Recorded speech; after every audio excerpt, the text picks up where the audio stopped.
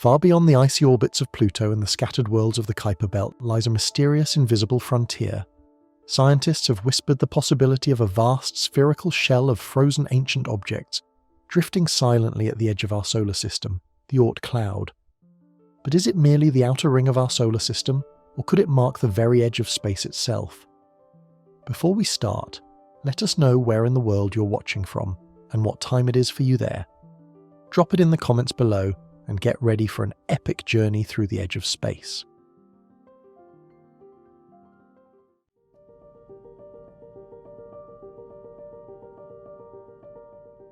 In the year 1950, a Dutch astronomer named Jan Oort introduced an idea that would forever change the way humans understood the farthest reaches of our solar system. At a time when Pluto was still considered the outermost planet and the Kuiper Belt was largely unknown, Oort suggested something remarkable. Far beyond the known planets, farther than Pluto, farther even than the icy worlds that orbit the Sun, in the frozen outskirts of our solar system, there might exist a vast hidden cloud, invisible to the eye and undetectable by any telescope of the time, made of countless icy objects, each travelling silently through the darkness of space. Oort did not arrive at this idea through mere imagination. It was not a whimsical guess dreamed up on a starry night. Instead, it was the result of careful observation, meticulous study, and the deep curiosity that had guided him throughout his life. He had been examining the strange erratic motions of comets, the dazzling ephemeral visitors that had puzzled astronomers for centuries. Oort realized that the clues to a hidden structure surrounding the solar system had been present all along, quietly waiting to be recognized. For generations, humanity had watched comets appear unexpectedly in the night sky, bright streaks of light with glowing tails that seemed to defy the regular order of the heavens. They would arrive without warning, dance across the darkness, and then vanish just as mysteriously. Some returned after decades or centuries, while others disappeared forever, leaving astronomers scratching their heads. By the middle of the 19th century, enough observations had been collected to begin discerning patterns in the appearances of these enigmatic travellers. Astronomers meticulously recorded their positions, traced their paths, and compared notes across decades. What emerged from these records was subtle but significant. A clue hidden within the behaviour of what are now called long-period comets, those rare, slow-moving comets that take not mere decades or centuries, but hundreds of thousands, or even millions of years to complete a single orbit around the Sun. These long-period comets carried an extraordinary message in their movements. When astronomers calculated their orbits, they discovered that the farthest points of their journeys from the Sun, known as aphelia, were unimaginably distant, far beyond the known planets and the edge of the solar system as it was understood at the time. More puzzling still, the comets did not seem to follow any predictable pattern in terms of direction. Unlike planets, which all orbit in roughly the same plane, or even short-period comets, which could be expected to share a common plane of motion, these long-period comets arrived from seemingly random directions. Some descended from above the plane of the planets, others came from below, and still others approached at strange angles, almost sideways. This disorder defied the prevailing expectations. If all comets had originated in a flat disk of icy material lying beyond Neptune, they would have entered the inner solar system along roughly the same plane, much like the planets themselves. But the chaotic, multi-directional arrivals of long-period comets suggested something much stranger. The comets' paths only made sense if they were being stored in a vast three-dimensional structure, a spherical reservoir enveloping the Sun rather than a simple flat disk. Jan Oort, ever meticulous and mathematically gifted, began to calculate the detailed orbits of these comets. He took into account not only their current positions and speeds, but also the forces that might have acted upon them over billions of years: gravitational nudges from planets and passing stars, collisions with other objects, and the subtle influences of the galaxy itself. If these comets had been repeatedly travelling near the Sun for billions of years, their orbits would have become worn, twisted, and irregular, shaped by countless encounters with other celestial bodies. Yet, astonishingly, the comets he studied appeared pristine, almost fresh, as if they were making their very first journey into the inner solar system. This realization led Oort to a profound conclusion.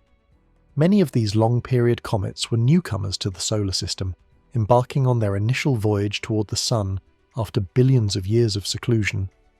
If they had not been wandering near the Sun before, where had they been hiding all this time? The answer seemed to lie in a colossal, distant reservoir, a hidden cloud of icy fragments, preserved in darkness and isolation at the solar system's outermost edges. Oort estimated that this cloud, now known as the Oort Cloud in his honour, lay at staggering distances. The inner edge of the cloud might begin tens of thousands of times farther from the Sun than Earth is, while the outer reaches could extend nearly a quarter of the way to the nearest star. To put that in perspective, the Oort Cloud would stretch across billions of kilometres, encompassing a vast region of space that dwarfed everything else in the solar system. It was not a compact, orderly ring like the famous rings of Saturn, nor a dense cluster like the asteroid belt.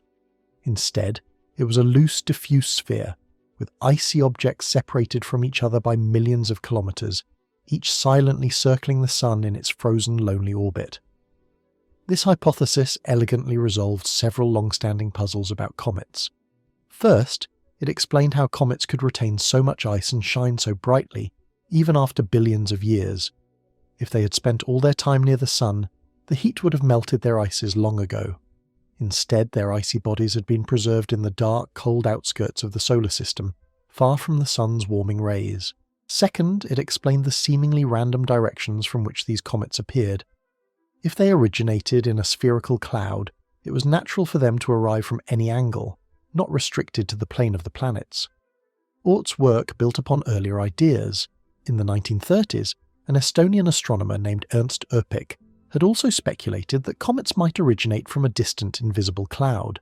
However, Öpik's proposal lacked the detailed calculations and precise observational backing that Oort would later provide. By quantifying distances, analysing comet orbits with mathematical rigour, and demonstrating the statistical pattern in long-period comets' trajectories, Oort gave the idea a solid foundation. The result was a theory so persuasive that it has remained a cornerstone of astronomy ever since. Today, the vast reservoir of icy bodies is generally called the Oort Cloud, though some astronomers honour both men by referring to it as the Oort Cloud. Oort's hypothesis was, for its time, audacious. It proposed a region of space so distant that no telescope then, or even now, has ever captured a single image of an Oort Cloud object. The cloud lies beyond the limits of our direct observational abilities, and its constituents are so small and faint that they remain invisible. Yet despite this invisibility, the long-period comets that occasionally plunge into the inner solar system trace paths that perfectly match the predictions Oort had made. Every newly discovered comet, when its orbit is traced backward, seems to emerge from this distant icy shell, providing compelling indirect evidence for the cloud's existence. The revolutionary nature of Oort's idea extended beyond simply explaining the behaviour of comets. It expanded humanity's concept of the solar system itself. Before Oort, many astronomers assumed that the solar system ended with Pluto, or perhaps with the farthest known planet or asteroid. Beyond that was merely the empty void of interstellar space. But Oort suggested that the Sun's gravitational influence reached much farther than previously imagined, extending its control to a hidden realm of icy bodies at the very threshold of the stars. In doing so, he redefined the boundaries of our cosmic neighbourhood. Furthermore, the Oort Cloud provided a fascinating window into the ancient past. The comets within it are remnants of the solar system's formation, leftover building blocks that never coalesced into planets or moons. Some may even predate the Sun itself, ancient wanderers captured from the surrounding galactic environment in the earliest days of our system's history. In this way, the Oort Cloud is more than just a theoretical concept. It is a time capsule, preserving material from a period when the solar system was young and chaotic, a witness to the processes that shaped the planets, moons, and life-bearing Earth itself. The presence of the Oort Cloud also opened new avenues of inquiry and raised fresh questions. How stable is this immense structure? Could passing stars or the gravitational tides of the Milky Way disturb its contents?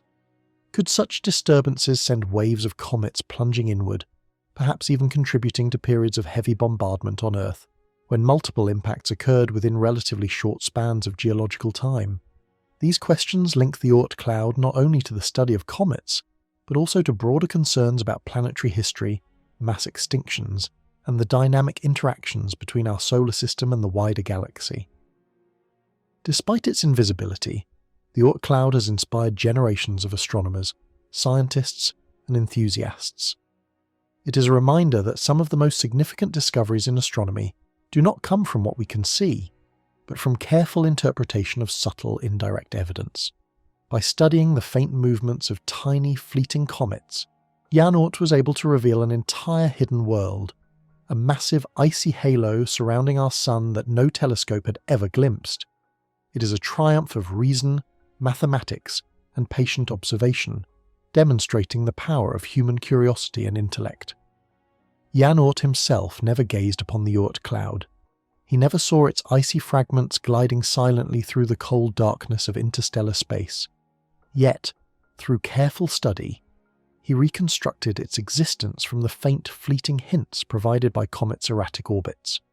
In doing so, he revealed one of the most elegant and enduring concepts in modern astronomy, that the solar system is not confined to the familiar planets, moons, and asteroids, but extends outward into a vast, mysterious realm where ancient, frozen objects orbit in quiet obscurity, awaiting the rare perturbation that sends them streaking across the sky. In this sense, the story of the Oort Cloud is also a story about the nature of scientific discovery itself. It teaches us that profound truths may lie hidden in plain sight, waiting for someone with patience, insight, and a willingness to question established assumptions to uncover them. Long-period comets, those rare and enigmatic visitors, carried the secret for centuries, and it took the keen mind of Jan Oort to read their message, that the solar system was far larger, stranger, and more intricate than anyone had dared imagine. The implications of Oort's discovery continue to resonate today. Missions to explore the outer solar system, studies of comet composition, and simulations of planetary formation all take into account the existence of this vast reservoir of icy bodies. The Oort Cloud reminds us that even in the cold, dark expanses beyond Neptune, the solar system is alive with movement, structure, and hidden complexity. It challenges us to imagine what lies beyond the reach of our instruments, to consider worlds we cannot yet see, and to acknowledge the vastness of the universe in which our tiny planet orbits. The story of the Oort Cloud is also a tale of patience, curiosity, and the beauty of the scientific method. Jan Oort did not rely on dramatic observations or spectacular explosions of discovery. Instead, he carefully gathered data, analysed patterns, and applied mathematics to reveal a hidden reality. His work illustrates the way in which science often progresses, through slow, deliberate accumulation of evidence, careful reasoning, and the willingness to entertain bold ideas that challenge conventional thinking. Even today, more than 75 years after Oort first proposed his idea, the cloud remains unseen by human eyes. No photograph exists of any of its countless icy fragments, and yet, each time a long-period comet enters the inner solar system, it provides indirect confirmation of Oort's vision. The paths of these comets, traced backward through space and time, point again and again to the same distant reservoir. Every new comet is a messenger from the farthest reaches of the sun's influence, reminding us of the invisible but tangible presence of the Oort Cloud. Moreover, Oort's insight transformed the way astronomers define the boundaries of the solar system. Previously, the outer solar system ended in most minds with Pluto, or perhaps with the distant icy Kuiper Belt. Oort demonstrated that the sun's influence stretched far beyond, encompassing a region previously thought to be empty space. This concept of a solar system that reaches outward in all directions, encasing a hidden reservoir of ancient objects, has had profound implications for the study of planetary formation, cometary behaviour, and the interactions between stars and their surrounding debris. The Oort Cloud also reminds us of the scale of cosmic time. The comets it shelters have remained largely untouched for billions of years, preserving a record of the solar system's earliest epochs. Some may have formed alongside the Sun itself, while others could even predate it, captured from the interstellar environment in which the Sun was born. Each icy fragment is a relic of a time long before the Earth, long before life emerged, and long before human beings gazed up at the stars with wonder. In a broader sense, the Oort Cloud is emblematic of the hidden complexity of the universe. It challenges the assumption that what we see is all that exists. It reminds us that even in the seemingly empty void beyond the planets, there can be vast structures, intricate arrangements, and mysteries waiting to be uncovered. And it serves as a powerful illustration of the ability of the human mind to infer the existence of unseen worlds through careful observation, reasoning, and imagination. And it serves as a powerful illustration of the ability of the human mind to infer the existence of unseen worlds through careful observation, reasoning, and imagination.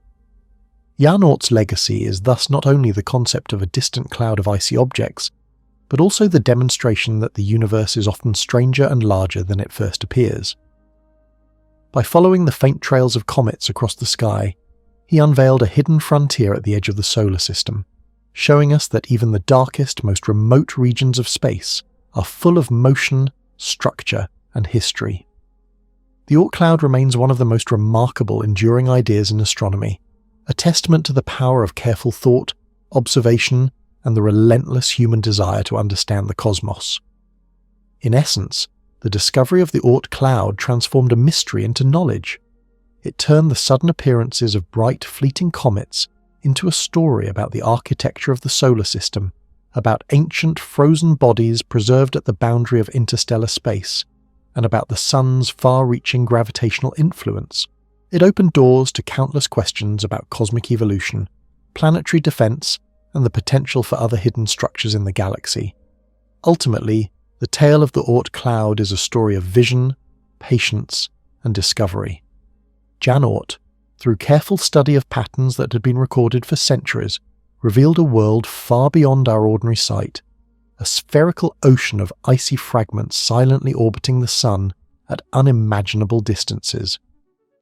While no human has ever travelled there, and no telescope has yet captured an image of its inhabitants, the Oort cloud exists in the mathematical traces of long-period comets, in the imagination of scientists, and in the collective understanding of the solar system.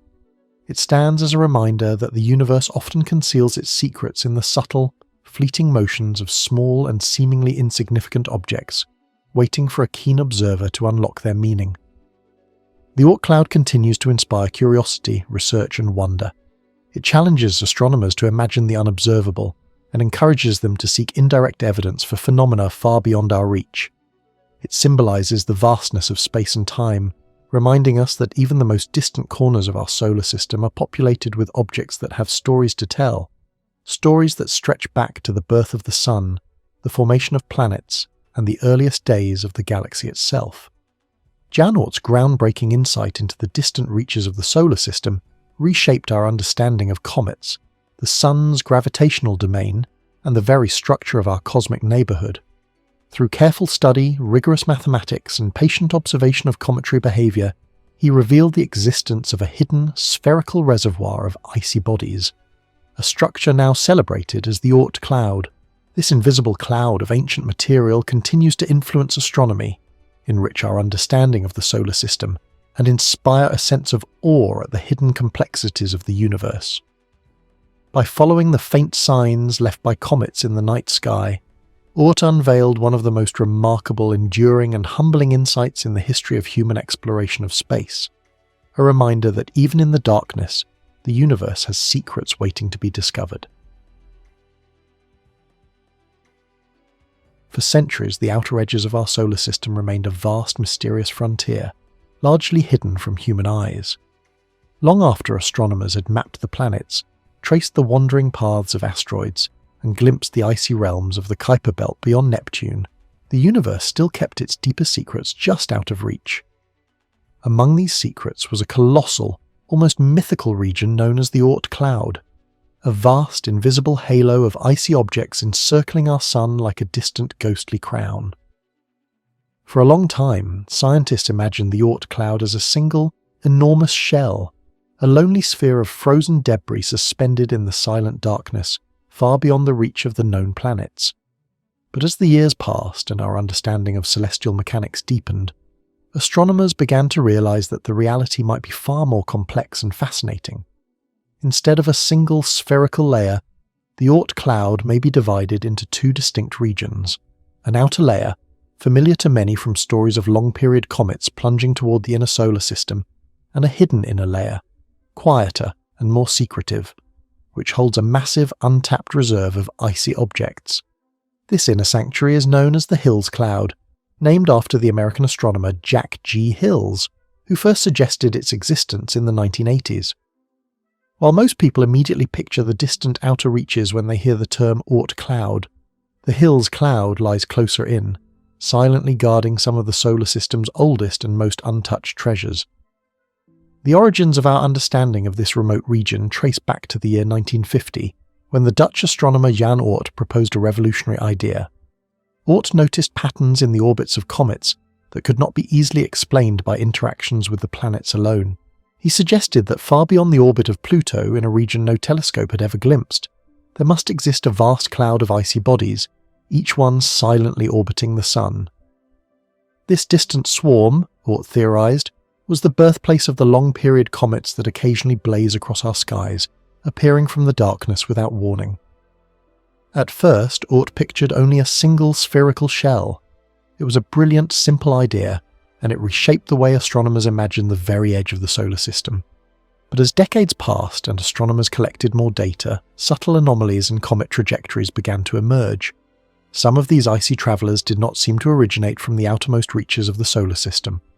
Their paths suggested they had been dislodged from a region closer to the Sun, somewhere between the outer planets and the extreme boundary where the Sun's gravitational influence fades into interstellar space. These observations hinted at the existence of a hidden, inner layer, an intermediate reservoir of frozen bodies quietly orbiting the Sun, far from prying telescopes and human eyes. The outer Oort Cloud, the part that has captured the imagination of generations of stargazers, is thought to begin at a distance of roughly 20,000 to 50,000 astronomical units from the Sun, stretching perhaps as far as 100,000 or even 200,000 astronomical units. To put this into perspective, 1 astronomical unit is the distance from the Earth to the Sun, approximately 93 million miles, or 150 million kilometres. At such staggering distances, the Sun's gravitational pull is incredibly faint, barely stronger than the tug of a distant whisper. The objects in this region are held loosely in orbit, so delicate that even a minor gravitational nudge, a passing star drifting through the galaxy, a dense molecular cloud floating in space, or the slow, steady pull of the Milky Way itself, can send them tumbling outward into interstellar space, or hurl them inward toward the Sun. It is from this remote outer shell that the long-period comets arise, icy wanderers that return to the inner solar system only once every few thousand or even millions of years, their visits rare and unpredictable. Deeper within, nestled closer to the Sun, lies the inner Oort Cloud, or Hills Cloud. Unlike its outer counterpart, this hidden layer is far more stable and tightly bound by the Sun's gravity. Jack G. Hills proposed its existence because he recognized a paradox. If the outer Oort Cloud were the only source of long-period comets, it would have been drained long ago. Yet comets continue to appear, suggesting the solar system possesses a hidden, replenishing reservoir. The Hills Cloud, Hills argued, could serve as a cosmic storage tank, silently supplying the outer Oort Cloud with new icy bodies as it gradually empties. Estimates suggest that the Hills Cloud stretches from around 2,000 or 3,000 astronomical units from the Sun all the way out to roughly 20,000 or 30,000 astronomical units.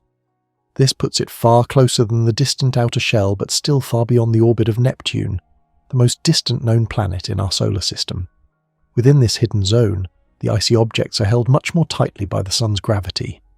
They wait in silence, frozen and patient, until some rare celestial event, perhaps a planetary alignment, a wandering star brushing past the solar system, or even the gravitational effects of a passing molecular cloud, nudges one of these objects enough to send it hurtling inward.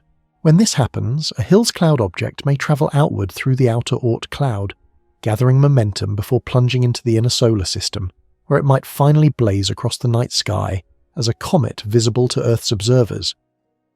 The Hills Cloud could be far more massive than its distant sibling. Some scientists estimate that it might hold as much as 90% of the total mass of the entire Oort system, meaning that most of the frozen bodies beyond Neptune may actually reside in this inner sanctuary, rather than in the far reaches of the outer Oort Cloud. The reason comets from the Hills Cloud are rarely seen is simple. Objects in this region are seldom disturbed. They lie in a quiet, stable orbit for billions of years, only occasionally disturbed by extraordinary gravitational events. When one is finally perturbed, it can enter a long, dramatic journey through the outer Oort Cloud, and eventually into the Sun's neighbourhood, offering a rare glimpse of the hidden inner realms of our solar system. The shapes of the two clouds may also differ. While the outer Oort Cloud is generally imagined as a near-perfect sphere, surrounding the Sun in all directions, the Hills Cloud could be more irregular. Some models suggest it is somewhat flattened, resembling a thick disk, or perhaps swollen into a bloated, uneven bubble. Others propose it may be slightly tilted relative to the plane of the planets, a subtle skew in the architecture of the solar system. These details remain uncertain. No telescope has ever directly observed the Hills Cloud. Our understanding comes from computer simulations, careful studies of comet trajectories, and educated hypotheses about the processes that shaped the solar system billions of years ago. The story of the Oort and Hills Clouds is intertwined with the violent youth of our solar system. More than 4.5 billion years ago, the Sun was surrounded by a swirling disk of gas, dust, and ice, a dense cloud of material astronomers call the solar nebula. Within this disk, the giant planets, Jupiter, Saturn, Uranus, and Neptune, formed, growing massive and shifting their orbits as they accumulated material. Their immense gravitational forces scattered countless icy objects outward. Some were ejected entirely, flung into interstellar space, lost forever to the galaxy. Others were captured into highly elongated orbits, becoming part of what we now recognize as the outer Oort Cloud. But many icy bodies fell into a middle zone, too far from the planets to remain stable among them, yet not distant enough to escape the Sun's gravity entirely. This intermediate region, scientists believe, is where the Hills Cloud originated. If the Hills Cloud truly exists, it could be one of the most ancient and pristine regions of the solar system. Objects in this hidden layer might carry unaltered chemical records from the primordial solar nebula, offering a window into the conditions that existed before the planets formed. Studying these objects could provide unprecedented insight into the processes that shaped the Sun and its family of planets. Some researchers have even speculated that the Hills Cloud might hide larger, unseen bodies, perhaps even small planets or dwarf planets, drifting silently in its frozen darkness, invisible to all but the most sensitive instruments or cleverest theoretical models. The existence of two Oort layers also reshapes our understanding of the dynamical history of the solar system. The outer Oort Cloud is constantly being depleted, its icy members occasionally wandering away into interstellar space, or tumbling toward the inner planets as comets. Without a replenishing source, it would have been nearly emptied billions of years ago. The Hills Cloud, with its tightly held objects, could serve as a long-term reservoir, ensuring a steady supply of comets and other icy bodies over the eons. It is, in essence, the solar system's hidden freezer, quietly maintaining its population of ancient material against the slow erosion of time and gravitational interactions. Our knowledge of these distant regions is still largely theoretical, built from careful observations of cometary orbits, numerical simulations, and the laws of physics. No spacecraft has ever ventured close enough to the Oort or Hills Clouds to provide direct measurements. The sheer distances involved are staggering. Even the closest known boundary of the Hills Cloud lies thousands of times farther from the Sun than Earth, and the outer edge of the outer Oort Cloud could be more than 200,000 astronomical units away. To reach even the inner edge of the Hills Cloud with current technology would take tens of thousands of years, highlighting the immense challenge of exploring these regions directly. Despite these obstacles, the cloud's presence is inferred from subtle clues.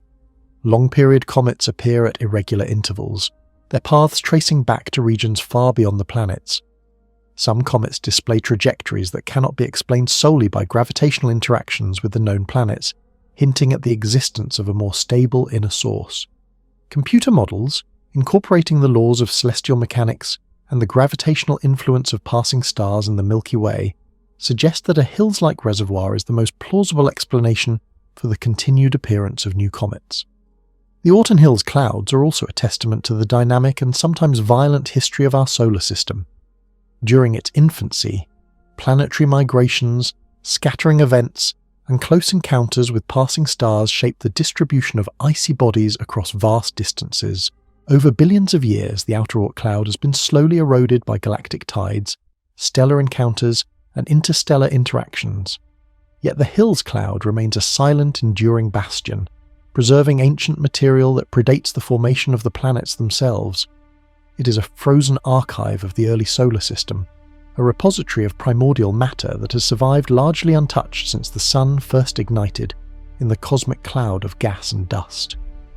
Imagining these distant regions is both humbling and inspiring. Far beyond Neptune, where sunlight is a mere pinprick in the endless dark, trillions of icy bodies drift silently, invisible yet gravitationally bound to our star. In the outer reaches, objects are loosely tethered, easily nudged by the subtle gravitational influences of the galaxy. In the inner Hills Cloud, bodies lie in patient wait, bound tightly to the sun, a hidden population that may contain the majority of the solar system's outer mass. When one of these objects is finally disturbed, it embarks on a journey across unimaginable distances, eventually revealing itself as a brilliant comet blazing across our night sky, a fleeting messenger from the coldest, most remote reaches of our celestial neighbourhood. In a way, the two-layered Oort system represents the ultimate frontier of the solar system. It is a region beyond direct observation, known only through inference, simulation, and the behaviour of wandering comets. Could it harbour larger unseen worlds, drifting silently in the blackness? Could it contain materials that tell the story of our sun's birth in exquisite detail? These questions remain unanswered, tantalising astronomers with mysteries that may never be fully solved. The Hills Cloud, in particular, remains a shadowy, enigmatic realm, quietly maintaining the solar system's inventory of ancient frozen bodies, waiting for the rare chance to send one of its icy denizens inward for humanity to glimpse. The Oort Cloud, with its hidden inner hills layer, stands as a monument to both the complexity and resilience of our solar system. It reminds us that even in the quiet, dark reaches far from the planets, there is order, history, and a dynamic interplay of forces that has shaped the solar system for billions of years. It is a realm of silence, mystery, and patient guardianship, a distant vault of cosmic memory holding secrets from the dawn of the sun and planets. And though it remains beyond our reach for now, the stories of the Oort and Hills Clouds inspire imagination, inquiry, and a deep sense of wonder about the vast hidden architecture of the space we call home. Indeed, when we think of the Oort Cloud and its inner hills counterpart, we are not just contemplating distant ice and rock. We are peering into a cosmic archive, a place where the earliest chapters of the solar system's story are preserved, waiting for the curious and the daring to uncover them. In this sense, the Oort Cloud is more than a region of space. It is a bridge across time, connecting the present to a primordial past when the sun was young, the planets were forming, and the countless icy wanderers that now drift silently in the outermost reaches were born. It is the final frontier of our solar system, an icy, shadowy expanse where the forgotten pieces of the sun's family quietly endure, whispering secrets across billions of miles of silent space. The story of our solar system is one of both astonishing violence and breathtaking beauty, stretching back more than 4.5 billion years to a time so distant that the imagination can barely grasp it. Back then, the sun, our life-giving star, was not yet the calm, steady presence we know today. It had only recently ignited, bursting to life from a colossal, swirling cloud of gas and dust that spanned millions of kilometers across the void. This was a nursery of creation, a roiling, chaotic sea of matter where the rules of physics played out on a scale so immense that entire planets could be born in the swirl of its currents. Within this giant cosmic whirlpool, countless tiny clumps of matter, dust grains, frozen droplets of water, and fragments of rock, drifted, spun, and collided in an endless cosmic dance. Some of these fragments stuck together, forming larger and larger bodies in a process scientists call accretion. Others were crushed or broken apart in violent collisions. Gradually, certain clumps grew large enough to become the planets we now recognize, the blazing inner worlds of Mercury, Venus, Earth, and Mars, and the enormous gas giants, Jupiter, Saturn, Uranus, and Neptune, that dominate the outer reaches. Yet, for every clump that became a planet, countless others were swallowed by the sun, crushed under gravity, or absorbed into the growing worlds that swept their orbits clear of debris. But not all fragments found a permanent home. Some were cast away, flung outward into the darkness beyond the orbits of even the most distant planets. These were the outcasts, too small to form their own worlds, too distant to be pulled back toward the sun. Over millions and then billions of years, these wandering fragments slowly accumulated in the outermost reaches of our solar system, forming a vast and mysterious region known today as the Oort Cloud. Unlike the planets, which shine brightly and follow relatively predictable paths, the Oort Cloud is invisible, hidden in the blackness of interstellar space. It is a realm that exists almost entirely beyond human sight, revealed only through the behaviour of comets that occasionally visit the inner solar system. Astronomers first inferred the existence of this strange, distant region by carefully studying comets. These icy travellers, when they venture close to the Sun, undergo a dramatic transformation.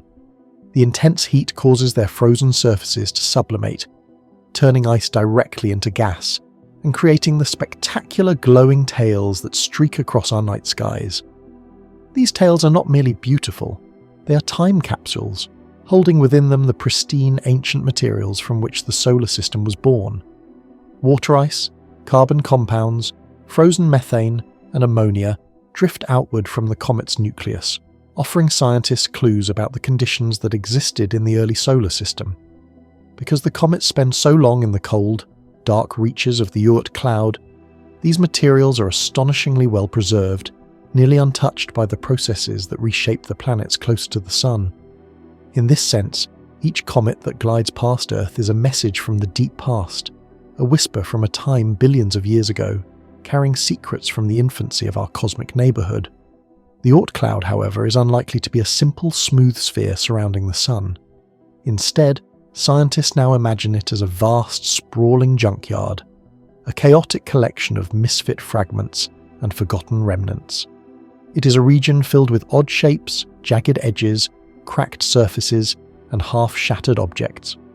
Some pieces may be small and icy, while others are frozen mixtures of rock and ice fused together in random collisions long ago.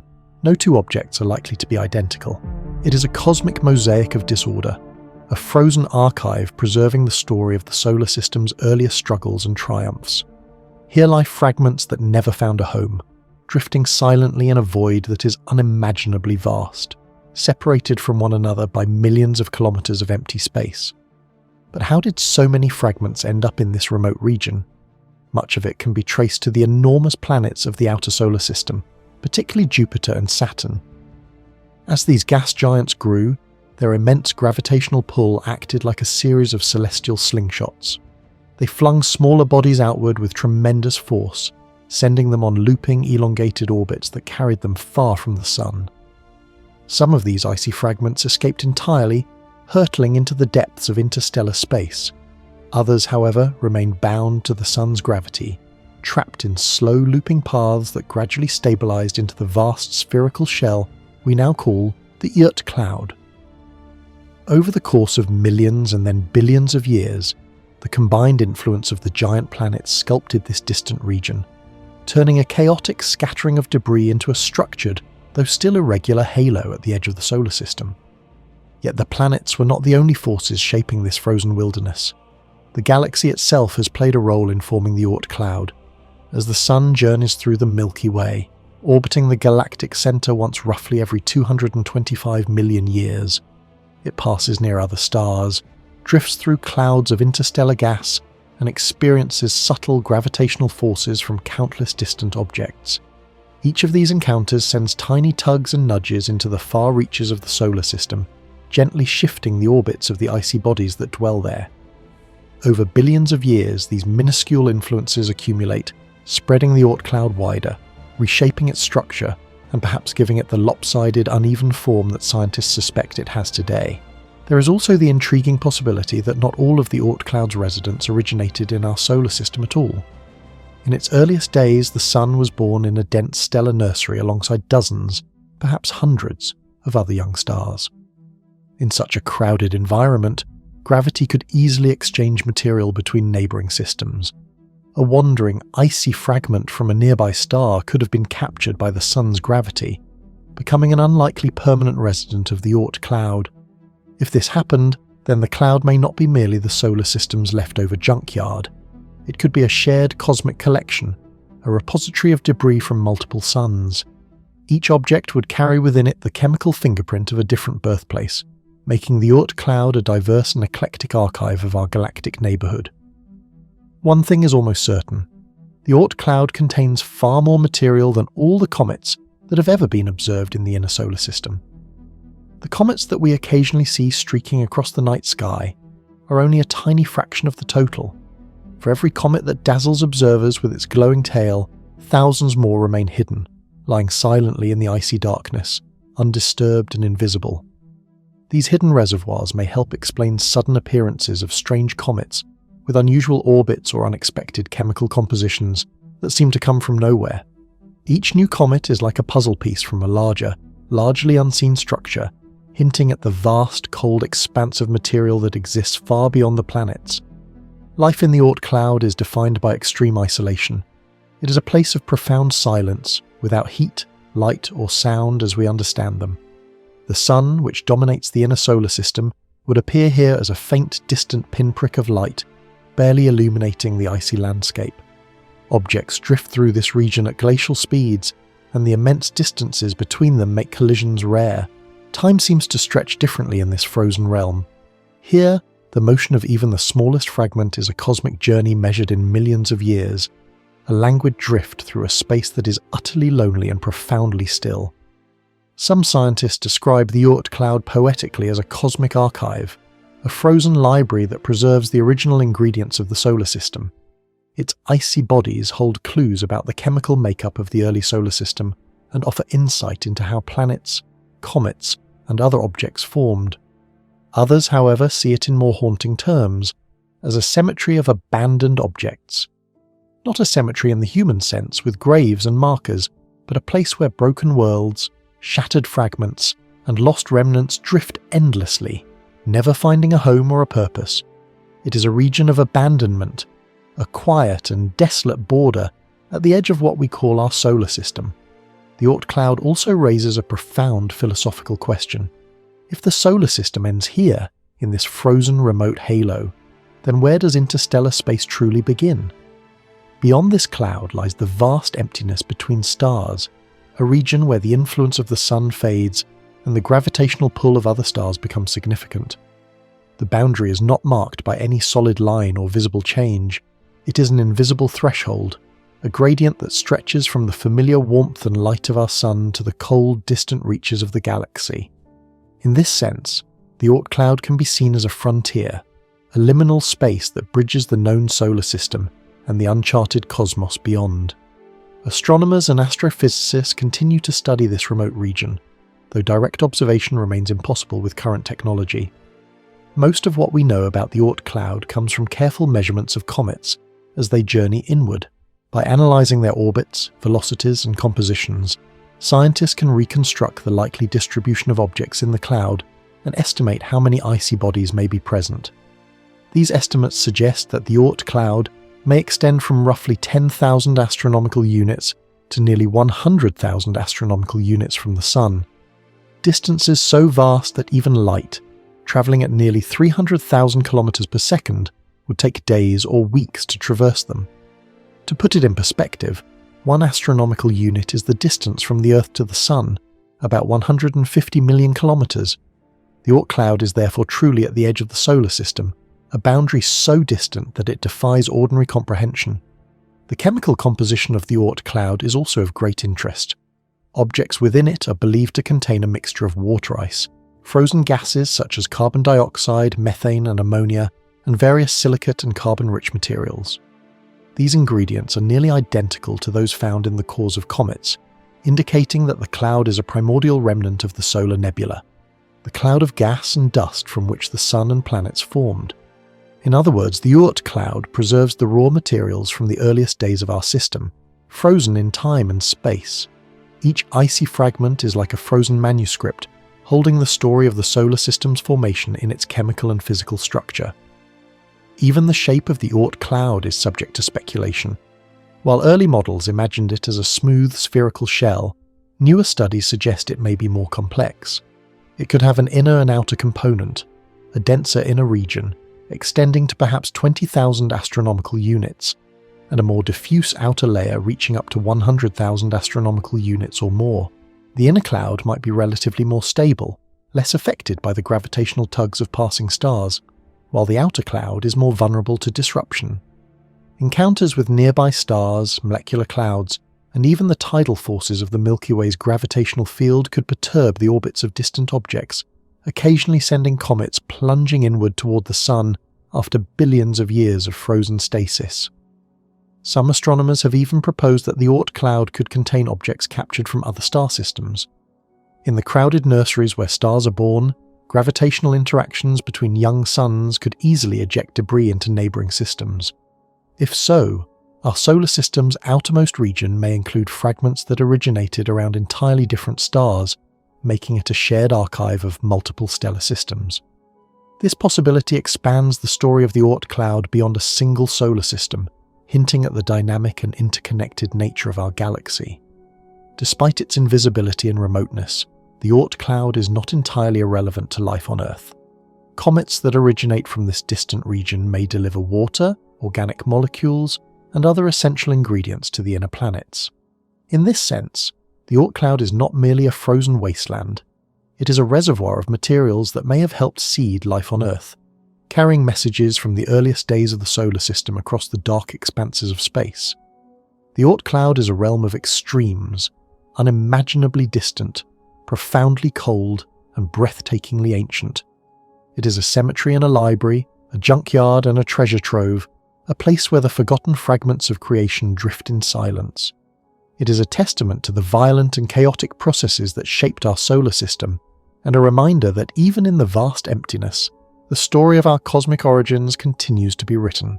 The next time we gaze up at the night sky, watching a comet streak across the darkness, we are seeing a visitor from this hidden frontier, a messenger from the edge of our solar system, carrying with it secrets preserved for more than 4.5 billion years, waiting to tell us the story of where we came from and perhaps where we are going. For many centuries, people imagined that the solar system ended neatly with the outermost planet. Beyond Neptune, they thought, there was simply nothing. No worlds, no stars, no mysteries. It seemed natural to believe that the reach of the Sun's influence stopped at the last planetary orbit, as if the Sun's gravitational pull, its warmth, and its light all abruptly ended there. But as our knowledge of the cosmos expanded, this idea slowly began to crumble. Scientists started to see that the Sun's dominion stretches far, far beyond the visible planets, into regions of space so distant and hidden that they defy ordinary imagination. And this realization has led to a profound and lingering question: where exactly does the solar system end? The answer, it turns out, depends entirely on the lens through which you choose to define it. There is no single, rigid boundary. The solar system can be measured in several ways, each giving a different sense of its edge and the space it truly occupies. One of the oldest and most fundamental ways to consider the solar system's boundary is through gravity. The Sun, after all, is an enormous, massive star, and its gravitational pull extends outward in all directions. As long as the Sun's gravity can still hold onto an object, no matter how tiny, like an icy comet drifting in the outer reaches of space, that object is, in a very real sense, still part of the solar system. When measured by gravitational reach, the solar system becomes almost unimaginably vast. By some estimates, it could stretch nearly 2 light-years across. To put that into perspective, 1 light-year is the distance that light travels in a single year, an almost incomprehensible speed of nearly 300,000 kilometers per second. 2 light-years is nearly halfway to our closest neighbouring star, Proxima Centauri, a faint reddish star lying quietly in the depths of the constellation Centaurus. Imagine for a moment the scale of such a distance. Every planet, every comet, every asteroid that orbits our Sun would seem like a tiny ripple in an ocean that stretches halfway to another star. The enormity of this reach challenges even the most vivid imagination, reminding us that the solar system is not a neat collection of planets circling the Sun.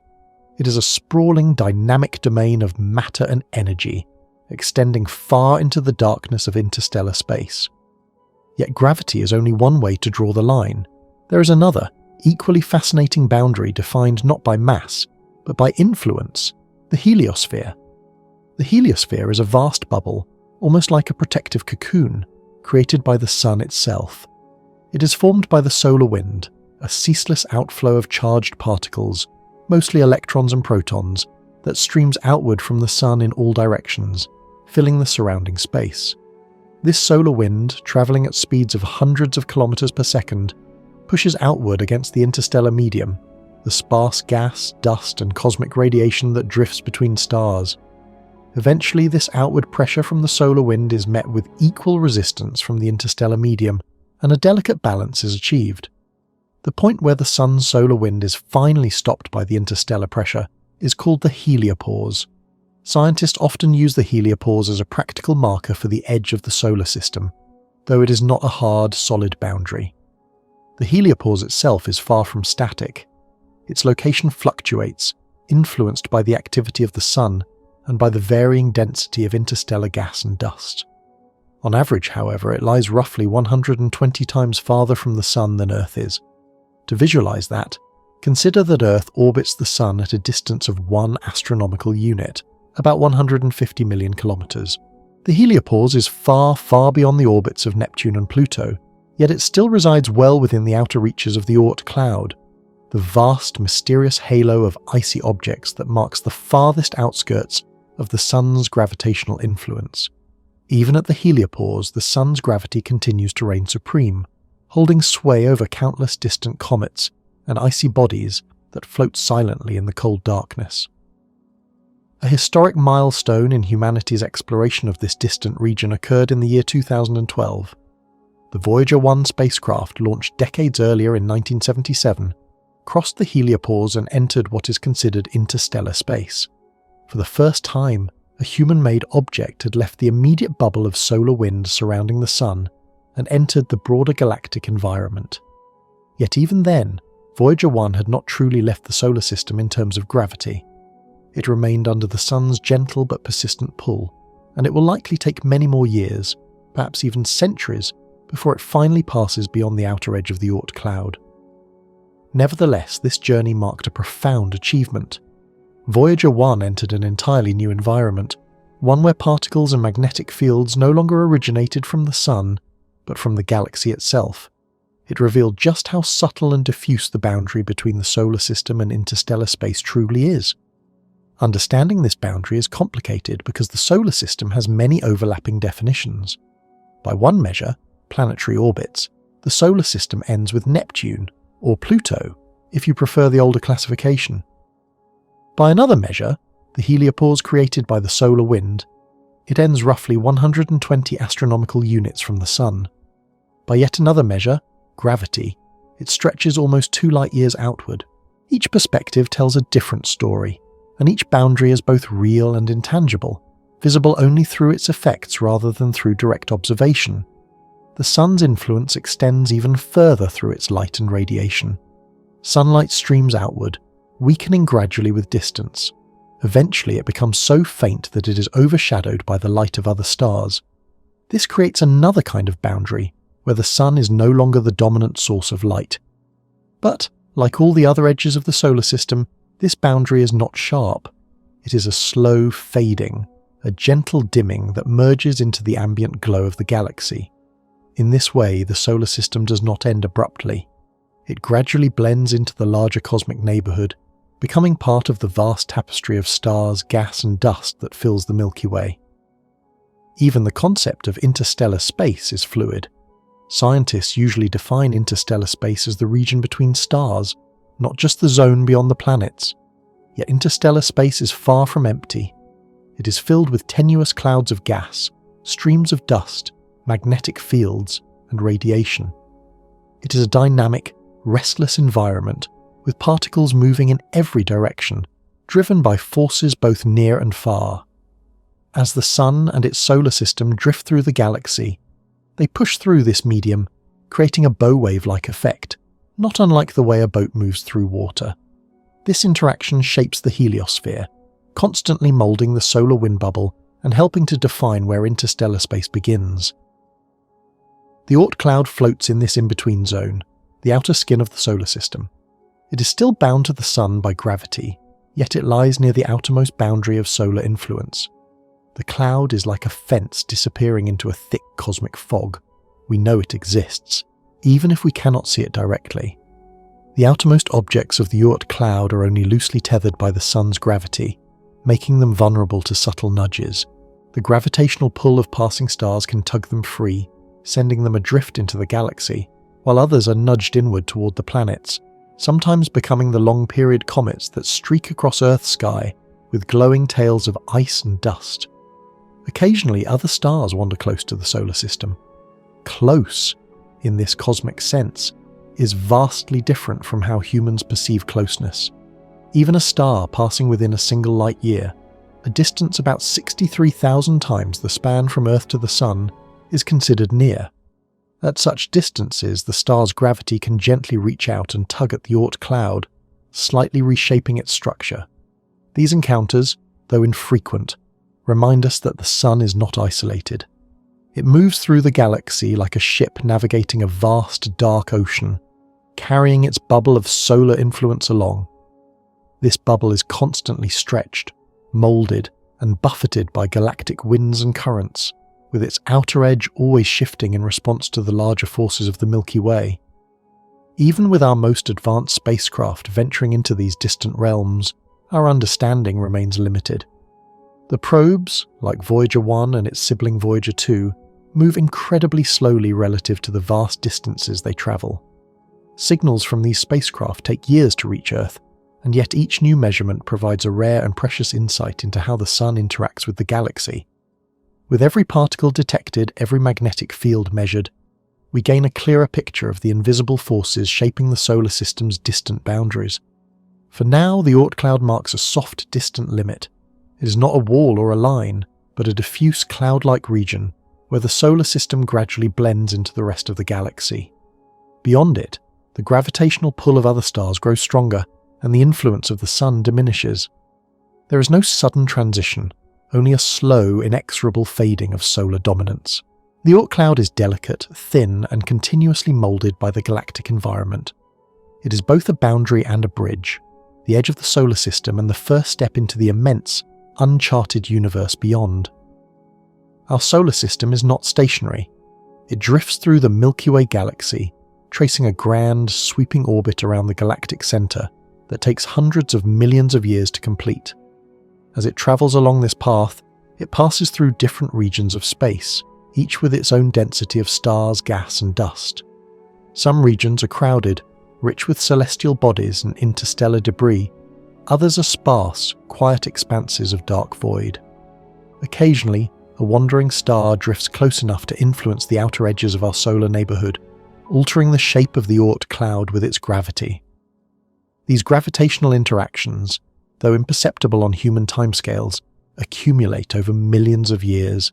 They slowly reshape the outer reaches of the solar system, nudging comets onto new paths, ejecting icy objects into the galaxy, and sending some careening inward toward the planets.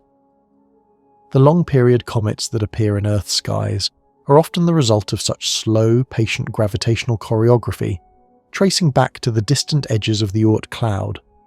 Ultimately, the solar system is both more intimate and more vast than it first appears.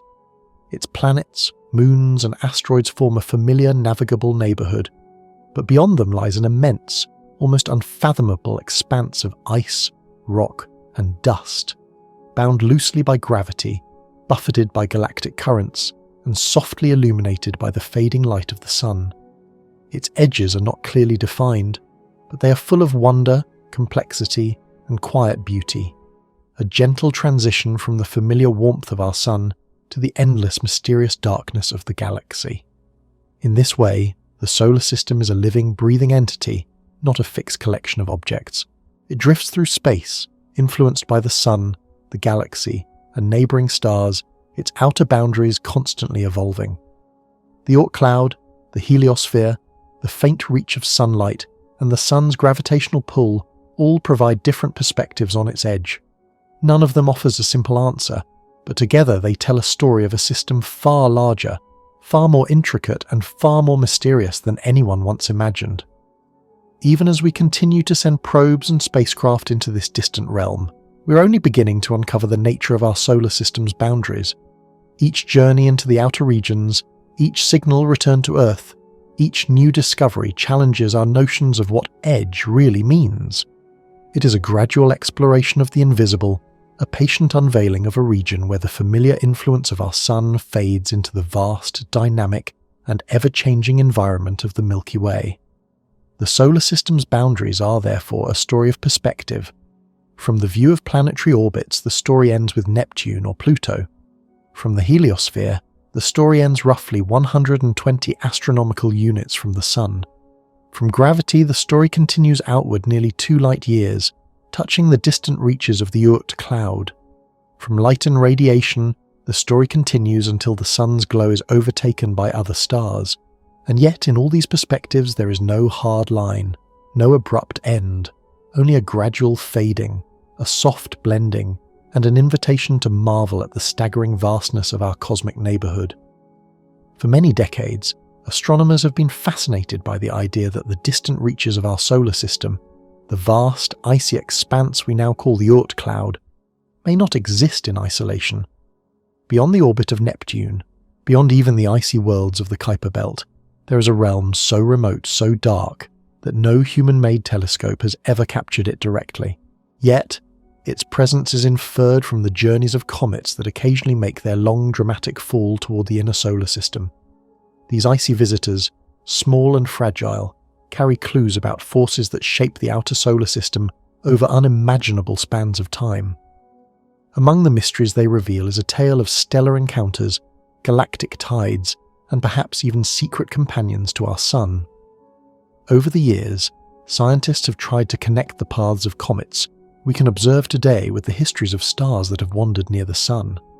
The goal is to determine whether any passing stars might have nudged these distant icy objects from their frozen, distant orbits, setting them on trajectories that would eventually bring them into the warmth of the inner solar system. While this is an immensely difficult task, a few stellar candidates have emerged as possible influencers. One of the most discussed is a relatively faint star known as Schultz's star.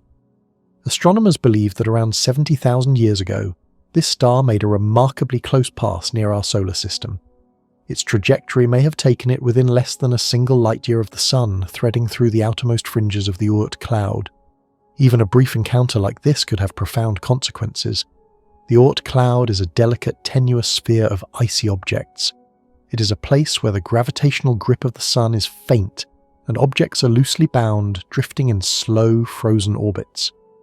The passing of a star, even one as small as Schultz's star, would be enough to disturb these fragile paths.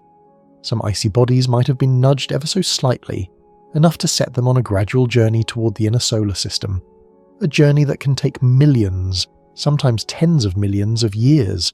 This means that some comets that we see today may have begun their journey long before humans existed, drifting silently through the darkness for eons, shepherded only by the gentle but relentless forces of gravity. While encounters like Schultz's star may seem rare on the human timescale, on the scale of the galaxy, they are actually quite common. Every few 100,000 years, another star or even a wandering rogue planet with no sun of its own drifts close enough to disturb the Oort Cloud. Sometimes these intruders are massive stars, exerting strong gravitational forces.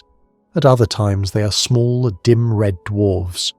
Each encounter leaves an imprint, reshaping the cloud in subtle ways.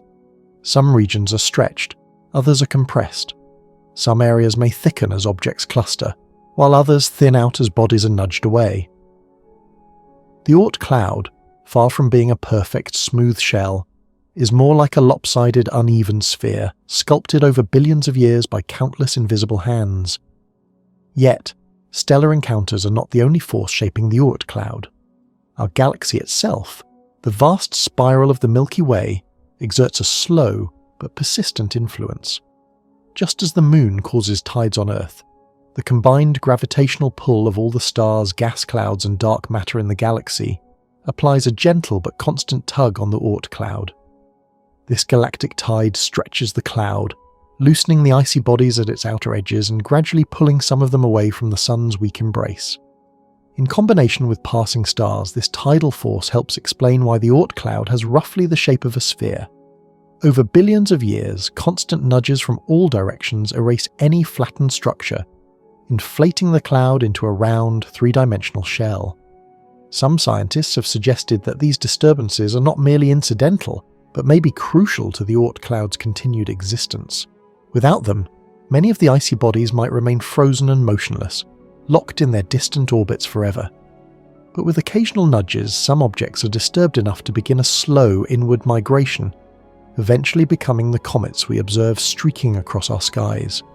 In this sense, the Oort Cloud is a dynamic place, its contents constantly stirred, shuffled, and redistributed by a mixture of stellar and galactic forces.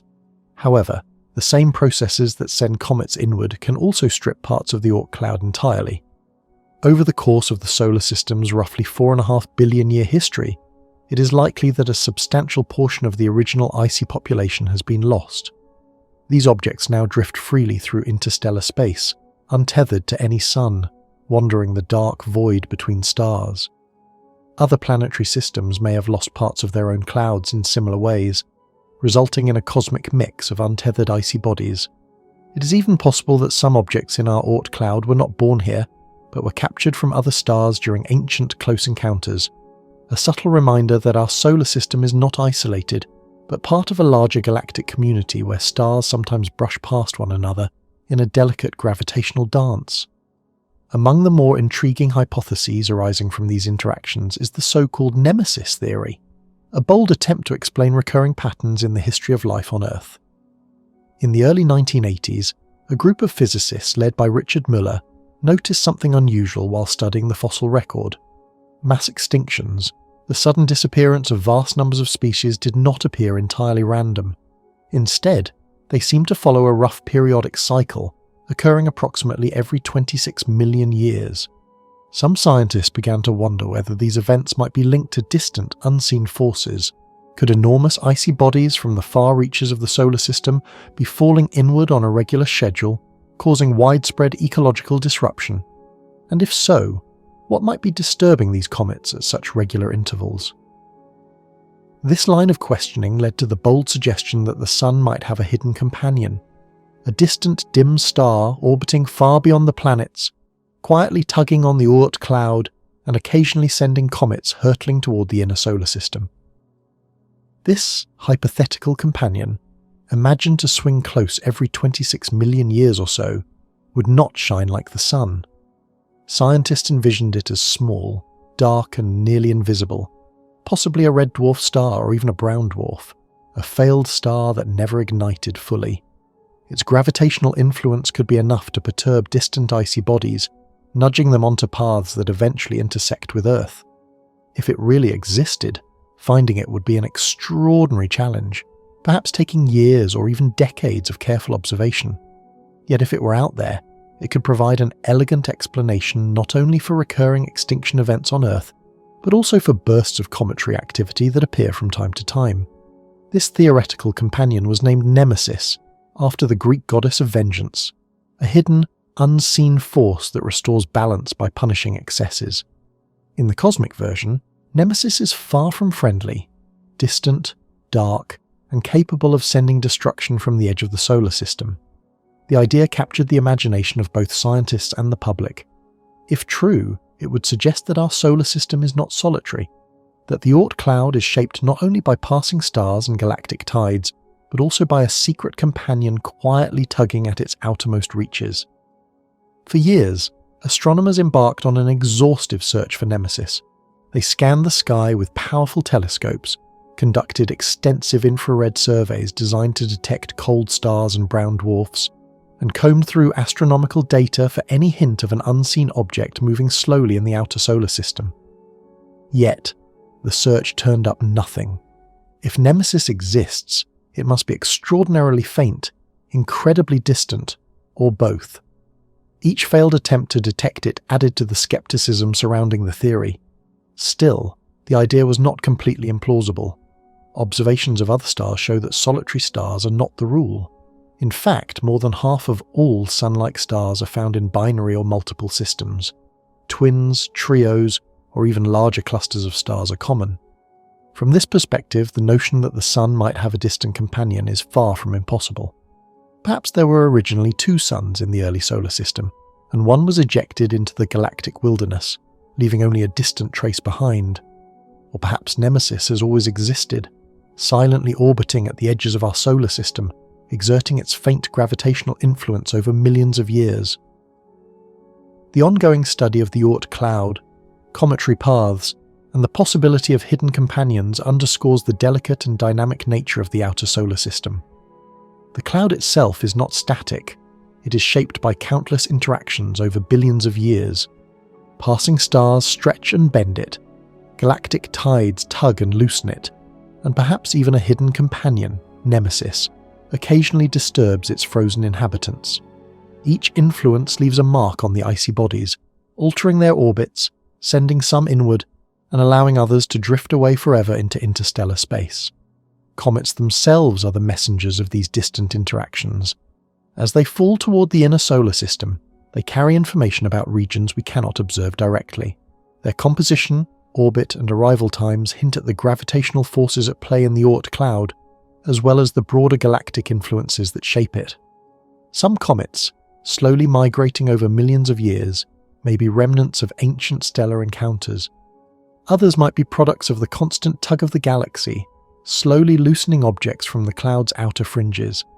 Each comet is a tiny record of a history that spans billions of years, stretching from the formation of the solar system to the present day. Even the theoretical concept of Nemesis highlights the remarkable interplay between celestial mechanics and life on Earth. If a distant companion were responsible for periodic comet showers, its existence would link the fate of life on our planet to events occurring far beyond the reach of human vision, in a region of space that lies nearly a light-year from the Sun. Such a connection, if real, reminds us that the solar system is not isolated but deeply intertwined with the wider galaxy, where gravitational forces and wandering stars shape the trajectories of icy bodies, the structure of the Oort Cloud, and perhaps even the course of life on Earth. The outer solar system is a realm of both mystery and motion. The Oort Cloud is a vast dynamic sphere of ice, constantly influenced by passing stars, galactic tides, and possibly even secret companions. Its icy inhabitants drift slowly, sometimes nudged inward to become the comets we see, other times cast into interstellar space to wander the darkness forever. Schultz's star, Nemesis, and countless other unseen forces may all play a part in this delicate cosmic ballet, reminding us that even in the quiet, distant reaches of the solar system, the universe is far from still. It is alive with motion, shaped by gravity and time, and waiting for us to decipher the stories written in the paths of icy wanderers that have travelled billions of kilometres to tell us about the hidden, invisible forces at work on the very edges of our sun's domain. This grand narrative reveals that our solar system is not a solitary island but part of a complex galactic ocean. Stars pass by, sometimes barely noticing each other, sometimes disturbing distant icy realms. The Milky Way itself exerts a constant, subtle influence. Perhaps Nemesis, if it exists, quietly adds its force to this intricate interplay.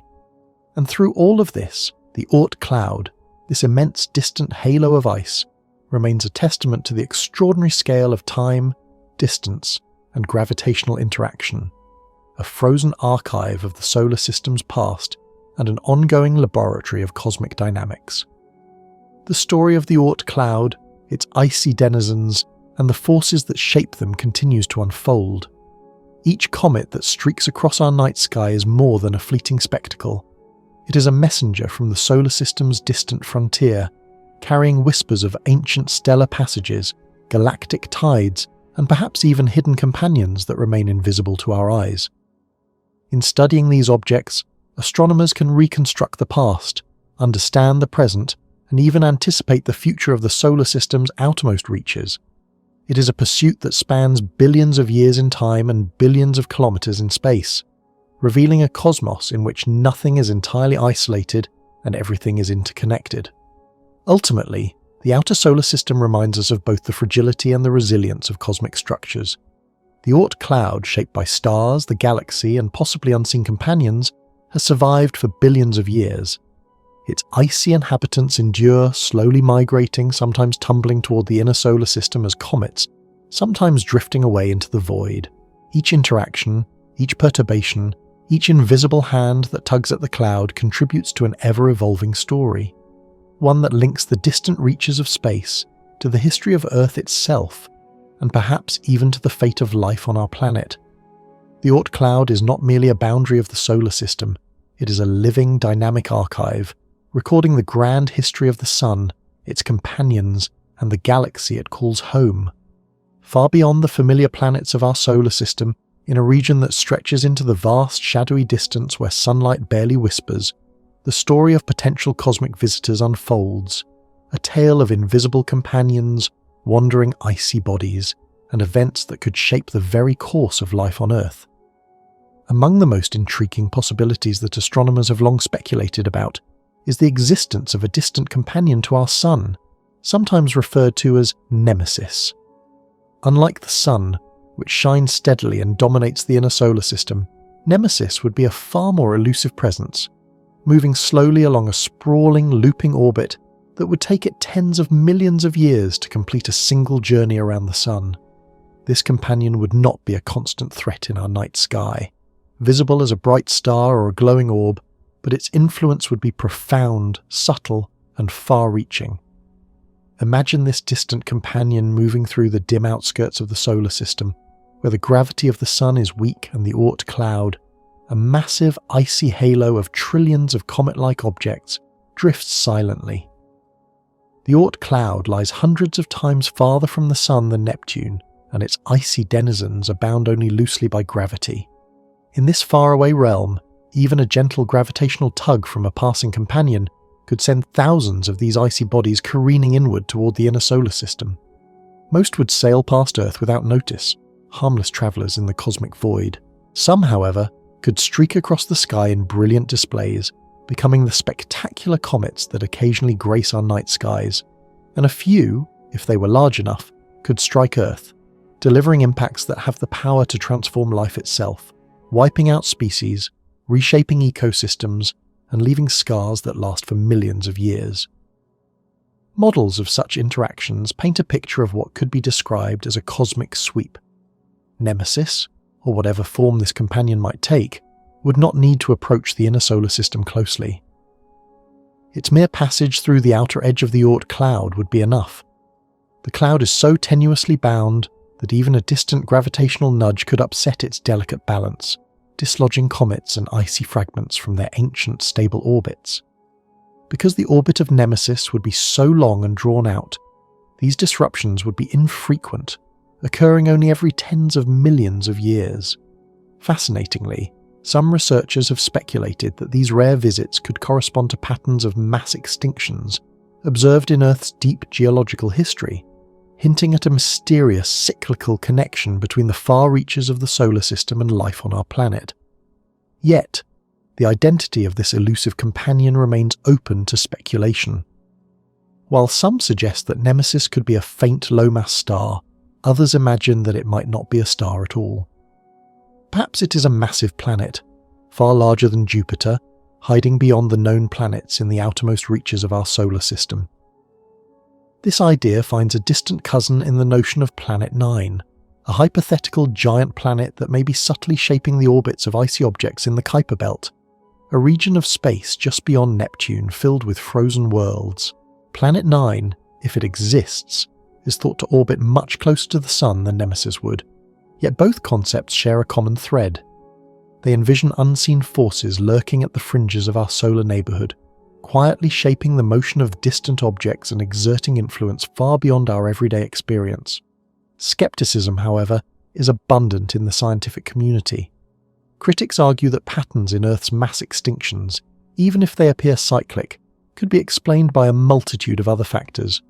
Massive volcanic eruptions, shifting climates, asteroid collisions, or even random chance could account for apparent periodicities in the fossil record. Without direct observational evidence of a Sun companion, Nemesis remains firmly in the realm of conjecture, a tantalizing, almost mythic possibility rather than an established fact. Nevertheless, if it does exist, it would be the most distant known member of the solar family, tracing an orbit that stretches far beyond the planets, deep into a region dominated by comets, icy fragments, and the faint interstellar darkness. The outer solar system, particularly the Oort Cloud, remains one of the least explored and least understood regions of our celestial neighbourhood. Human probes have reached the planets, mapped thousands of asteroids, and studied the Kuiper Belt in some detail, yet the Oort Cloud itself is still a ghostly mystery. It may conceal within its icy depths anything from a brown dwarf, a failed star too small to ignite nuclear fusion, to a massive hidden planet, or perhaps simply countless billions of small icy bodies that have drifted there since the birth of the solar system more than 4.5 billion years ago. These objects remain largely invisible, cloaked in darkness, yet their potential to shape the fate of Earth is profound. A closely related idea in this realm of cosmic speculation is the so-called Shiva hypothesis, named after the Hindu god associated with destruction and renewal. This hypothesis suggests that periodically some force disturbs the Oort Cloud, sending waves of comets plunging toward the inner planets. If one of these icy visitors were particularly large, it could trigger a chain reaction of catastrophic events. Thick dust clouds blocking sunlight, global temperatures plummeting, widespread crop failures, and the collapse of food chains. Life on Earth could change almost overnight. The name Shiva evokes the power of destruction that paves the way for renewal, perfectly capturing the cyclical drama suggested by this theory.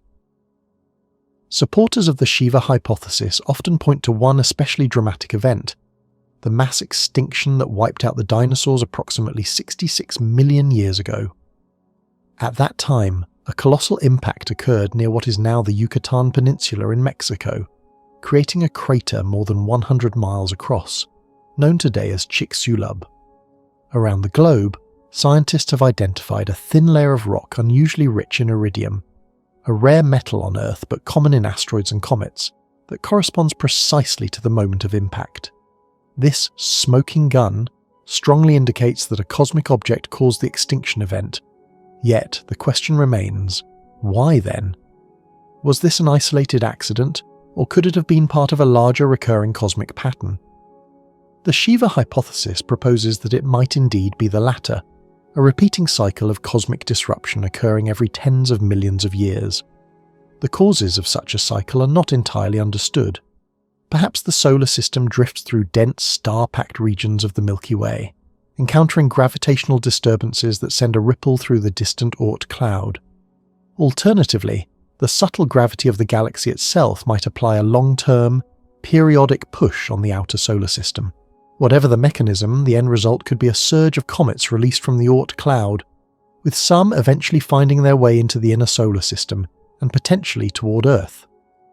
Computer simulations of these processes have shown that even relatively small shifts in the solar system's orientation or motion can be sufficient to unsettle the Oort Cloud.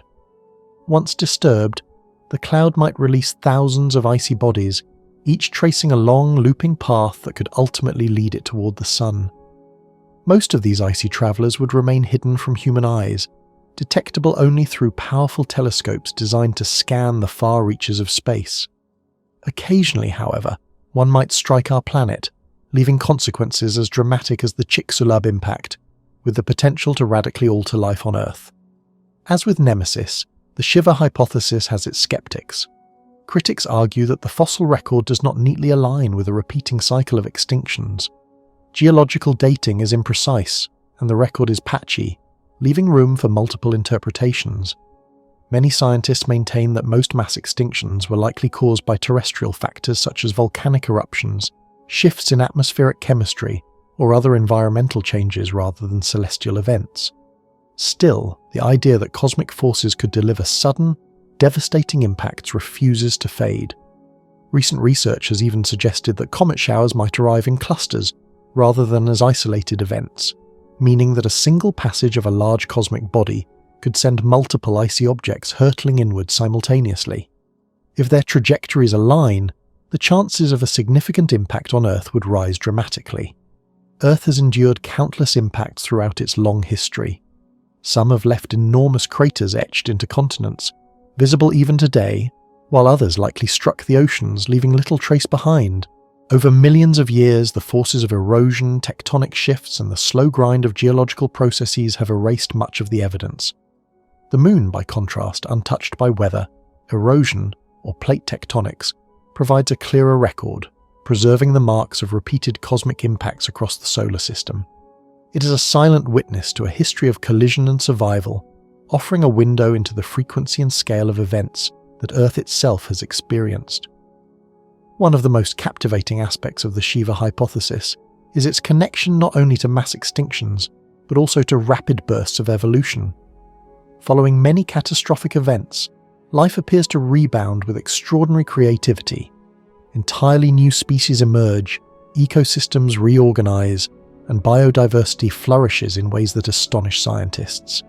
It is as if each wave of destruction creates room for new life to flourish, a cosmic cycle of death and renewal.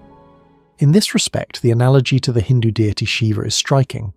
Destruction paves the way for creation, and endings lead to new beginnings. The interplay between catastrophic impacts and evolutionary leaps suggests that the universe itself may impose rhythms on life, shaping its trajectory over tens of millions of years in subtle yet powerful ways. Even beyond the dramatic cases of dinosaur extinction, Earth's history is dotted with evidence of celestial influence.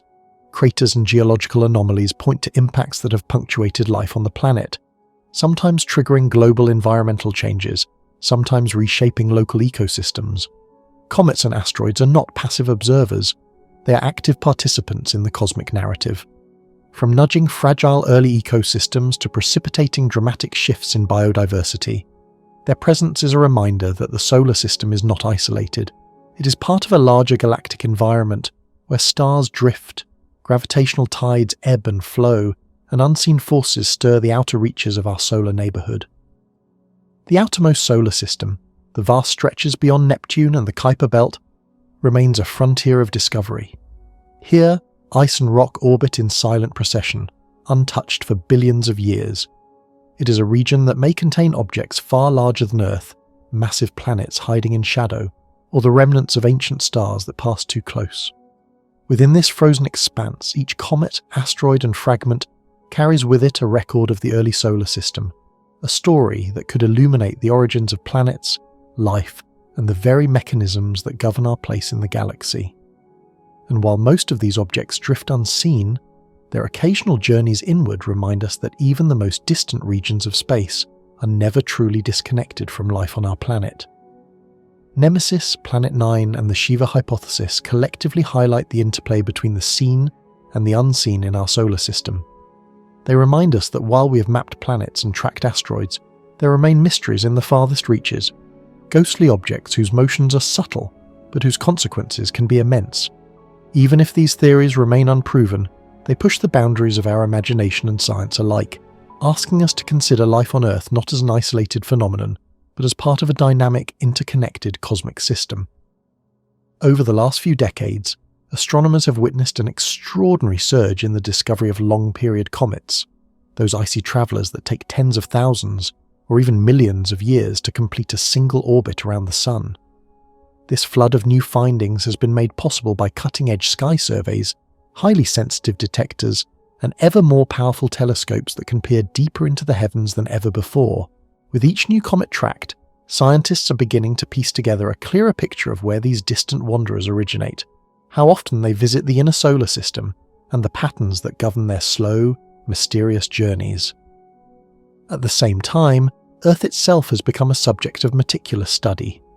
Geologists and paleontologists are digging through layers of ancient rock, searching for subtle signs of catastrophic impacts that may have been overlooked in earlier surveys.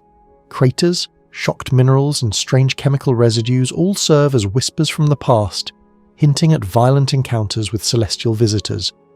Each fragment of evidence adds to a growing story of a planet shaped time and again by forces from the far reaches of space. Yet some researchers are daring to think even bigger. Beyond the comets themselves, certain theories propose that the same cosmic events, capable of disturbing the distant Oort Cloud, the vast shell of icy objects encircling our solar system, might also influence the Sun's activity, subtly altering its energy output. These disturbances could even set off chains of events here on Earth, such as massive volcanic eruptions or sudden shifts in climate. In this broader cosmic view, mass extinctions might not have a single cause.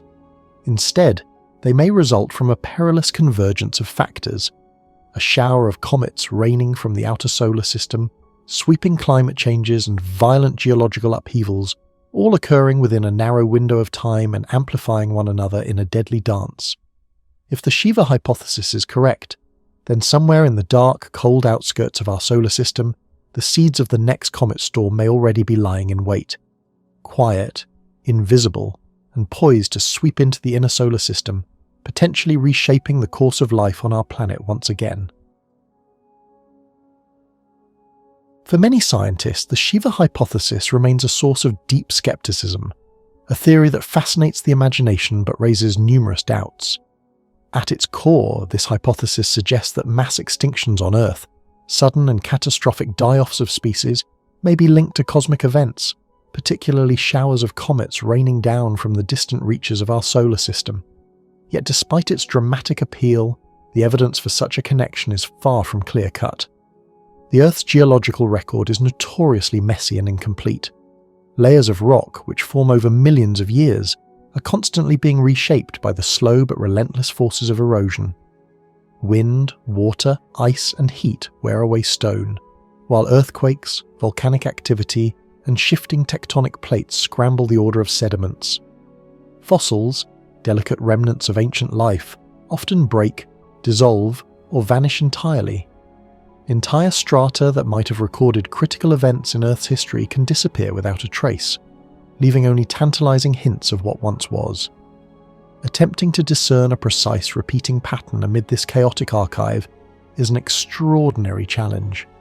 Even with today's cutting-edge technologies such as radiometric dating that can measure the decay of radioactive isotopes to pinpoint the age of rocks, scientists still wrestle with significant uncertainties. The timing of many mass extinction events remains fuzzy, often known only within a range of hundreds of thousands or even millions of years. In this context, the claim that mass extinctions occur with clockwork regularity, say every 26 or 30 million years, must be treated with caution. Some researchers warn that when people insist they see such a pattern, they may be succumbing to what psychologists call patternicity, the human tendency to perceive order in random events. Once one expects a sequence to exist, it becomes disturbingly easy to connect the dots and convince oneself that the dots were always meant to connect, even if reality is far messier.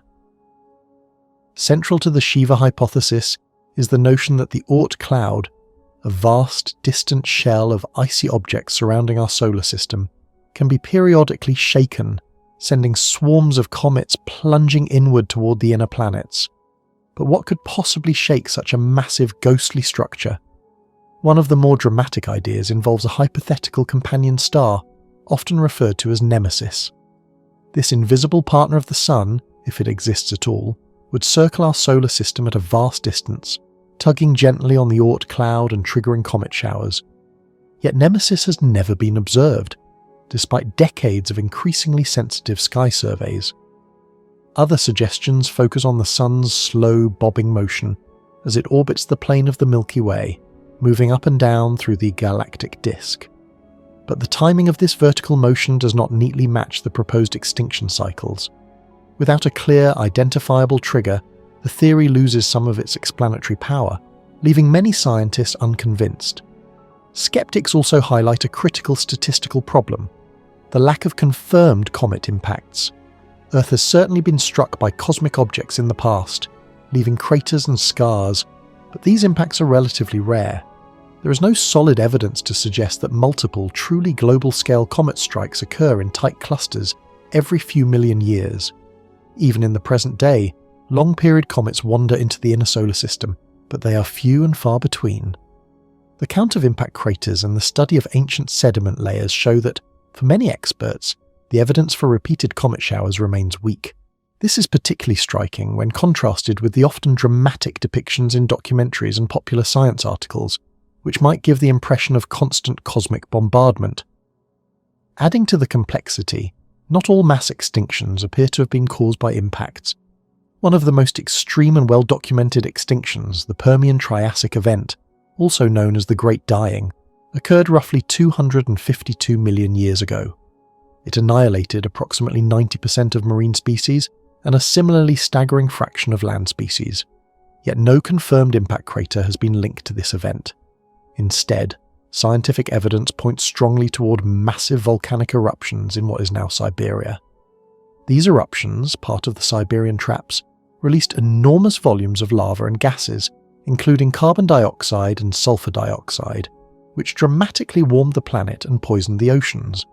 In such cases, bringing comets into the narrative adds little explanatory value. The Great Dying demonstrates that earthbound processes alone can trigger catastrophic extinctions, highlighting the need for careful scrutiny of any cosmic cause and effect claims. Given these serious challenges, one might wonder why the Shiva hypothesis continues to capture attention and spark debate. Part of the answer lies in human psychology. People are irresistibly drawn to grand, dramatic stories. The idea that every few million years a cosmic object might streak across the sky and strike the Earth is both terrifying and compelling. It resonates with our fascination for disaster and survival, offering a narrative in which humanity and all life on Earth are entwined with forces far beyond our planet. The hypothesis gives a sense of cosmic drama, suggesting that life on Earth is not isolated, but is part of a larger interconnected story written in the stars. Another reason for the theory's persistence is its apparent simplicity. The history of mass extinctions is complex and multifaceted, involving volcanism, climate shifts, sea level changes, asteroid strikes, and more. Each extinction event has its own unique set of causes and circumstances. For many, the Shiva hypothesis offers a tidy, unifying explanation. Comets from the Oort Cloud periodically sweep into the inner solar system, triggering catastrophic changes and mass die-offs. This narrative is easy to visualize, inherently dramatic and neatly packaged for headlines, documentaries, and popular science communication. In an age where attention spans are short, the allure of a single striking cause is undeniable. Despite its weaknesses, the hypothesis has not been entirely discarded. Some scientists continue to explore it because the underlying mechanism, the potential for the Oort Cloud to be disturbed, sending comets toward Earth, is scientifically plausible. The question is not whether comet showers can occur at all, they clearly can, but rather whether they have played a major role in Earth's mass extinctions. If even a single extinction event were definitively linked to a comet impact, then the Oort Cloud would have had a direct influence on the course of life on Earth, a prospect that demands further study. Our understanding of the outer solar system has expanded dramatically in recent decades, and this growth offers new reasons to reconsider the Shiva hypothesis. Only in the past few decades have astronomers begun to map the Oort Cloud more thoroughly, probing the size, shape, and distribution of its icy constituents. Discoveries of distant objects beyond Pluto, some tracing elongated orbits that hint at hidden masses, have reignited interest in the structure and dynamics of the far reaches of our solar system. Each new discovery adds pieces to a puzzle that could help test old theories in ways that were previously impossible. Improved measurements of long-period comets, their orbits, and arrival patterns could reveal whether they tend to arrive in clusters, as the Shiva hypothesis predicts. There is also a historical lesson embedded in this ongoing debate. Science is filled with examples of ideas once dismissed as improbable or fantastical that ultimately proved correct. The theory of continental drift is a classic case. When Alfred Wegener first proposed in 1910 that the continents were not fixed but drifted slowly across the planet's surface, his peers largely ridiculed him. The notion that massive landmasses could move seemed absurd. It was not until decades later, with new evidence from ocean floor mapping, paleomagnetism, and plate tectonics, that the scientific community accepted the reality of moving continents. Supporters of the Shiva hypothesis remain hopeful that a similar breakthrough could one day validate their ideas. As our knowledge of the outer solar system grows, the missing pieces of this cosmic puzzle may yet come to light. In recent years, the debate has grown more detailed and methodical. Researchers are now asking practical questions. How would a comet shower manifest in the geological record? Would impacts occur in a sudden, intense burst, or as a prolonged drizzle over tens of thousands of years? Could these events leave identifiable chemical signatures in rocks, such as spikes in rare elements like iridium? And crucially, can these signals be accurately matched to extinction events? Such questions represent a more rigorous approach to evaluating the hypothesis, moving beyond speculation to measurable, testable criteria. Advances in modelling the Oort Cloud itself have also added nuance to the discussion. Modern simulations allow scientists to explore how the cloud responds to external influences, including passing stars, galactic tides, and other gravitational perturbations. Understanding these dynamics is essential for predicting when and how comets might be sent hurtling toward the inner solar system. At the same time, new sky surveys and increasingly sensitive space telescopes are expanding our catalogue of long-period comets.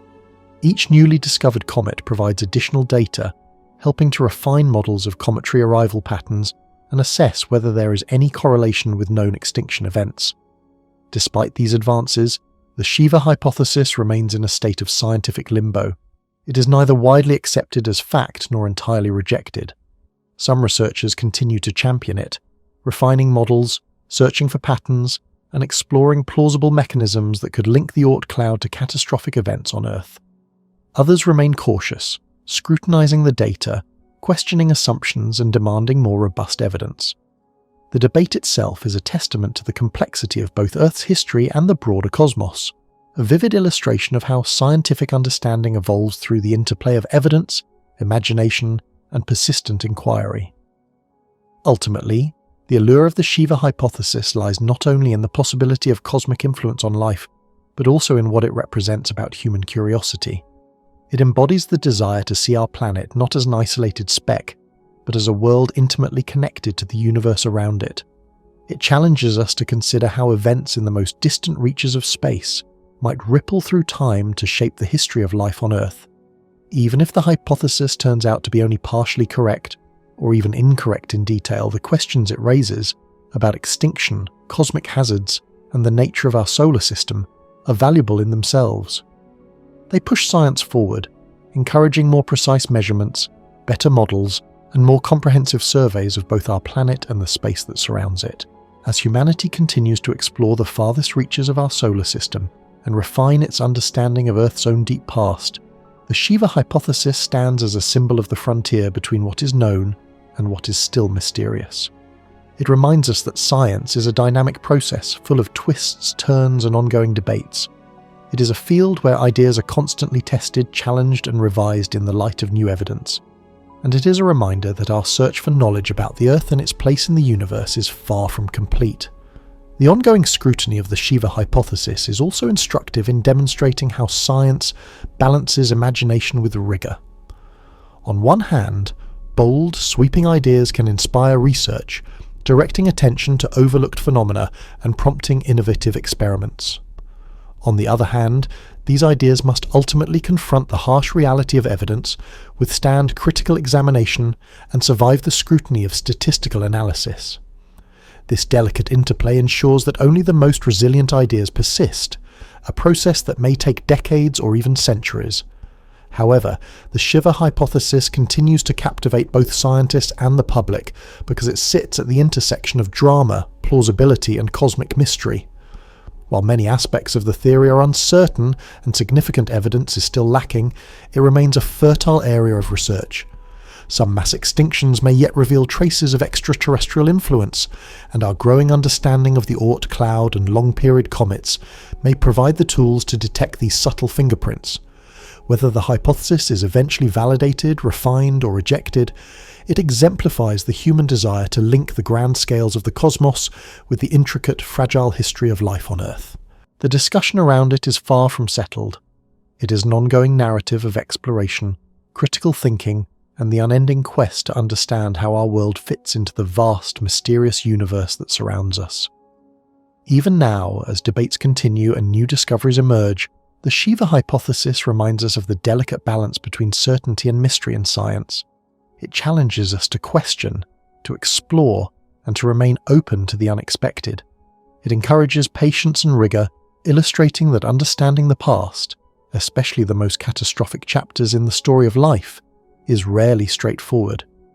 In the end, whether comets from the distant reaches of space have repeatedly shaped life on Earth remains uncertain. Yet the pursuit of that answer continues to drive research, spark curiosity, and remind us that in science, as in the cosmos itself, the journey is as important as the destination. In the late 1970s, humanity did something extraordinary.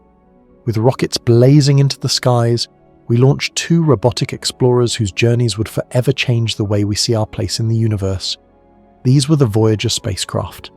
The first to rise was Voyager 2, launched in the month of August in the year 1977. Only a few weeks later, its sibling, Voyager 1, followed, setting out on a slightly different course.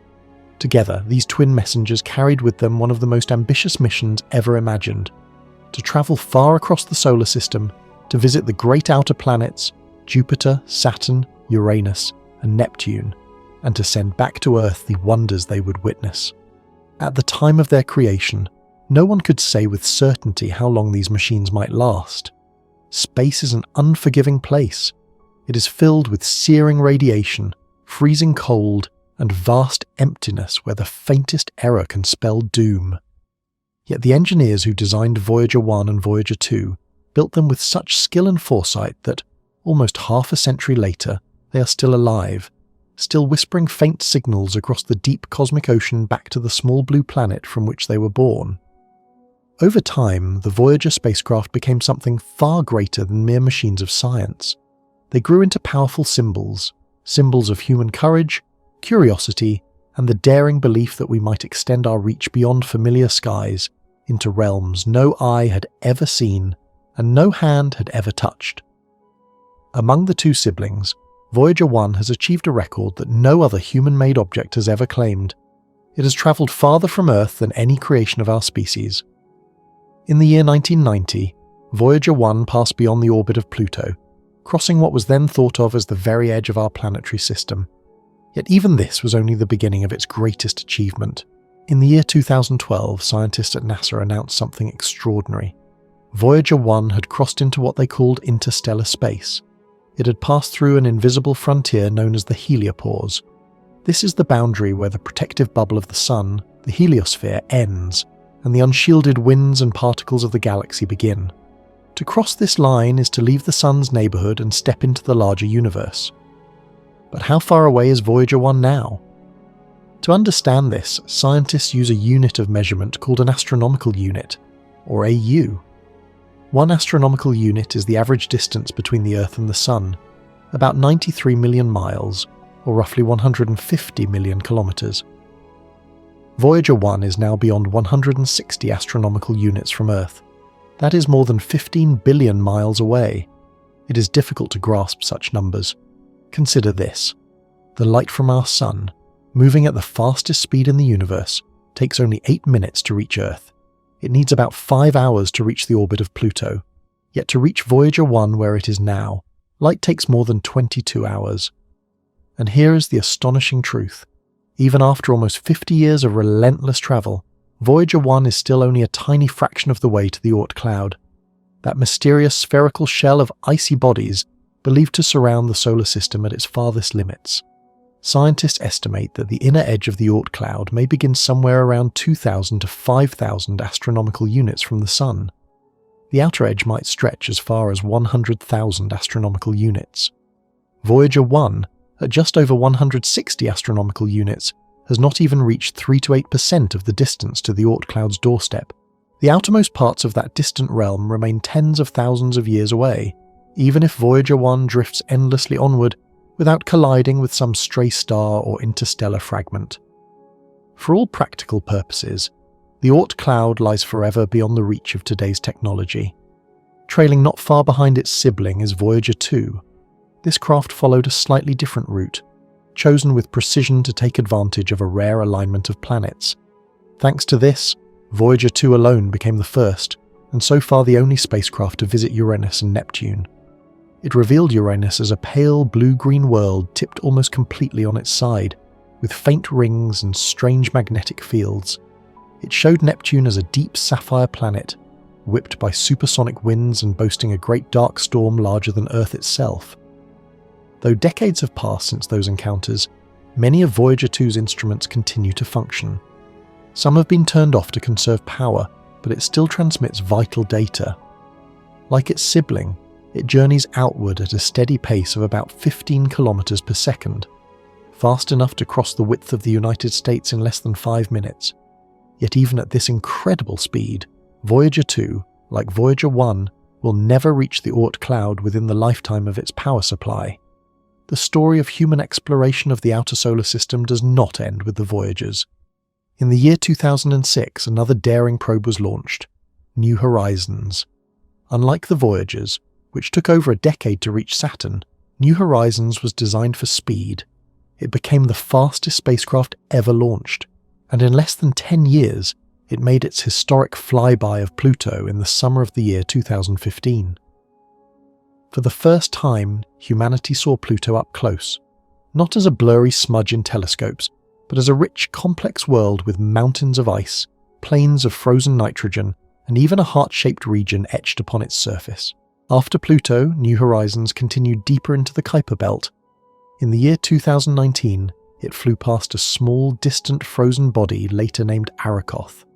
This strange, snowman-shaped object orbits about 44 astronomical units from the Sun, far beyond Neptune, yet still only a step on the long path toward the Oort Cloud. New Horizons continues to function and send back valuable data. Its mission may last until around the year 2040, by which time it may be a few hundred astronomical units away. But even then, it will be nowhere close to the Oort Cloud's farthest reaches. Like the Voyagers, it was not built to go that far. Even our fastest, most carefully designed spacecraft are nowhere near capable of reaching the Oort Cloud. Every picture you have ever seen of that vast icy shell is an artist's rendering. Every map is a model built from indirect evidence. The Oort Cloud is real in theory, supported by the strange orbits of long-period comets that appear in our skies, but no human eyes or machines have ever seen it directly. To understand why it is so difficult to reach, let us consider once more the speed of light, the absolute speed limit of the universe. From the Sun to Earth, light travels in about 8 minutes. From the Sun to Pluto, it requires about 5 hours. To reach the inner edge of the Oort Cloud, light would need nearly an entire month. To cross from one side of the Oort Cloud to the other, light would take more than a full year. And what of our spacecraft? Moving at their current speeds, they would require tens of thousands of years to travel such distances. Even Voyager 1, which has already travelled farther than any human-made object, would need at least 20,000 to 30,000 years to reach the Oort Cloud's inner edge. To reach its farthest boundary might take 100,000 years or more. Some scientists, unwilling to accept these daunting numbers, have dreamed of new ways to push our spacecraft faster. Concepts like nuclear propulsion, antimatter engines, solar sails, and even futuristic fusion drives have been imagined.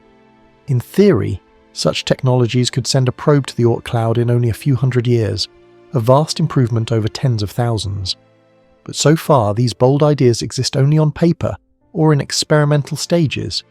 The reality is that any mission to the Oort Cloud would take far longer than a single human lifetime. It would require generations of scientists to plan, launch, track, and study. Those who built the spacecraft would never see it reach its destination. In today's world, where governments and agencies expect missions to show results within a decade or two, such projects are nearly impossible to fund or justify. The Oort Cloud, for now, remains out of reach. And yet, hope remains.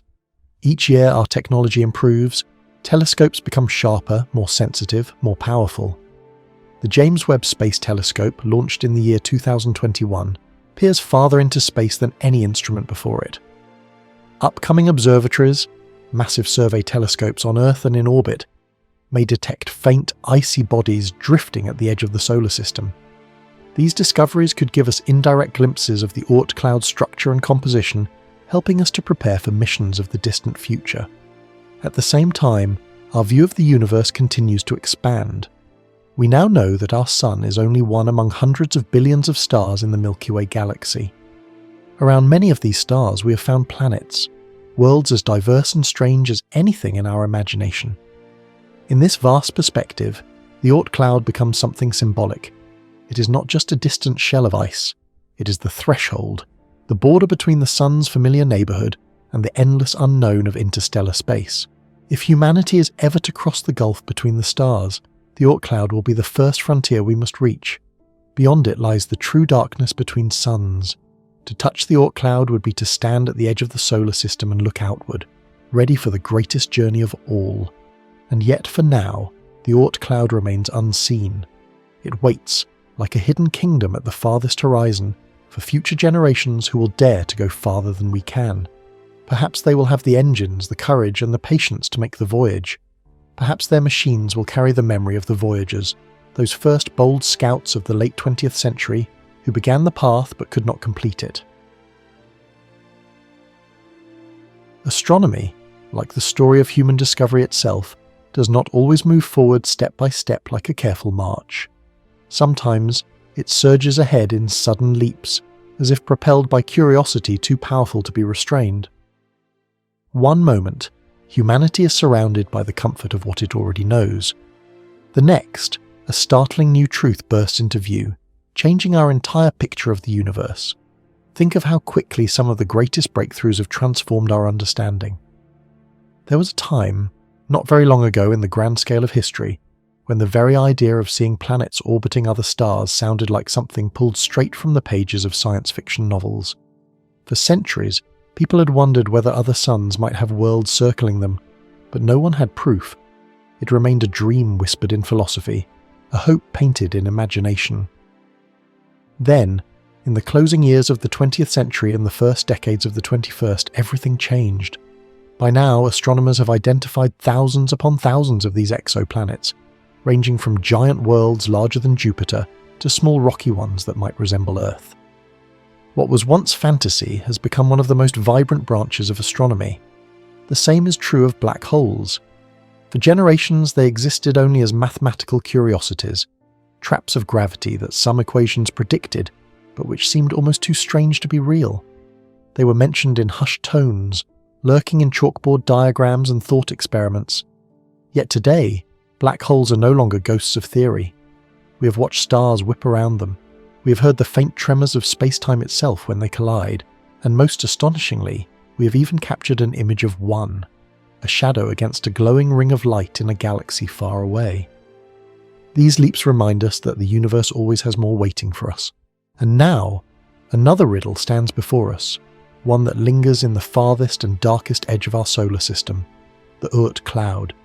It hangs in our imagination like a ghostly sphere of icy bodies, billions upon billions of frozen remnants left over from the birth of the solar system. But a question hovers over it, daring us to find the answer. Can we ever see it directly?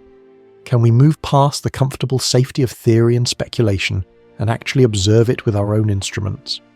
The truth is, we may not need to send a spacecraft all the way there to prove it exists, at least not yet.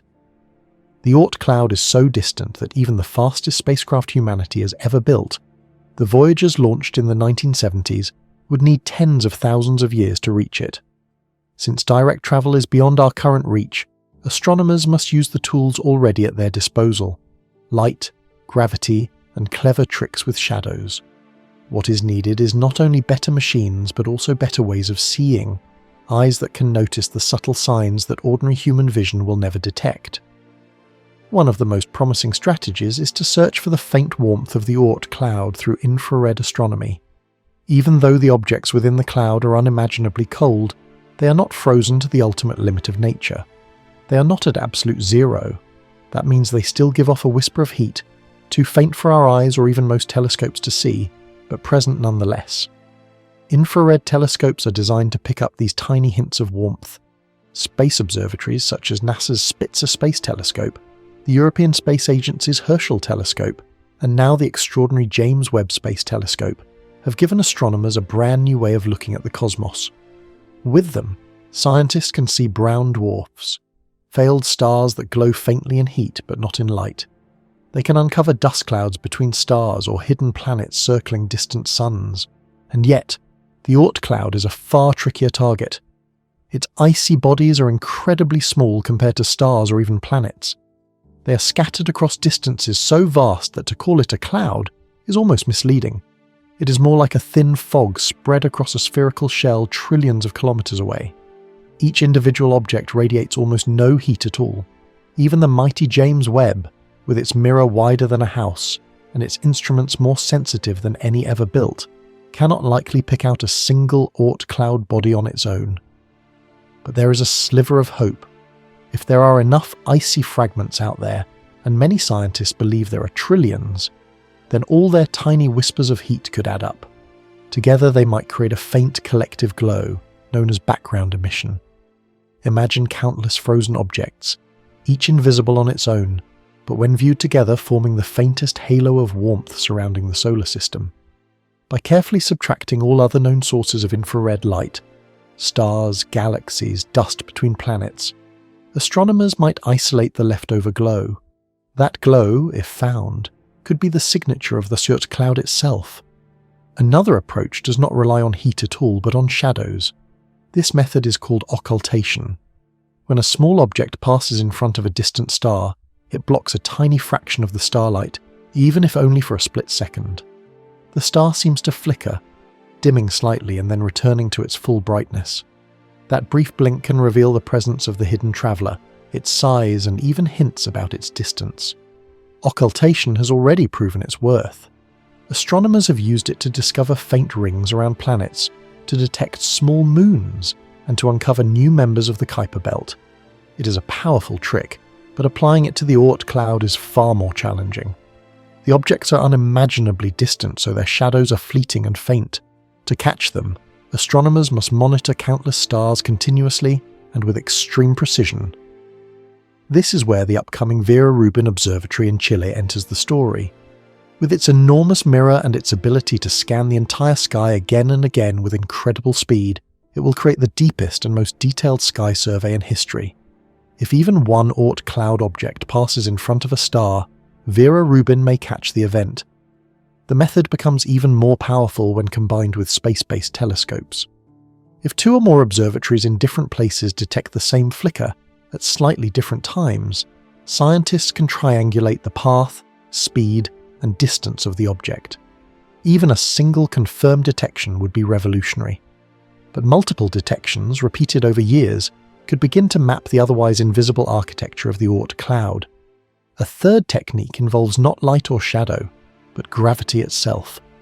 According to Einstein's theory of general relativity, mass bends space, and space bends light. When an object passes in front of a star, its gravity can warp the starlight, magnifying it slightly in an effect called gravitational microlensing. Astronomers already use microlensing to find planets around distant stars and even to hunt for black holes. In principle, it could also reveal larger objects in the Oort Cloud, perhaps even miniature rogue planets wandering in its depths. While detecting such subtle gravitational distortions is difficult, the method provides yet another way to probe the unseen frontier. Some scientists dream of more daring strategies, sending small fleets of spacecraft to wait in the outer reaches of the solar system. These probes would not need to travel the full distance to the Oort Cloud, which is nearly unreachable with today's propulsion. Instead, they could station themselves in the far realm beyond Neptune and Pluto, patiently waiting. If one of these craft were to detect a faint tug of gravity, or even the tiniest impact of a wandering fragment, it would mark our first close encounter with a genuine Oort Cloud body. Such probes could be small, cheap, and numerous, spreading out like a net across the distant darkness, ready to sense the faintest passing visitor. But perhaps the most powerful ally in this quest may not be a telescope or a spacecraft, but artificial intelligence. Modern sky surveys gather oceans of data so vast that no human team could ever hope to examine them all in detail. Buried in these oceans may already be faint signals of the Oort Cloud, tiny flickers of stars, slight anomalies in movement, whispers too subtle for the eye to notice. Artificial intelligence systems trained to recognize patterns invisible to humans may be able to detect these hidden signs. An AI might flag a suspicious flicker, a strange curve in a graph, or an unexplained glow, pointing astronomers toward what could be the first proof of the Oort Cloud. In this way, machines could give us the new eyes we need to glimpse the invisible. Some of the most exciting ideas sit at the border between reality and science fiction. Advanced propulsion systems such as solar sails or laser-driven craft could one day send tiny probes hurtling outward at extraordinary speeds. Even if they do not reach the Oort Cloud itself within a human lifetime, they could still journey to the very edge of the solar system, acting as scouts. One real proposal, called Breakthrough Starshot, envisions gram-sized spacecraft pushed by powerful lasers from Earth. Originally designed to travel to the nearest star, such technology could just as easily explore the fringes of our own solar system. If launched, these ultralight explorers could beam back information about the mysterious frontier, perhaps offering the first direct glimpse of Oort Cloud objects. For now, the Oort Cloud remains more of a dream than a detection. It exists in the realm of mathematics, probability, and imagination. Yet science is inching closer to revealing it. Detecting the Oort Cloud directly is like trying to trace the edge of a shadow. You cannot grab it, you cannot always see it, but you can feel its presence hovering just beyond reach. Piece by piece, our instruments improve. Our questions grow sharper. Our sky surveys more precise. We monitor the heavens with a care and patience that our ancestors could never have imagined. And one day, perhaps sooner than we expect, the Oort Cloud may no longer remain hidden. Not in a sudden revelation, but in gradual discovery. A flicker here, a faint glow there, a shadow passing across a star, a pattern uncovered by artificial intelligence. These small pieces will add together until the invisible whispers of the Oort Cloud become a voice that humanity can finally hear. When that moment arrives, we will not just confirm a theory. We will touch one of the oldest relics of the solar system's birth, a frozen archive of 4.5 billion years of history. We will extend our vision to the very edge of the sun's dominion, where comets are born and mysteries still linger. The Oort Cloud waits in silence, patient as eternity, and someday we will see it. Imagine for a moment that humanity could reach out into the frozen darkness at the very outer edge of our solar system and return with even the tiniest fragment of the Oort Cloud. Picture holding in your hands a piece of that remote, mysterious region where countless icy bodies drift silently, far beyond the orbit of Neptune, beyond the realm of the planets we know so well, and nearly at the threshold where our solar system dissolves into the endlessness of interstellar space. Such a discovery would not simply be an achievement of engineering or exploration. It could fundamentally change the way we understand the story of the solar system, the formation of the planets, and the very origins of life itself. Long before the Earth became a blue and green orb teeming with life, before the Moon settled into its familiar orbit, and even before the giant planets, Jupiter, Saturn, Uranus, and Neptune, took shape, the solar system was a place of violence and creation. Rocks collided, merged, or shattered. Dust clouds swirled in vast invisible currents, and the earliest materials of our planetary neighbourhood coalesced and separated under the influence of gravity. Amidst this chaos, countless small icy bodies were scattered outward, carried far from the warmth of the sun by the gravitational tugs of the growing planets. They drifted into the cold, silent distance, forming a vast, diffuse shell around our solar system that we now call the Oort Cloud. It is a realm almost entirely unseen, composed of objects perhaps only a few kilometers across, each one a time capsule preserving the primordial materials from which the solar system itself was born. The idea of retrieving a fragment from this distant, frozen frontier is staggering. To undertake such a mission would be to embark on a journey unlike any in human history. The spacecraft would have to travel tens of thousands of astronomical units, or in other words, tens of thousands of times the distance from the Earth to the Sun. It would need to locate an object perhaps no larger than a small mountain, land on its icy surface, collect a sample, and then return across that enormous expanse to deliver the material safely back to Earth. The technical challenges are enormous, yet humanity has already taken steps along this path. Japan's Hayabusa missions, for instance, successfully returned samples from the asteroids Itokawa and Ryugu. NASA's OSIRIS-REx spacecraft journeyed to the near-Earth asteroid Bennu, collecting a wealth of material for study. These missions, however, involve targets relatively close to Earth, within the inner solar system. The Oort Cloud, by contrast, is a remote frontier that stretches halfway to the nearest stars.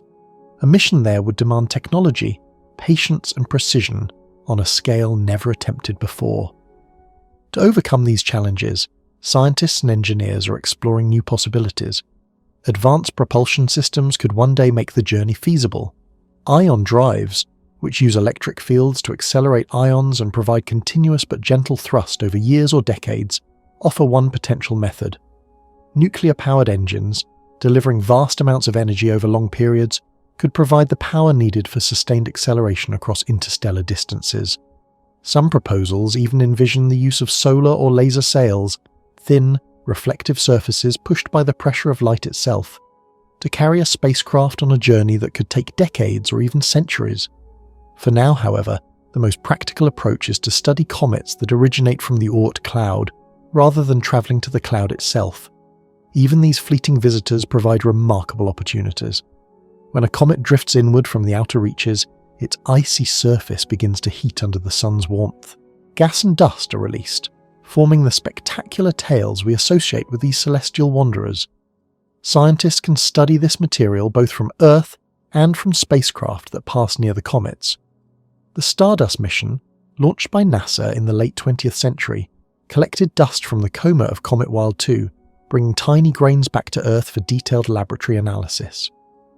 Although Wild 2 is not believed to have originated from the Oort Cloud, the mission demonstrated what is possible: the careful collection and study of primordial material, revealing the chemical composition of objects formed billions of years ago.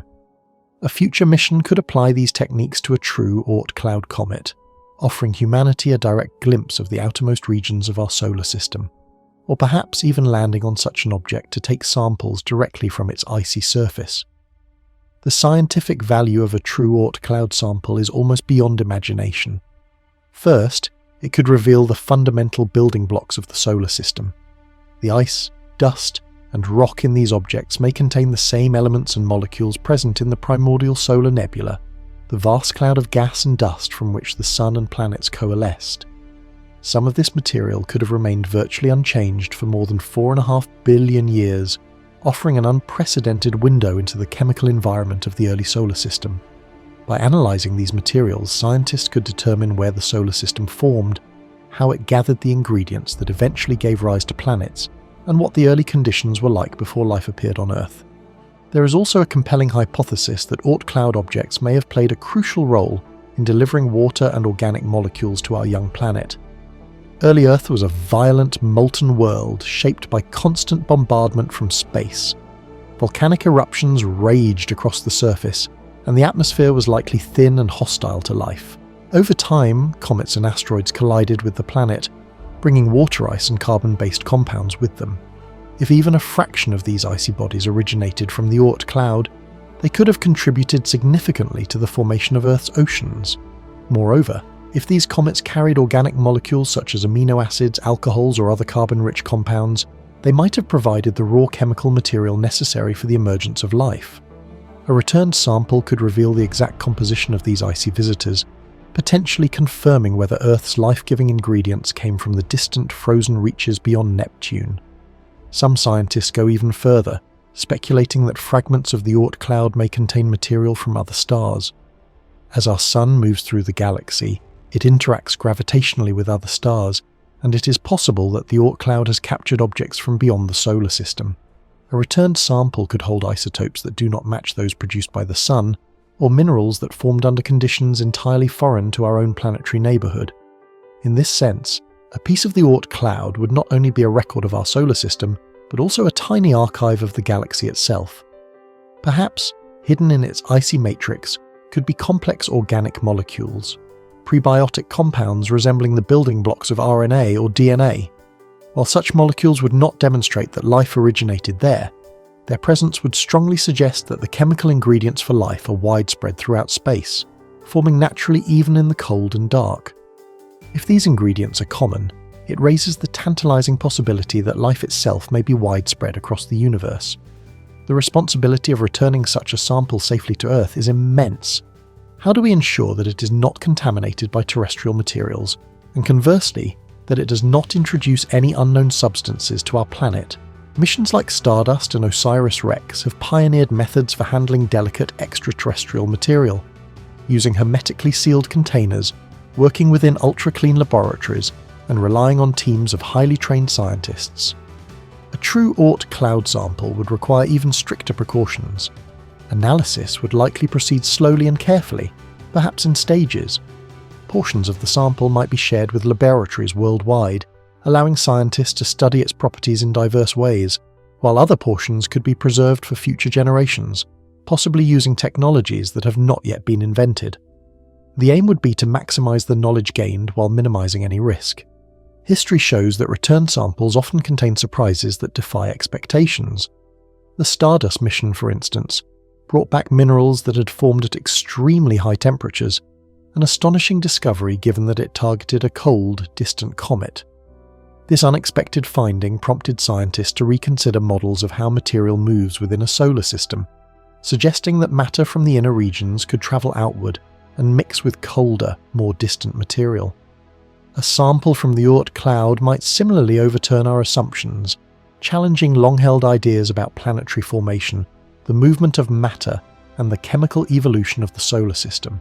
It could force us to rewrite textbooks, rethink theories, and develop new models of how solar systems, and perhaps even life, emerge. The idea of opening a sealed container containing material that has not seen sunlight since the dawn of the solar system is profoundly moving. It is almost like listening to a whisper from the very edge of time. To hold a fragment of ice and dust that has drifted for billions of years, untouched and unaltered, would be to connect directly with the earliest moments of our cosmic neighbourhood. It is a tangible link to a time long before Earth existed, long before the planets formed, and perhaps even before our sun fully ignited. The experience would be more than scientific. It would be almost spiritual, offering humanity a chance to touch a piece of its own cosmic history. Envision the spacecraft that might undertake this mission. It would depart from Earth with a carefully planned trajectory, likely taking years, perhaps even decades, to reach the outermost regions of the solar system. Along the way, it would need to navigate the subtle gravitational influences of the giant planets, adjust its course with extreme precision, and survive the harsh conditions of interplanetary space, including cosmic radiation and extreme cold. Upon reaching the Oort Cloud, it would face the delicate task of identifying a suitable target, an object only a few kilometers across, blending into the darkness of a region almost entirely devoid of light. Landing or even hovering near such an object would require navigational precision at a level that is almost unimaginable, demanding autonomous systems capable of real-time adjustments across vast distances. Once a sample is collected, the journey back would begin. The spacecraft would need to accelerate gradually, carrying its precious cargo toward the inner solar system. Even small errors in trajectory could lead to failure, so every maneuver would be planned and executed with meticulous care. When finally reaching Earth, the spacecraft would need to protect the sample from heat, contamination, and mechanical stress during re-entry and landing. Scientists would then begin the painstaking process of studying the material, uncovering its secrets one layer at a time. The rewards, however, could be profound. Scientists could determine the precise composition of ancient ices, revealing the original mixture of water, carbon compounds, and other elements in the solar system's infancy. They might uncover clues about the migration of planets, the delivery of water and organic materials to Earth, or even the interactions of our solar system with neighbouring stars. Every grain of dust, every molecule of ice could carry a story, helping us understand not only how our own planetary system formed, but also how such processes might occur around other stars. Moreover, the mission could inspire generations of scientists, engineers, and dreamers. The idea of venturing to the edge of the solar system to retrieve material that has been travelling through the cosmos for billions of years captures the imagination. It speaks to humanity's desire to explore, to understand, and to reach beyond the boundaries of our everyday experience.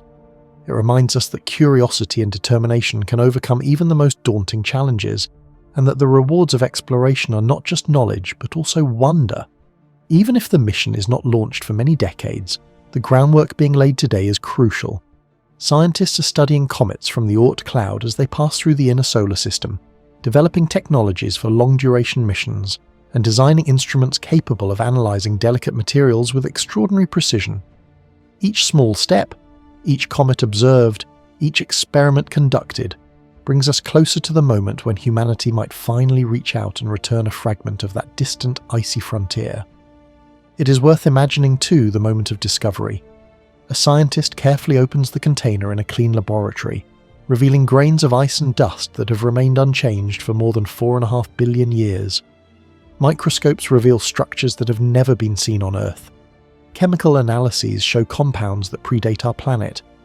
Isotopic ratios suggest connections to regions of space far beyond our sun's influence. In that instant, the past comes alive. We see the solar system as it once was, raw and unformed, and we glimpse the ingredients from which planets, oceans, and perhaps life itself arose. Such a mission would not be merely about science, it would be about connection. It would remind us that we are part of a vast ancient cosmos, that the story of Earth and humanity is entwined with the story of billions of objects drifting silently in the dark, and that the universe holds more secrets than we can yet imagine. A sample from the Oort Cloud would be a gift from the distant past, a message written in ice and dust, carrying with it the memories of a time long before Earth existed, and perhaps offering insight into how common, or rare, life might be throughout the galaxy. In the end, the dream of returning a piece of the Oort Cloud is both audacious and deeply human.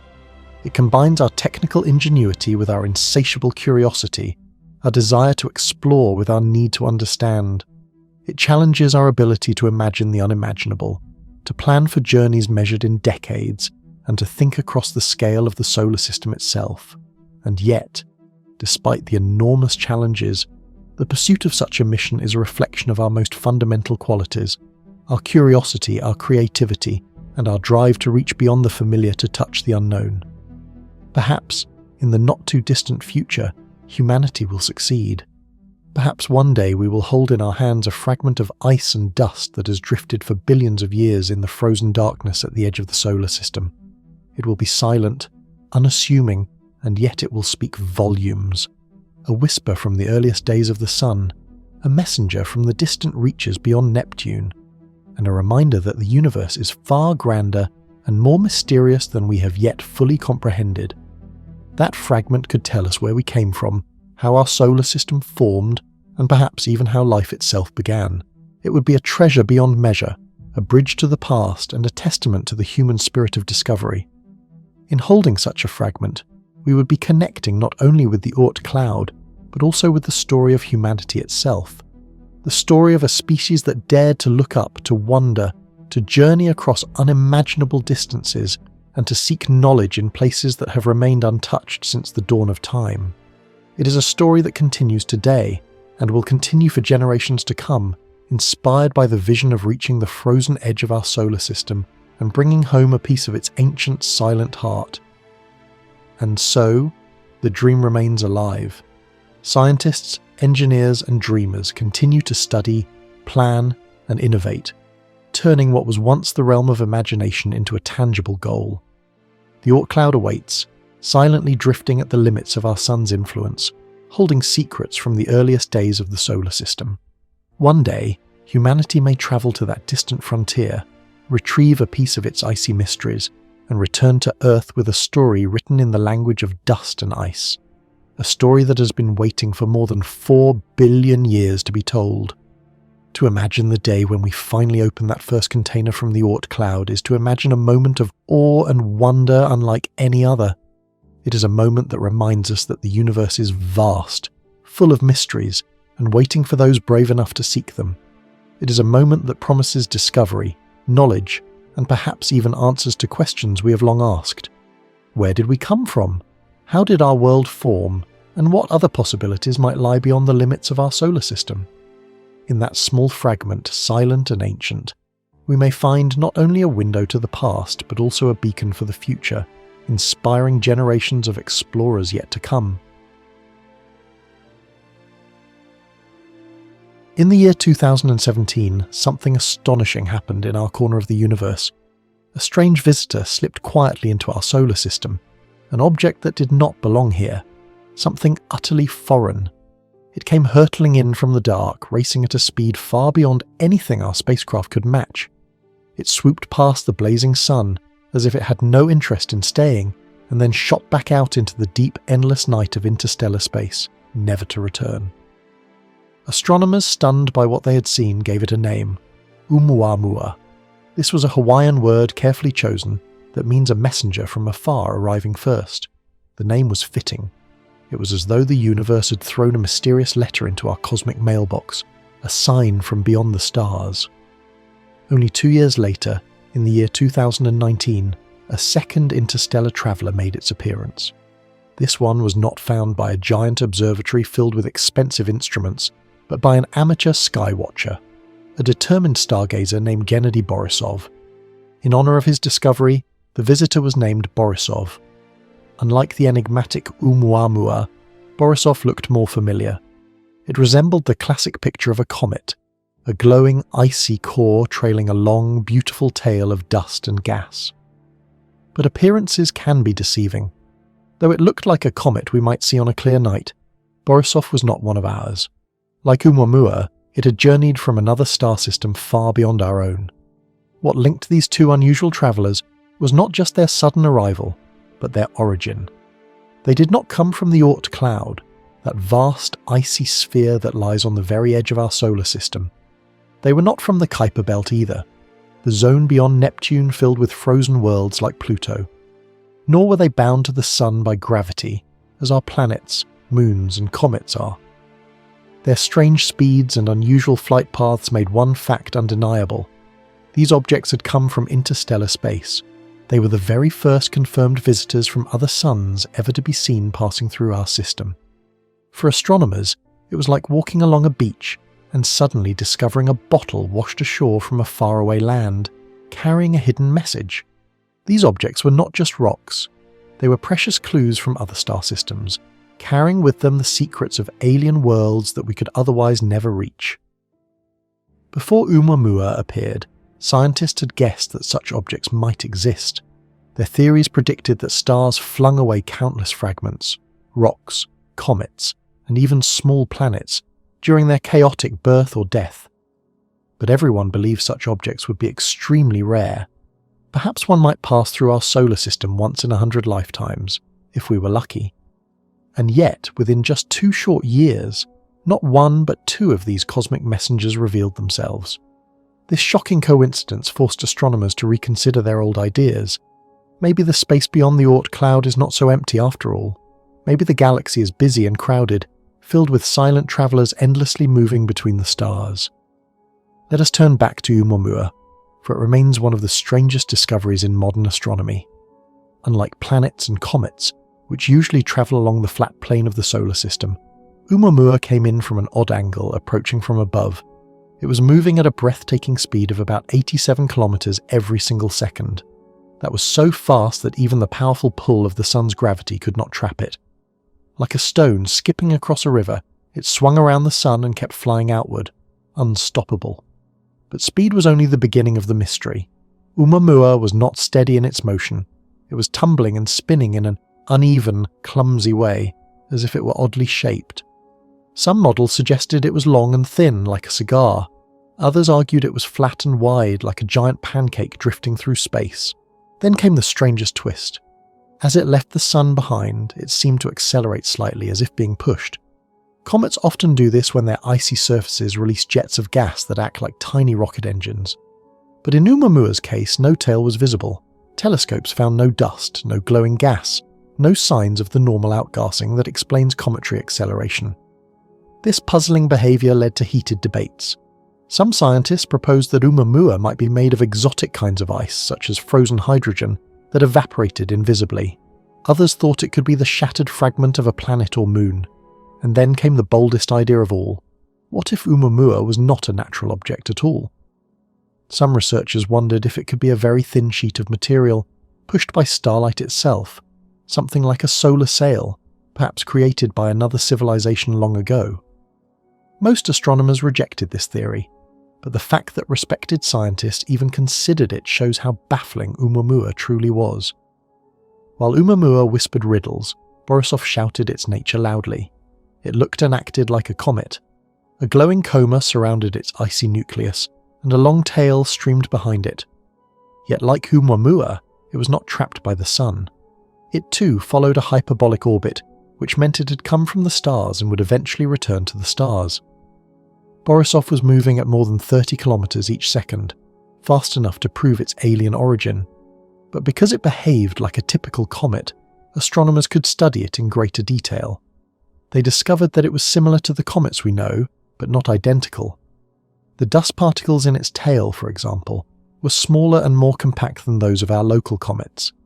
This suggested Borisov had formed in a different environment, perhaps a colder or denser region of space than where our own solar system's comets were born. In other words, Borisov carried with it the fingerprints of a distant birthplace, sculpted by another star's light and another system's conditions. The fact that both Oumuamua and Borisov appeared so close together in time has reshaped our vision of the galaxy. No longer do astronomers imagine the stars separated by empty gulfs. Instead, they picture the galaxy as a cosmic ocean, filled with trillions of drifting fragments, rocks, icy bodies, and even miniature planets, endlessly voyaging from star to star. Some may pass through our neighbourhood often. Some may have even been captured long ago, hiding among our own comets in the Oort Cloud, blending so well that we cannot tell which ones are truly native and which are immigrants from other suns. If that is true, then the Oort Cloud is not a barrier but a mixing ground, a place where the debris of countless star systems merges and mingles. So far, only 2 interstellar visitors have been confirmed, but even these 2 have completely changed how we view the edges of our solar system. What once seemed like a wall, the Oort Cloud, now feels like a thin veil before a far greater expanse. Beyond it may wander untold numbers of messengers, each carrying secrets from distant suns, and the hunt is just beginning. With modern sky surveys like Pan-STARRS in Hawaii and the upcoming Vera Rubin Observatory in Chile, astronomers now scan the heavens more thoroughly and quickly than ever before. This means that in the years to come, we're likely to find many more of these fleeting wanderers. Perhaps one day, humanity will launch a fast spacecraft to intercept one as it enters our solar system. If we could catch up to one of these travelers, we could study directly a piece of another star system, untouched by our sun, carrying in its atoms the memory of a world we may never otherwise know. Imagine for a moment looking into the endless night at the farthest edges of our solar system, where sunlight barely reaches and temperatures plunge to unimaginable lows. In that icy darkness, a mysterious rain of comets occasionally appears, streaking across our sky with blazing tails and astonishing beauty. Some of these visitors arrive without warning, following long drawn-out orbits that stretch tens of thousands of times farther from the Sun than Earth does. Astronomers call these long-period comets because their journeys take thousands, sometimes millions of years. Yet for all their brilliance, their origin remains a profound mystery. For decades, scientists have assumed that these icy wanderers come from a distant, vast and nearly invisible reservoir of frozen bodies surrounding our solar system, the Oort Cloud. But what if that assumption is not entirely correct? What if these comets, which suddenly appear and vanish, are not products of this imagined cloud at all, but instead originate somewhere far less obvious, perhaps even completely unexpected?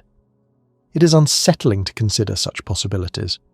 The Oort Cloud has become a kind of cosmic default explanation, the convenient story that neatly matches our observations. It provides a framework, an enormous, roughly spherical halo of icy objects lying far beyond the planets, quietly orbiting the Sun at distances we can barely comprehend. The cloud gives astronomers a tidy way to explain why comets appear the way they do, with their elongated, sometimes erratic orbits. Yet it is crucial to remember that the Oort Cloud has never been directly seen. No spacecraft has visited it. No fragment has ever been returned to Earth. It remains, for now, a theory, a mathematical and conceptual model built to fit the data we can observe rather than a confirmed, tangible structure. Science at its heart is a discipline of questions. To doubt is not to fail, it is to probe more deeply. The moment we ask, could long-period comets originate somewhere else? We enter a space of real discovery. If future missions never reach the cloud, if no icy fragment from its outer reaches ever returns to our planet, or if comet paths begin to tell a story inconsistent with the cloud's predictions, we may have to confront a radical truth. The Oort Cloud, as we imagine it, may not exist at all. The comets could be coming from somewhere far stranger, somewhere we have not yet considered. So, if the Oort Cloud were to vanish from our mental map of the solar system, where might these long-period comets come from instead? One fact is clear. They cannot simply appear out of nothing. Their highly elongated orbits, the long, narrow ellipses that carry them from the distant reaches of the solar system toward the inner planets, tell us they originate from regions far from the Sun, in domains that we have barely glimpsed. Perhaps rather than a distant spherical cloud, there exists another kind of reservoir, one that has gone unnoticed because it is hidden in plain sight. We are looking for a cosmic freezer, a deep, cold place where icy objects drift silently, out of reach, but not entirely beyond detection. One fascinating possibility is a structure unlike the traditional Oort Cloud, a disk of icy bodies, flatter and more elongated than the imagined halo, perhaps tilted in an unusual orientation relative to the planets. Instead of being a perfect sphere, this reservoir could resemble a warped ring or a thick band, shaped over billions of years by gravitational tugs, slow drifts, and interactions with passing stars. This disk might have formed alongside the Kuiper Belt and the scattered disk, regions already known to harbour icy worlds beyond Neptune. In the early days of the solar system, chaos reigned. Planets collided, moved, and exchanged angular momentum. Icy fragments could have been nudged into odd orbits, herded into a disk-like structure that has persisted quietly in the darkness, waiting for one of its members to plunge sunward and announce its presence to Earth-bound observers. Another tantalizing option challenges our assumptions about what belongs to our solar system at all. Some long-period comets might be interstellar visitors. When Oumuamua was first spotted in 2017, a long cigar-shaped object passing through the solar system at extraordinary speed, it startled astronomers around the globe. Then, in 2019, Comet Boris followed, another ice-rich wanderer arriving from interstellar space. These discoveries proved that objects can drift between the stars, travelling light years across the void before stumbling into a planetary system. Could it be that some of the long-period comets we observe have similar origins? Perhaps they are interstellar immigrants, mistaken for local residents simply because we have not yet mapped their entire journey. The mechanics of this process are both subtle and fascinating. As the Sun slowly moves through the Milky Way, it occasionally passes through clouds of wandering debris, ancient fragments of other stars' planetary systems, or primordial objects left over from galactic formation. If a drifting fragment happens to pass close enough to our Sun, and if its trajectory and velocity are just right, the Sun's gravity may capture it.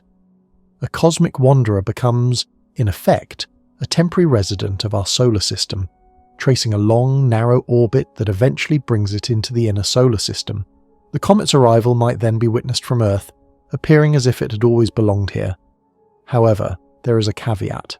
Capturing interstellar objects in sufficient numbers to explain all the long-period comets we observe would require this process to occur surprisingly often. Current evidence does not yet support the idea that interstellar capture is frequent enough to account for most comets. Yet the notion is provocative. It reminds us that the universe is vast, and that our solar system may be far less isolated than our textbooks imply. The assumption that comets come only from the Oort Cloud may be a limited view, one that will need refinement as our observational tools and theoretical models improve. Some researchers take a different approach, looking not outward toward interstellar space, but inward, examining the solar system itself. Perhaps the outer solar system is far more complex and chaotic than our simple models suggest. The gravitational interactions between planets and the Kuiper Belt, for instance, may be far more intricate than previously understood. A massive, unseen body lurking in the distant solar system, what some have called Planet 9, could be sending icy objects into long, sweeping orbits that bring them toward the inner solar system. This hypothesis suggests that comets might be flung inward from a distance much closer than the theorized Oort Cloud, propelled by the hidden hand of gravity in rare but potent events. We can also look back to the solar system's turbulent youth for answers. More than 4 billion years ago, the region around the Sun was a crowded, violent place. Countless icy bodies, planetesimals, and protoplanets jostled for space, collided, and sometimes shattered. In this chaotic environment, many objects may have been sent into extremely elongated orbits, trapped there by gravitational dynamics, and left to wander the solar system ever since. Under this view, comets may not need a distant reservoir at all. They are simply survivors of a violent cosmic era, remnants of the primordial dance that gave birth to the planets and sculpted the architecture of our solar system. Each of these alternative explanations comes with challenges. Some cannot account for the sheer number of comets observed. Others struggle to reproduce the precise shapes of their orbits or require improbable events to occur. This is why the Oort Cloud remains compelling despite the uncertainties. It offers a simple, predictive model that neatly fits the data, allowing astronomers to calculate where comets are likely to appear and providing a conceptual boundary for the solar system's outer reaches. Without it, many aspects of solar system science, from the formation and evolution of planets to the shielding of the inner solar system from impacts, would need to be reconsidered. If the Oort Cloud were removed from our picture, the edges of the solar system would shrink in a sense, becoming less clearly defined. The neat narrative we have constructed about the Sun's outer domain would blur, replaced by a more open-ended and uncertain vision. Jupiter and Saturn, for instance, are thought to play crucial roles in flinging icy objects outward, populating the Oort Cloud and protecting the inner planets from some of the most catastrophic collisions. If the cloud does not exist, these dynamics must be reconsidered, as would our understanding of how stellar encounters shape distant solar system regions and how comets' trajectories are influenced over billions of years. The implications extend beyond science into culture and imagination. The Oort Cloud has captured the public's attention in a way few astronomical concepts have. It appears in documentaries, popular science books, and discussions of our cosmic neighbourhood. It serves as a mental boundary, the edge of our solar system, a symbol of the unknown. If the cloud is merely a placeholder, a construct we have yet to confirm, it changes our perception of our place in the universe. The boundary between the known and the unknown becomes fuzzier, more mysterious, and simultaneously more fascinating. Yet even in uncertainty, the search continues. Instruments grow more sophisticated, observations become more precise, and theories evolve. The history of science is filled with ideas once assumed to be solid, but later refined or replaced. The concept of the luminiferous ether, once thought to fill all space, was discarded. The steady-state model of the universe gave way to the Big Bang theory. Pluto's status as the ninth planet was reassessed, prompting a global conversation about definitions and discovery. The Oort Cloud may ultimately join this lineage, either confirmed at last as a distant and frozen reservoir or replaced by an entirely new understanding of where long-period comets originate. For now, the Oort Cloud occupies a curious space in astronomy. It is both indispensable and unverifiable.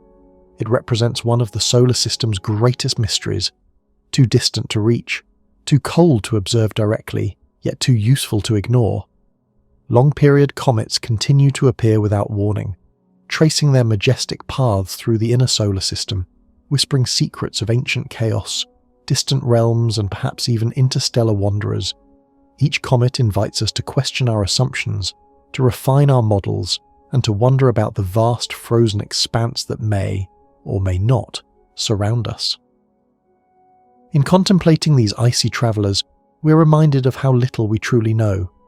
The universe is vast and full of surprises. Every comet that arcs across our sky is a messenger from the outer reaches, from times and places we can only imagine. Whether they emerge from a distant spherical Oort cloud, a warped and hidden disk, the chaotic early solar system, or the endless void of interstellar space, their presence challenges our understanding and inspires our curiosity. In the end, the story of long-period comets is a story of exploration itself, a reminder that the universe is always larger, stranger, and more wondrous than our models can capture, and that every question left unanswered is an invitation to look deeper, to imagine bolder, and to keep searching in the cold, dark edges of our cosmic home. Even as technology advances and new telescopes scan the skies with unprecedented clarity, the outer limits of our solar system remain elusive. Missions to the Kuiper Belt have revealed small worlds of ice and rock, moons orbiting miniature planets, and hints of past dynamical processes, but the regions beyond remain largely untouched. Future missions that might venture toward the supposed Oort cloud or capture icy fragments returning toward the inner solar system hold the promise of finally resolving these questions.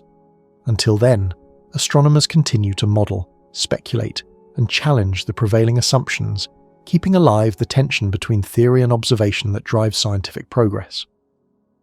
The debate over the Oort cloud also illustrates an essential aspect of scientific thinking. No idea is sacred. Even long-standing models, Even those that seem elegant and comprehensive are subject to revision when new evidence arrives. The Oort Cloud exemplifies this principle. It is an idea that neatly organises our observations, yet it remains fundamentally untested by direct evidence. As a result, it occupies a dual role. It is a practical tool for understanding cometary behaviour, and simultaneously a hypothesis awaiting validation or refutation. Long-period comets themselves are remarkable not only for their orbits, but for the stories they tell. Each one is a relic of the distant past, a piece of frozen history preserved since the earliest days of the solar system. Studying their compositions, trajectories, and interactions with solar radiation reveals insights into the materials that built the planets, the processes that shape the outer solar system, and even the potential contributions of interstellar matter. Whether their source is a distant Oort cloud, a hidden disk, or interstellar space, these icy travellers are vital messengers, carrying information across the vast distances of the cosmos and delivering it to Earth-bound scientists eager to decode their secrets. The search for the origins of long-period comets also reflects the broader human endeavour to understand boundaries, both literal and conceptual. The Oort cloud, if it exists, marks a physical boundary at the edge of the Sun's gravitational influence. But even if it does not exist, the search itself teaches us to question, to refine, and to explore beyond our assumptions. It reminds us that the universe is not static and predictable, but dynamic and full of surprises. Each comet that streaks across the sky is a challenge to our understanding, an opportunity to expand the frontiers of knowledge, and a testament to the enduring mysteries of the cosmos. The question of where long-period comets come from remains open. Science has provided us with models, predictions, and hypotheses, but the final answer awaits discovery. The Oort cloud may be confirmed, providing a distant, icy haven for these comets. Or it may turn out to be a conceptual tool, useful but ultimately incomplete, replaced by new models that account for interstellar wanderers, hidden disks, or the chaotic dynamics of the early solar system. Until we can reach those outer regions, send instruments into the dark, and perhaps even return fragments to Earth, the question will remain a captivating mystery. Long-period comets show us that the universe is vast, full of hidden structures, and often far stranger than our most elegant theories suggest. They compel us to explore, to hypothesize, and to question. Whether the Oort cloud exists or not, the pursuit of these questions embodies the essence of astronomy, a discipline driven by curiosity, informed by observation, and always open to new possibilities. As each comet sweeps across the sky, it leaves behind not only a trail of gas and ice, but also a trail of questions, inviting us to journey deeper into the outer reaches of our solar system, and perhaps into the very nature of cosmic origins themselves. At this very moment, even our fastest spacecraft are incredibly slow when measured against the vast distances of our solar system. It takes them decades just to reach the outer planets, the giant worlds that orbit far beyond the warm glow of the Sun. For example, Voyager 2, which was launched in August of 1977, required more than a decade just to reach Neptune, the eighth planet from the Sun. And even that is just a small step compared to the colossal distances that lie beyond the planets we know. Out there, in the frozen darkness at the very edge of our solar system, lies a region called the Oort Cloud. This is a mysterious shell of icy bodies, perhaps billions of kilometers away, surrounding the Sun like a distant halo. To reach it within the span of a single human lifetime, we would need a spacecraft unlike anything humanity has ever built, a probe capable of moving at speeds far greater than any rocket or probe we have launched so far. Some scientists have made calculations about the speeds necessary to achieve this extraordinary feat. They suggest that a spacecraft would need to travel at a minimum pace of 20 to 30 astronomical units per year. An astronomical unit, for reference, is the distance from the Earth to the Sun, roughly 150 million kilometers. Even at such staggering speeds, reaching the inner edge of the Oort cloud would take roughly 70 to 100 years. This is still a journey measured in lifetimes, a voyage that would stretch beyond a single human generation. Yet, despite the daunting length, it is not impossible. With technology that might emerge in the coming decades or centuries, the trip could become far shorter and far more achievable. One idea that has captured the imagination of scientists, engineers and dreamers for many decades is the concept of solar sails. Imagine a spacecraft equipped with enormous, ultra-thin sheets of reflective material, so light that even a gentle push from sunlight can make it drift forward. These sails would catch the pressure of sunlight as though it were a cosmic wind, nudging the spacecraft ever forward through the silent vacuum of space. Far from being mere fantasy, solar sails have already been tested in small-scale missions. For instance, Japan launched a project called Icaros, which successfully demonstrated the principle of solar sailing, and the Planetary Society sent a craft named Light Sail on a similar journey. A larger, more sophisticated version of this technology could, in theory, provide a spacecraft with the steady, enduring thrust required to reach the distant edges of our solar system. Over decades, a light and carefully engineered spacecraft could accelerate gradually, moving ever faster without consuming a single drop of fuel. Yet solar sails are only one of several possible paths. Another route lies in the realm of nuclear propulsion. This could come in multiple forms, such as nuclear electric engines or nuclear thermal rockets. These systems have the potential to provide far stronger and longer-lasting acceleration than traditional chemical rockets. While a chemical rocket burns a limited supply of fuel and then coasts, a nuclear-powered craft could continue accelerating long after leaving the familiar neighborhood of the inner planets. The power of nuclear engines would allow a spacecraft to reach unprecedented speeds, carrying instruments deep into the frozen void beyond Neptune, Uranus and Saturn. Of course, nuclear propulsion brings its own challenges. Technical obstacles, safety concerns, and the sheer complexity of operating a nuclear reactor in space have made this option a subject of careful debate. Nevertheless, several space agencies are revisiting these ideas for ambitious missions to the outer planets, the Kuiper Belt, and even farther, toward the edges of the Oort Cloud. For those willing to dream even bigger, there are ideas that, for now, remain in the realm of science fiction. Fusion-powered spacecraft could, in theory, provide enormous thrust by fusing light elements to release tremendous amounts of energy. Another speculative concept is beamed propulsion, in which powerful lasers, either stationed on Earth or perhaps on the Moon, could push a small spacecraft forward with concentrated light. Both ideas promise speeds that might one day allow travel not just to the Oort Cloud, but even beyond toward other stars. Yet these methods demand technological breakthroughs that currently lie far beyond our reach. Materials strong enough to withstand extreme stresses, energy systems that can generate incredible power without collapsing, and guidance systems precise enough to navigate the void over billions of kilometers. Even if we solve the question of speed, another critical problem arises: power. Sunlight fades remarkably quickly as you move away from the sun. By the time a spacecraft reaches Pluto, sunlight is already too weak to sustain ordinary solar panels efficiently. In the distant Oort Cloud, sunlight is not merely dim. It is a pale, almost ghostly echo of the sun's brilliance, thousands of times weaker than the light we enjoy here on Earth. Any spacecraft venturing this far would need its own self-contained power source. Today, we rely on technology known as radioisotope thermoelectric generators, or RTGs. These remarkable devices, used on missions such as Voyager and New Horizons, convert the heat released by the slow decay of radioactive materials into electricity. RTGs have allowed spacecraft to operate far beyond the reach of the sun's warmth for decades. But even they do not last forever. Their output diminishes over time. A mission to the Oort Cloud, stretching perhaps a century or more, would require a power source capable of enduring that entire span. Engineers would need to develop improved RTGs or even entirely new solutions, perhaps small nuclear reactors designed to function safely and reliably in the bitter cold of deep space for decades, producing steady power for instruments, communication systems, and life-sustaining heaters for delicate electronics. Communication across these immense distances is another formidable challenge.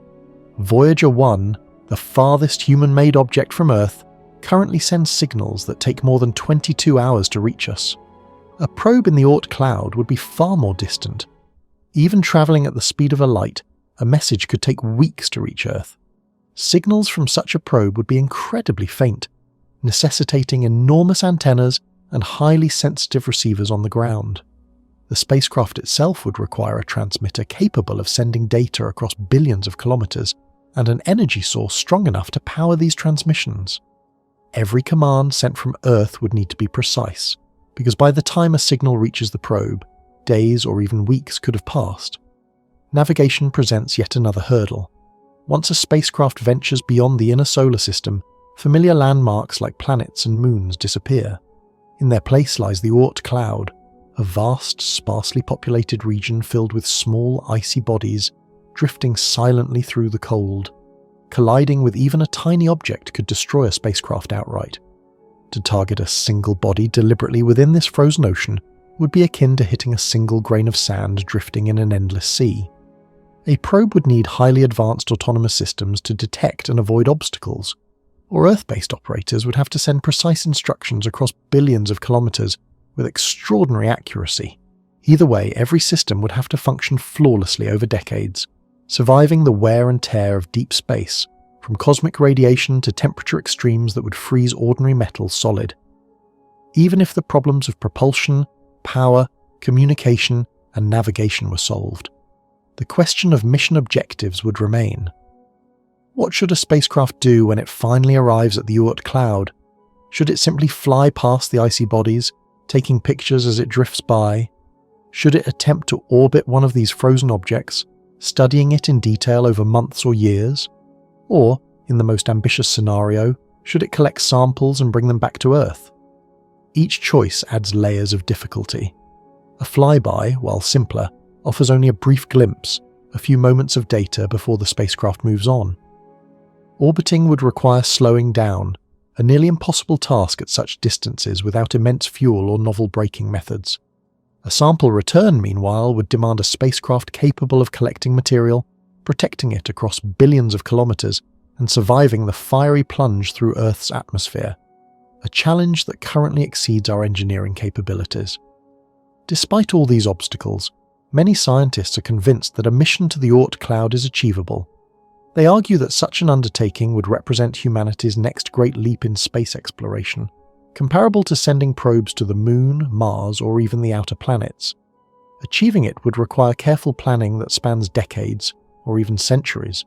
Spacecraft would need to be built to endure generations, with parts that remain operational over a lifetime, or more.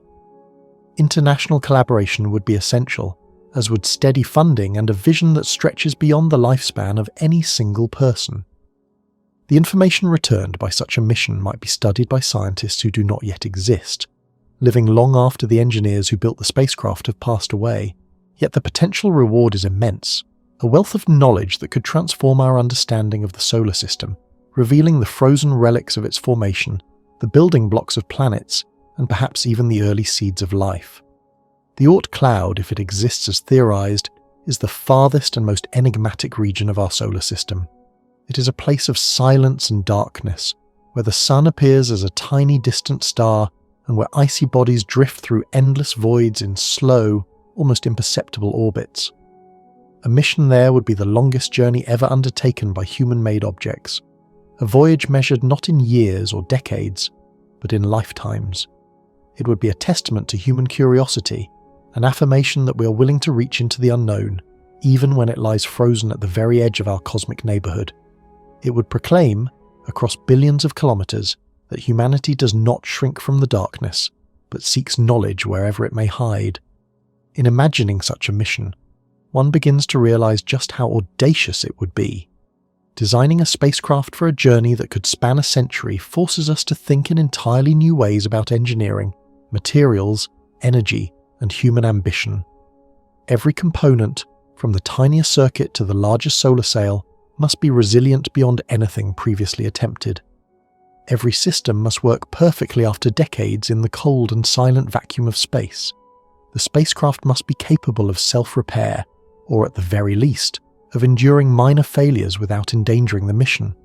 It must navigate by stars, by distant planets, and perhaps by the faint gravitational nudges of nearby objects, all while maintaining a course toward a target that is both vast and elusive.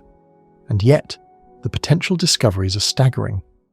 The Oort Cloud is believed to be a reservoir of primordial material, remnants from the very birth of the solar system. These icy bodies are time capsules, containing chemical compounds and dust particles that have remained largely untouched for over 4.5 billion years. Studying them could reveal insights into the formation of planets, the origins of comets, and the processes that shaped not only our solar system, but possibly other star systems as well.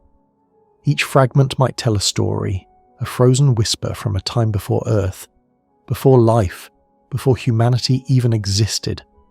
Collecting samples from such objects, or even observing them closely, could fundamentally transform our understanding of our place in the cosmos. To reach this distant frontier, humanity would need to master not only engineering and physics, but patience, vision, and cooperation on an unprecedented scale. Funding cycles must extend far beyond typical political terms.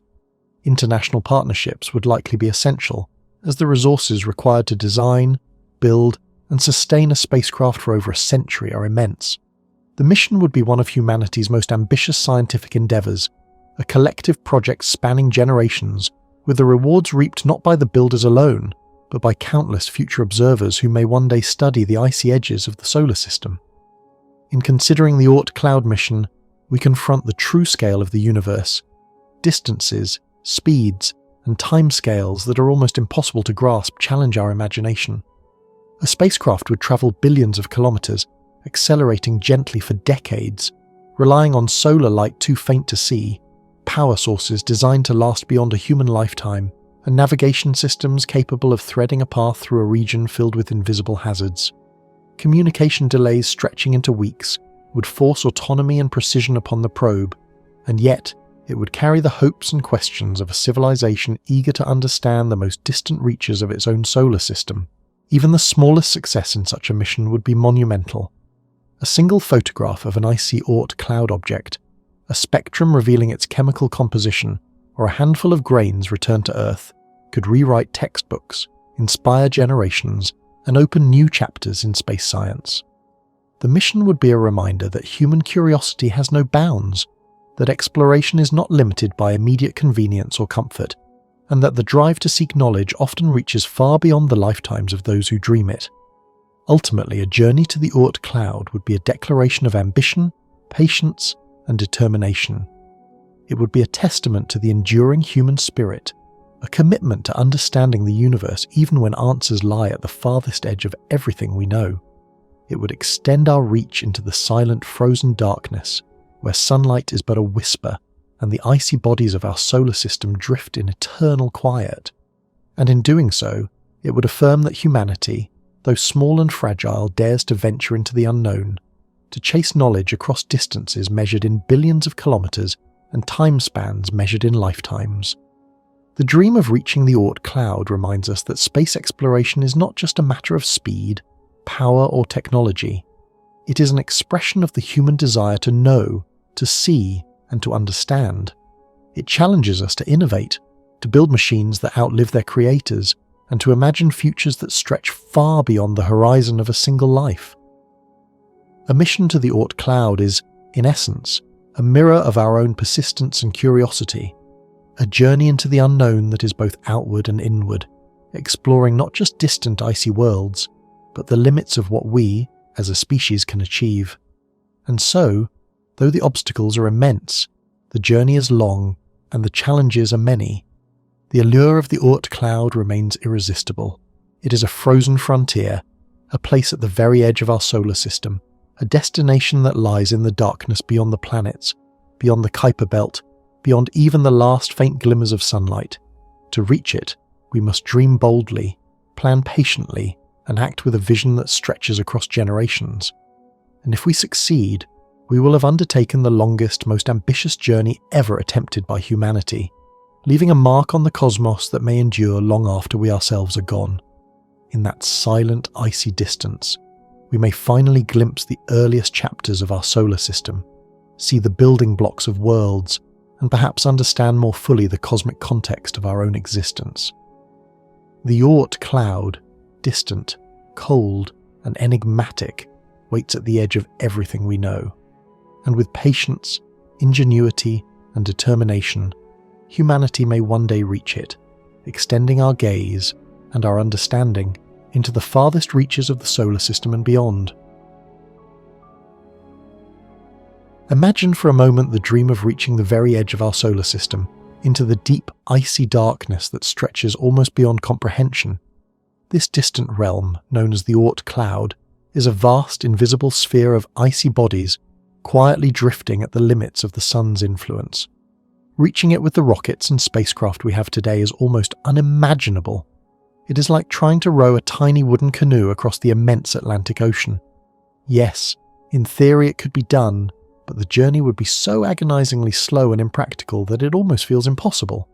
Our fastest spacecraft so far, the intrepid Voyager 1, Voyager 2 and New Horizons probes, would take tens of thousands of years just to reach even the inner edges of this mysterious icy expanse. They are marvels of engineering, yet they remind us of how small and limited our current propulsion systems truly are. It becomes clear, almost immediately, that to reach the Oort Cloud, humanity will need something far beyond the engines and fuels we have today. But if we allow ourselves to dream boldly, past the limits of our current technology, we begin to glimpse ideas that feel like they belong more to the future than to the present. These are not merely improvements on our current rockets. They are revolutionary, new ways of thinking about moving through the emptiness of space. If even one of these ideas could become reality, it might not only carry us to the Oort Cloud, but also beyond it, to distant stars, uncharted worlds, and perhaps places humanity has not even imagined. Consider, for instance, the notion of a fusion engine. Unlike today's chemical rockets, which burn fuel quickly to produce a short, powerful push, a fusion engine would use the same process that powers the sun itself. Fusion takes light atoms, such as hydrogen, and smashes them together to create heavier atoms like helium. In the process, it releases enormous amounts of energy, far more than burning any chemical fuel could ever provide. This is not a small step up from rockets we know. It is a leap into a completely different kind of energy and propulsion. If humans could one day tame fusion and harness it in a controlled manner, we could build engines capable of running continuously for years, steadily pushing a spacecraft to speeds previously unimaginable. On Earth, scientists have not yet perfected fusion power, although research continues with tireless patience.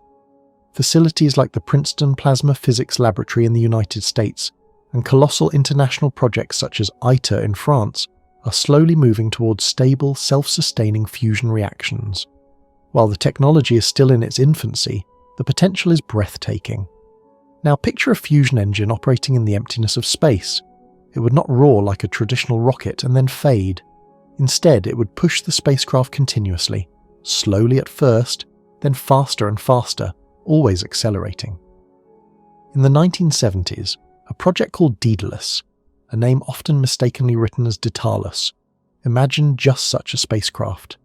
It would fire tiny pellets of fuel, each ignited by beams of electrons, producing steady, almost gentle acceleration over time. Calculations suggested that such a craft could reach approximately 1/10 the speed of light. To put that into perspective, with a velocity like that, reaching the inner Oort Cloud could take mere years, rather than the centuries that chemical rockets would require. Later, the Icarus project refined the calculations and engineering ideas further, considering materials, navigation, and long-term survival in space. But even with advanced engines, the challenges remain monumental. A spacecraft travelling such distances must survive extreme heat, cosmic radiation, and tremendous mechanical stress for decades. It must steer itself almost entirely without help from Earth, adjusting its path across billions of miles of darkness, and managing repairs if something breaks. Every aspect of the mission must be carefully considered, because there would be no second chances. Another fascinating concept takes the ideas of a solar sail and a fusion rocket and combines them into a fusion sail. Instead of relying on a narrow jet of exhaust, the ship would use small fusion charges or an onboard reactor to release plasma across a wide magnetic field, like a giant invisible paddle pushing against the waves of space itself. The spacecraft would ride this current, gliding efficiently, enduring less wear and tear, and potentially reaching faster speeds over longer distances than any other propulsion method we currently understand. Yet speed is not the only problem. Even if engines could propel a spacecraft at incredible velocities, the distances involved in reaching the Oort Cloud are so vast that a human lifespan may not be long enough to experience the journey. This is where the concept of hibernation, or suspended animation, enters the picture. Imagine if humans could slow their own bodies to near stasis, pausing the ticking of life itself. This is not pure fantasy. On Earth, animals such as bears, frogs, and certain squirrels naturally slow their metabolic processes during the cold months. Their heartbeats drop, their body temperatures fall, and they survive on minimal energy. Scientists dream of reproducing this phenomenon for humans, allowing astronauts to endure long space journeys in a safe, controlled state of rest. Medical research has already explored elements of this idea. In certain emergencies, patients are deliberately cooled to protect the brain from damage, a technique that extends survival in cases of trauma or blood loss. The next frontier would be to extend this practice over months or even years, creating a true suspended animation system for humans traveling through deep space. If successful, hibernation would solve many problems at once. Astronauts would need less food, water, and oxygen. Their mental strain would be reduced, and their bodies might even better repair damage caused by cosmic radiation. Yet, there are enormous risks. What happens if the system fails? What hidden health consequences might emerge upon awakening? These questions must be answered before humans can safely embark on such journeys. Because of the daunting difficulties inherent in sending humans so far, many scientists predict that the first missions to the Oort Cloud will be robotic. Machines do not require oxygen, water, or sleep. They can survive decades in the harshest environments. However, a robot traveling billions of miles also cannot rely on slow instructions from Earth. The communication delay would be prohibitive. It must think for itself, steer, perform experiments, and conduct repairs autonomously. This is where artificial intelligence becomes essential. A fully intelligent probe could examine its surroundings, make split-second adjustments to its trajectory, and determine which information is most important to send back home. Instead of a single enormous spacecraft, humanity might send dozens or hundreds of smaller, smart probes, each exploring a different portion of the Oort Cloud, sharing discoveries with one another, and collectively painting a detailed map of this mysterious realm. And yet, if we push our imagination even further, we encounter the most speculative idea of all: the warp drive. Unlike fusion engines or fusion sails, which accelerate objects through space, a warp drive seeks to manipulate space itself. The most famous theoretical version is the Alcubierre drive, named after the physicist who proposed it. The concept suggests that space could be stretched behind a spacecraft and compressed in front, effectively moving the ship across vast distances without technically breaking the cosmic speed limit. In essence, the ship itself does not travel faster than light. Instead, the space around it moves, carrying the vessel along as if it were surfing a wave across the universe. The barriers to creating such a device are mind-boggling. It may require more energy than exists in the visible universe and depend on exotic matter with negative mass, substances that have never been observed. Even so, the idea reminds us that the universe may still harbour secrets we cannot yet comprehend. It stretches our imagination, inspiring new ways of thinking about movement and distance, and opening the door to possibilities that today seem entirely beyond reach. Of course, fusion sails, suspended animation hibernation pods, intelligent robotic explorers, and warp drives may sound like science fiction, and yet, so did rockets just over a century ago. In the early 1900s, the notion of sending humans into orbit was dismissed by many as sheer fantasy. Yet today, in the early decades of the 21st century, humanity has telescopes in deep space, rovers on Mars, and spacecraft beyond the orbit of Pluto. The extraordinary has become commonplace through the steady work of dreamers and engineers who refuse to accept limits. The path to the Oort Cloud will be no less challenging. It will demand audacious ideas, decades of patient research, and willingness to take risks as great as any humanity has ever faced. And yet, the distant icy veil at the edge of the solar system continues to beckon, pulling our curiosity outward just as surely as the stars themselves have always drawn the gaze of dreamers and explorers. Have we already sent the very first human-made artifacts that may one day drift into this distant cloud of ice? Perhaps we have. In the 1970s, scientists and engineers launched the twin Voyager spacecraft. At the time, their minds were focused on far closer goals, at least by cosmic scales. The mission was designed to study the giant outer planets, capturing the very first close-up images of Jupiter, Saturn, Uranus, and Neptune, and sending back data that no one had ever seen before. The Voyagers were built to last long enough to complete these encounters and then drift endlessly into the darkness. Few could have predicted what would happen nearly 50 years later. Long after the cameras had fallen silent, Voyager 1 and Voyager 2 continue their journey, moving steadily through space and transmitting precious data back to Earth. Voyager 1 crossed the heliopause, the invisible boundary where the solar wind from our Sun meets the interstellar medium, a milestone marking humanity's first step beyond the protective bubble of our star. The probe, a small human creation, had ventured into a realm no human had ever visited. Yet the Oort Cloud lies far beyond even that. To grasp its staggering distance, consider this analogy. If the entire solar system, from Mercury to Neptune, were compressed into the size of a single beach ball, all the planets would fit inside a tiny pea at the centre. The Oort Cloud, by contrast, would form a vast, diffuse mist surrounding that ball, stretching several meters outward in every direction. This invisible halo, the outermost boundary of our Sun's influence, is so distant that even our fastest human-made spacecraft will need generations to reach it using current technology. But distance alone does not diminish its allure.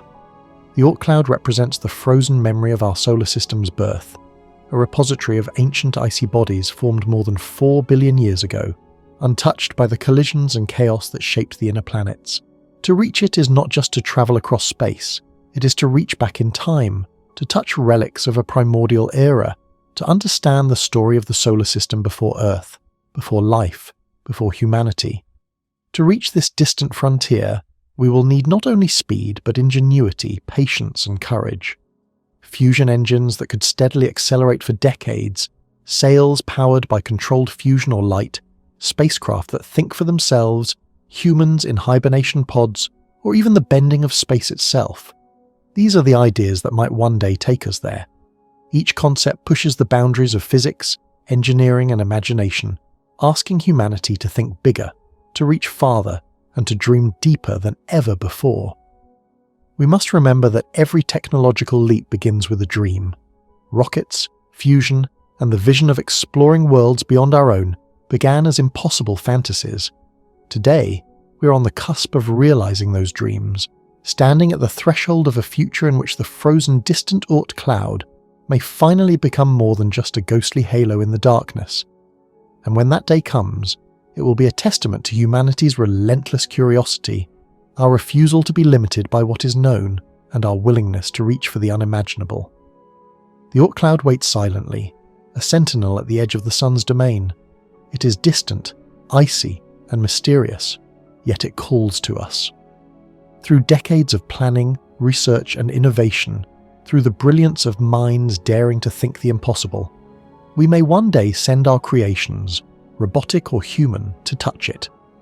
Perhaps some Voyager-like craft already sails through space toward it, a quiet herald of what is to come, and perhaps, in the centuries ahead, we ourselves will voyage there, crossing the gulf of billions of miles, and finally glimpsing the frozen ancient relics that have drifted in silence since the dawn of our solar system.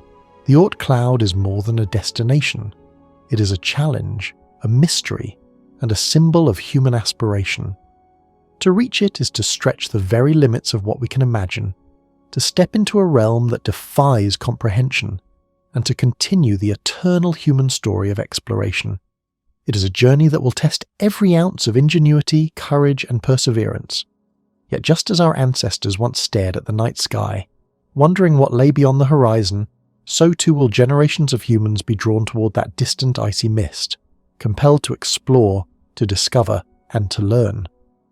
At the current speed of Voyager 1, our first interstellar messenger, it would take more than 300 years just to reach the inner edge of the Oort Cloud, that vast, distant region of icy bodies that marks the outermost limits of our solar system.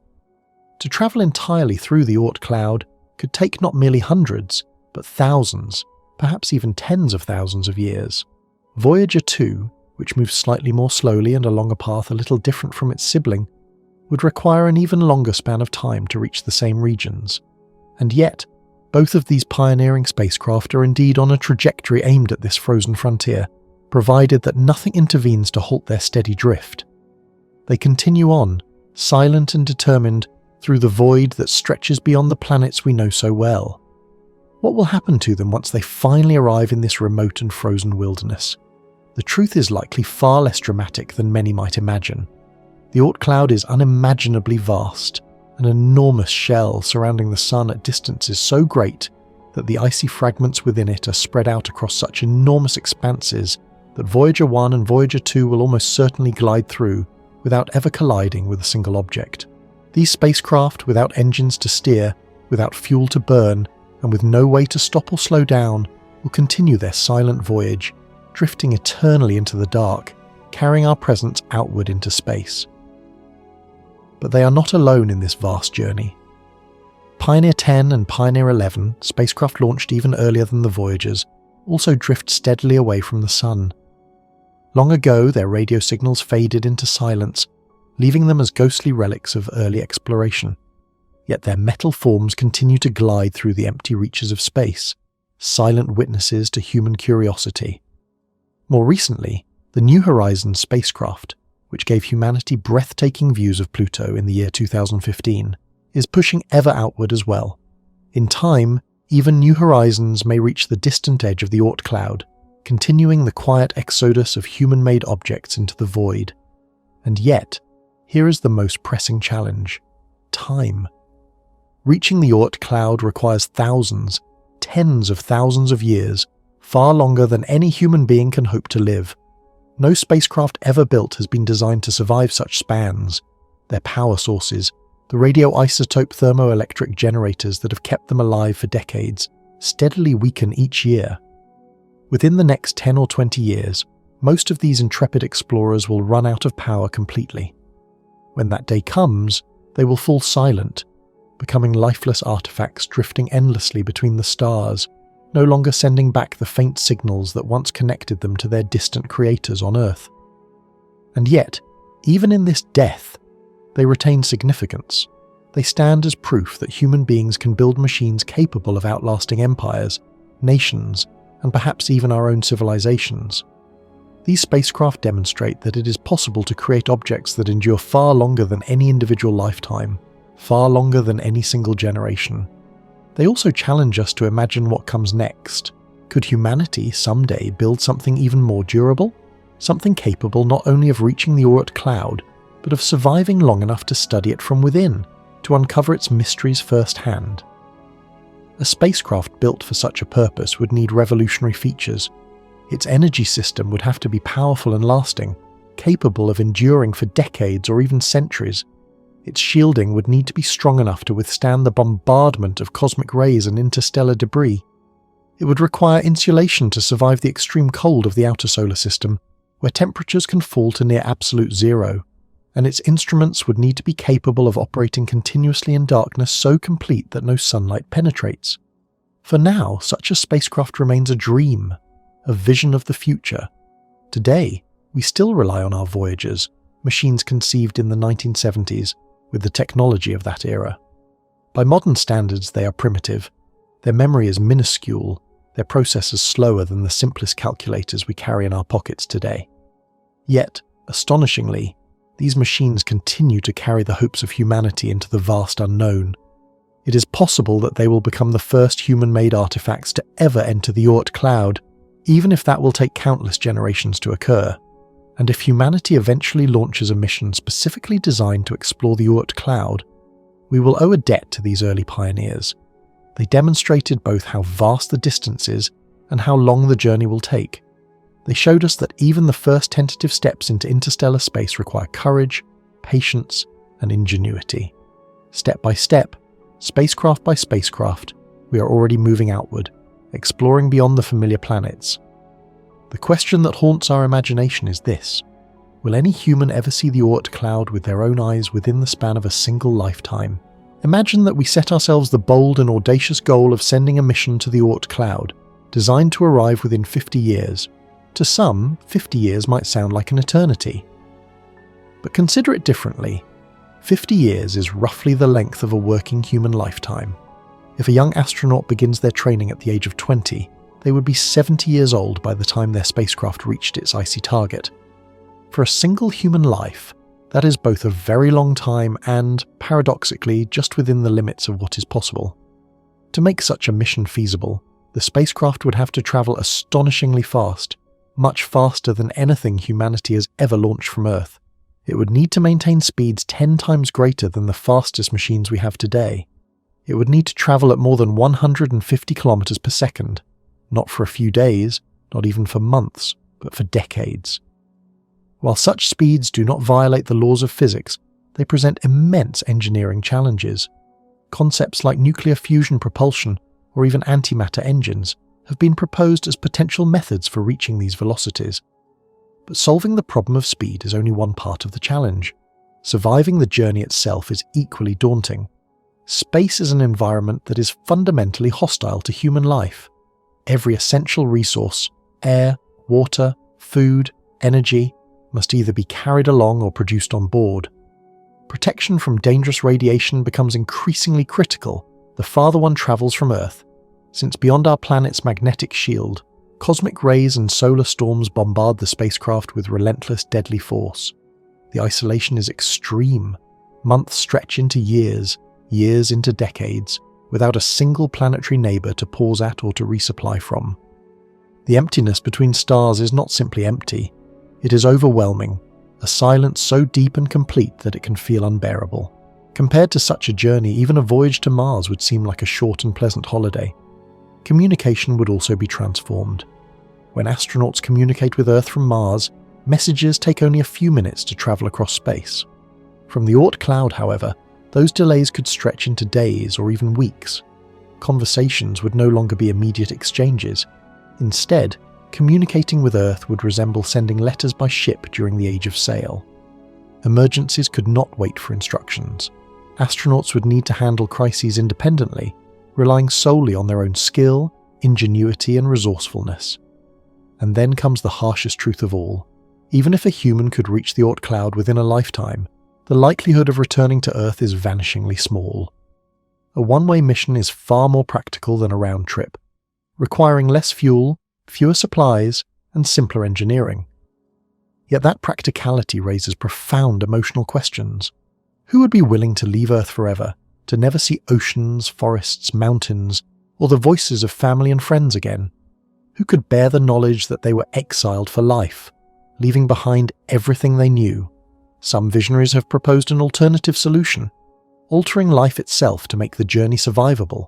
If astronauts could be placed into deep hibernation or suspended animation, they might sleep through the vast majority of the voyage. This would address the challenges of food, boredom, and even aging. Modern science has demonstrated the ability to slow life in animals and to preserve human bodies for short periods in hospitals. Yet keeping a human being in stasis for decades, then awakening them alive, healthy and fully functional, remains a leap far beyond current capability. Even if it were achieved, hazards would remain. Radiation, mechanical failure, and the unavoidable randomness of cosmic danger would persist across 50, 70, or even 100 years. Suppose, however, that a crew finally reached the Oort Cloud. They would not find a planet with a solid surface, atmosphere, or oceans waiting to be explored. The Oort Cloud is a diffuse wilderness of icy fragments, scattered so widely that one might travel for years without encountering a single object of significance. Without precise navigation, or perhaps a measure of luck, even a carefully planned mission could drift endlessly, with little to show for its decades-long effort. The journey itself, the act of leaving the familiar warmth of the sun's neighbourhood, may prove more meaningful than the destination. Yet human history demonstrates that we have always dared the impossible. Our ancestors crossed oceans when maps showed only monsters and voids. They floated in balloons before the rules of flight were understood. They walked on the moon using computers less powerful than the smallest devices we carry today. Exploration is coded into our very nature, a force that drives us to stretch beyond our limits, to see beyond the horizons of the known. Perhaps, in the distant future, humanity will transcend the constraints of a single human lifetime. Medicine, technology, or genetic enhancement might allow humans to live longer, stronger, and more resilient lives. Children could be born in space, grow up aboard starships, and spend entire lifetimes voyaging between worlds, never once touching the soil of a planet. In such a future, reaching the Oort Cloud may not be the end, but merely the first step of an even grander journey. For the present, however, the dream remains distant. If one asks whether a human being born today could train, launch, and physically reach the Oort Cloud within a single lifetime, the honest answer is no. Our spacecraft have only just begun to venture beyond the neighbourhood of the planets. The Oort Cloud is like the dark, hidden edge of a forest, lying beyond the first trees we have only recently started to explore. It is a place both tantalising and forbidding, still hidden from our direct view, yet urging humanity onward.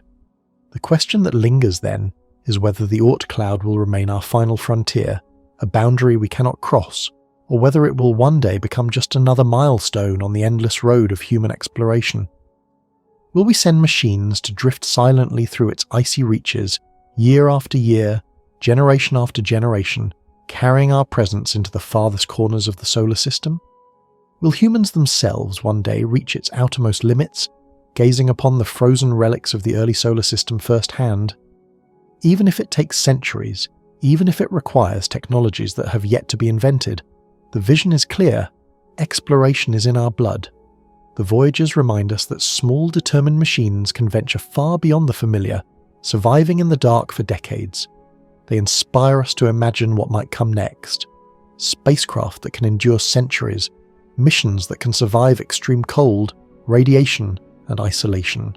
And perhaps, one day, humans who can experience the Oort Cloud not as a distant mystery, but as a place within reach. For now, we take the first tentative steps, launching small emissaries of humanity into the void. Voyager 1, Voyager 2, Pioneer 10, Pioneer 11, and New Horizons are the pioneers of a journey that may take thousands of years to complete. They teach us patience, endurance, and the astonishing persistence of human curiosity. They carry our hopes, our messages, and our dreams, hurtling silently through darkness toward a boundary we cannot yet see, a boundary that may define the limits of our solar system for generations to come. And yet, despite the vast distances, the extreme cold, and the unimaginable timescales, the dream persists. We imagine a future in which humans or human-built machines can enter the Oort Cloud, explore its icy worlds, and perhaps uncover the secrets of our solar system's earliest days. Each step, each launch, and each silent drift of these explorers brings us closer to that distant goal. In the vast expanse of space, there is no edge, no fence, no signpost, and no glowing line painted across the stars that says, "This is as far as you can go." Space stretches endlessly in all directions, an infinite ocean of darkness punctuated by the twinkling of distant suns and the faint glow of galaxies that seem so impossibly far away. It is wide, open, and without boundaries, and yet, for all our dreams of exploring it, we humans often find what appear to be edges. These edges are not real, tangible walls, nor are they physical boundaries placed by nature. They are instead limits that arise from the immense difficulty, the overwhelming distance, and the sheer patience required to move forward. These edges feel real because they challenge us in ways that test every ounce of our ingenuity, courage, and endurance. They show up where the effort needed to go farther suddenly multiplies, where every extra mile requires exponentially more resources, planning, and time, and where our ambition meets the cold reality of the universe. One day, far in the future, the Oort Cloud may come to represent one of these edges, not because the universe built it to stop us, but because the demands it places upon us are so vast that it becomes almost insurmountable. The Oort Cloud is not a single planet we can land on, nor a moon we can orbit, nor a ring we can circle and study from a distance. It is a diffuse, ghostly sphere of icy bodies, rocks, and dust, stretching outward from our solar system in all directions, almost invisible to the naked eye. It surrounds the familiar planets, our spacecraft, and the light of our sun, forming a kind of bubble, a boundary that is felt rather than seen. From a great distance, if one could rise above the solar system and look down upon it, one might see the bright inner planets like Mercury, Venus, Earth, and Mars clustered near the Sun, then the giants, Jupiter, Saturn, Uranus, and Neptune, occupying the farther reaches, and beyond them, the faint shimmering halo of the Oort Cloud. an immense region where icy remnants of our solar system drift silently in the darkness. Reaching this cloud is not a simple task. Even reaching Mars, the red planet that has captured the imagination of humans for generations, requires years of planning, careful engineering, and patience. Every launch window must be calculated with precision, every orbit plotted with meticulous care, and every contingency accounted for. The outer planets, Jupiter with its massive storms and swirling bands, Saturn with its rings so wide and intricate that they seem impossible to measure, Uranus and Neptune spinning quietly in the deep cold, are farther still, and every step outward in the solar system multiplies the difficulty. The distance grows, the time needed expands, and the resources required balloon into enormous numbers. To reach the Oort Cloud, a spacecraft would need to travel for decades or even centuries. Voyager 1, launched in 1977, is the fastest object we have sent into space, yet even it will take more than 300 years to reach the inner edge of the Oort Cloud. Travelling completely through it could take not hundreds, but thousands, perhaps even tens of thousands of years. Voyager 2, taking a slightly slower path, will need even longer. For machines, this is a question of endurance and power, of materials that can withstand the cold and radiation of a deep space for centuries. For humans, however, it becomes something else entirely. It raises a profound question. What is a single life worth in the pursuit of knowledge that may only bear fruit long after we are gone? The Oort Cloud tests not only our technology, but our imagination, patience, and willingness to commit to a goal that spans generations. And yet, despite these challenges, humans have never been deterred by difficulty alone. We have always been drawn to what lies beyond the known, to the places that seem just out of reach. Someday, we may attempt to send probes into the Oort Cloud, machines strong enough to navigate among the frozen bodies that drift there. These probes could take pictures of objects that have remained untouched since the formation of the solar system, collect tiny grains of dust that hold secrets billions of years old, and send back streams of data that could change our understanding of how the planets, comets, and solar system itself came to be. Yet even in this effort, the Oort Cloud may remain symbolic, a representation of human ambition and its limits. The cost and energy required to explore it will likely grow faster than the practical rewards. Every new mission must compete for funding, attention, and purpose, and the farther the destination, the fiercer the competition becomes. The Oort Cloud is not a single target to orbit, not a glowing world to photograph in colour, not even a single comet to chase. It is an immense, scattered region, so vast and diffuse that its edges are almost impossible to define. It is, in a sense, the final frontier of the solar system, the point where the known gives way to the unknown. Beyond the Oort Cloud lies a deeper emptiness, the vast, quiet ocean between the stars. It is not truly empty, but it is darker, quieter, and far thinner than the space we have explored so far. Particles of dust and gas are spread so thinly that a spacecraft could travel for years without encountering any significant material. Radiation from distant stars is faint and diffuse. Gravity is weaker and more unpredictable, and the familiar warmth of our sun fades into near nothingness. This is no longer the solar system as we know it. It is the galaxy itself, stretching in all directions, filled with billions of stars, nebulae, and planets, many of which we may never visit. Crossing into this region is not simply a matter of travelling farther, it is entering an entirely new environment, one in which our instruments may struggle, and where the meaning of distance takes on a cosmic scale. Human spaceflight has progressed in a series of steps, each one building upon the last. First came the Moon, our closest celestial neighbour, and the first world beyond Earth to receive our footprints. Then came the dream of Mars, the red planet that has been a symbol of exploration, imagination, and future settlement for decades. Beyond that, perhaps one day we will reach the moons of Jupiter, Saturn, or even Uranus and Neptune, each a new challenge, each demanding new technology, new planning, and new endurance. Each goal builds upon the previous one, creating a ladder into the cosmos. But the Oort Cloud is not like any of these targets. It is not a single world to stand upon, not a gas giant with storms to observe, not even a ringed world to study from orbit. It is a vast, scattered, and almost invisible cloud of icy remnants and rocky bodies. stretching in all directions and hiding its secrets in the darkness. It is hard to define, hard to describe, and even harder to reach. Its mystery is part of its allure, and its challenge is part of its power. And yet, certainty has never been the only reason humans explore. It has never been necessary to know exactly what lies ahead in order to move forward. Curiosity, wonder, and the desire to see what lies beyond the next horizon are sometimes enough. The Oort Cloud represents all of these things. It is not merely a location, it is a frontier, the far edge of our solar system, the boundary where the influence of the sun fades and the galaxy begins. To cross it would mean touching the very edge of what we know, to reach fragments of ice and rock that formed alongside the planets themselves, left to drift in the cold, silent reaches of space for billions upon billions of years. Each piece of the Oort Cloud is a time capsule, a frozen record of the early solar system, offering insight into the processes that created the worlds we know, including our own.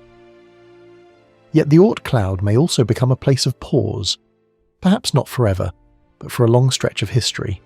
The energy required to venture farther may not be worth the cost, at least not with the way we currently think about space travel. Even if machines can continue beyond it, the Oort Cloud may remain the last milestone before the infinite darkness of interstellar space. It stands as a reminder of both the potential and the limitations of human endeavour, a marker of what we can reach with today's technology and imagination. There is something poetic about that. Imagine a future in which humanity, or our robotic emissaries, reaches this outermost edge and declares, "We have reached the limit of our solar system." It is not a declaration of ownership, but a testament to exploration, curiosity, and the enduring human desire to push boundaries. To stand at the edge, to look out into the black ocean beyond, and leave behind a signal, a message, or even a small artifact saying, "We were here." This is a dream that has inspired explorers for centuries and will continue to inspire those who follow. Even if we never reach it, the Oort Cloud gives us something invaluable, an aim, a challenge, a frontier. Every explorer needs a distant goal to dream about, something far enough away that it demands vision, creativity, and patience. Perhaps that is the Oort Cloud's true gift. Perhaps its point is not merely to be reached, but to stretch our imagination and ambition, to force us to think in ways that exceed the ordinary constraints of time, technology, and human life. It asks us to consider what is possible when generations work together across centuries, when curiosity outweighs comfort, and when wonder triumphs over fear. There is also humility in this vision. Space does not recognize human borders or limits. The universe does not grant permission for us to set boundaries. We create them ourselves. The edge of the Oort Cloud, like the edge of any frontier, is defined as much by our imagination as by our technology. Today, it may be the farthest edge we can hope to reach, but that is only because our current thinking, our engineering, and our understanding have not yet grown enough. Perhaps in the centuries ahead, with new ways of building, travelling and living, the Oort Cloud may become only a stepping stone, a waypoint on a journey that extends ever outward. If not, it may remain a distant, silent guardian at the threshold of the solar system, a quiet reminder of both our ambition and our limitations.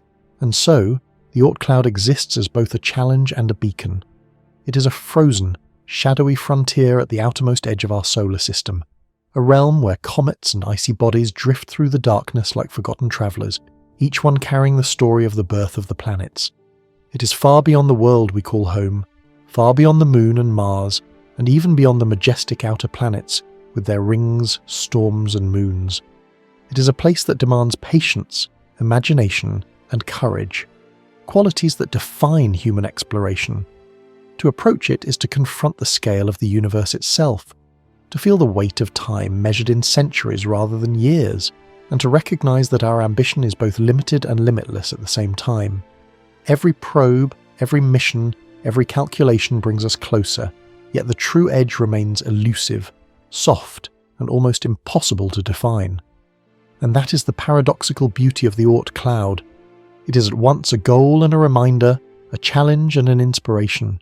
It asks us to dream beyond what seems practical, to imagine journeys that will last far longer than our own lifetimes, to accept that the pursuit of knowledge is sometimes more important than the knowledge itself. It embodies the tension between what we can do today and what may be possible in the centuries to come. In its icy silence, it whispers stories of the birth of the solar system, of the comets and objects that were cast outward by gravitational forces, and of the fragile thread of human curiosity that stretches ever outward into the void. It invites us to contemplate the future of exploration, to ask ourselves what we are willing to sacrifice for the sake of discovery, and to recognize that even if we do not reach it, the effort itself has value. The Oort Cloud may never be a destination in the traditional sense. It may never be a planet to set foot upon, a moon to orbit, or a world to call our own. Yet, it is a frontier in the truest sense, a boundary that challenges our ideas, our technology, and our imagination. It reminds us that the universe is vast beyond comprehension, that our place within it is small yet significant, and that the act of reaching, of trying, of dreaming, is itself a form of exploration. It stands as a symbol of the ultimate edge, the point where our solar system ends and the infinite wilderness of interstellar space begins. It is a goal that stretches time, resources, and patience, yet it is also a reward, offering a glimpse into the primordial past and the enduring power of human curiosity. And so, as we look outward, as we build faster spacecraft, more resilient probes, and smarter instruments, the Oort Cloud remains a distant challenge and a distant dream. It calls to us not with a loud voice, but with the quiet, persistent tug of wonder. It asks us to imagine, to plan, and to reach for something beyond what seems immediately possible. Perhaps it will be the last milestone we cross before turning to the stars beyond. Perhaps it will be a point of pause, a place to reflect, and a reminder of the limits of our present knowledge. But even in its silence, it inspires us. It gives meaning to the act of looking up, to the endless hours of calculation, observation, and dreaming. It embodies the spirit of exploration, the courage to move forward even when the end is not visible, and the humility to recognize that the universe does not yield its secrets easily. Some scientists and thinkers have suggested a bold idea called simulation theory. This idea says that everything around us, from the tiniest atoms to the largest galaxies, might not be real in the way we usually think. Instead, it could all be part of a huge digital program, running on a system far beyond our imagination or understanding. Within this strange possibility, the Oort Cloud has taken on a special kind of mystery. To many, it feels like a limit, a soft but unbroken wall surrounding our solar system. Humanity has never crossed it, and has never sent a machine beyond its invisible border. Maybe it is just the way our solar system was formed, but perhaps, just maybe, it could also be the point where the program ends. In video games, there is something called a skybox. This is the painted shell that makes players think they are looking at stars, distant mountains, or endless horizons. Yet, it is not real depth, just an illusion. The player can never cross it because it is only there to say, "This is the edge of your world." Some people wonder if the Oort Cloud might be our skybox, a boundary in the grand simulation, shown only as much as it needs to be. This might sound strange, but it does not come out of nowhere. The Oort Cloud itself acts in curious ways. First, it is incredibly far from us, much farther than any spacecraft has ever travelled.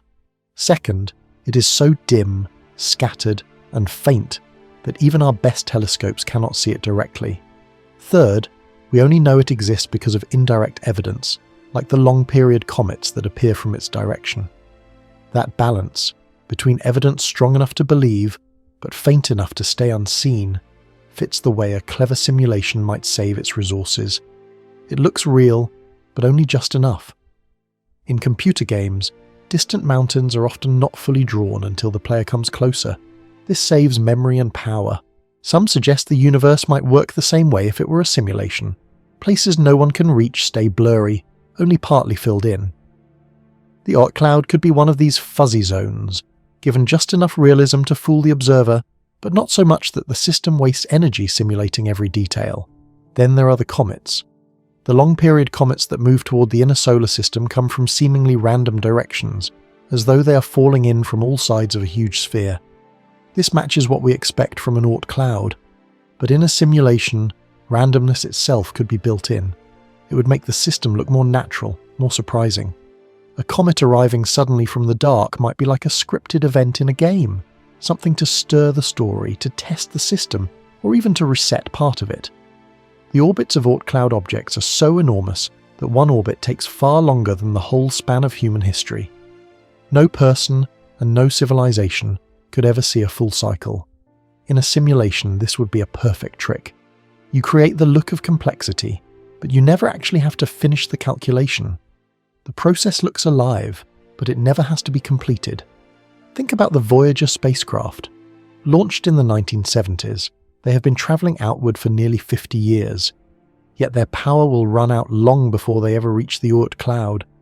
It is almost as if the explorers are allowed to come close, but never close enough to touch the truth. The illusion stays safe, the backstage hidden. The Oort Cloud is not only distant, it is also silent. It does not shine. It does not form planets or moons. It does not send signals or show motion we can follow. It just lingers at the edge, quiet and unreachable, half real and half unknown.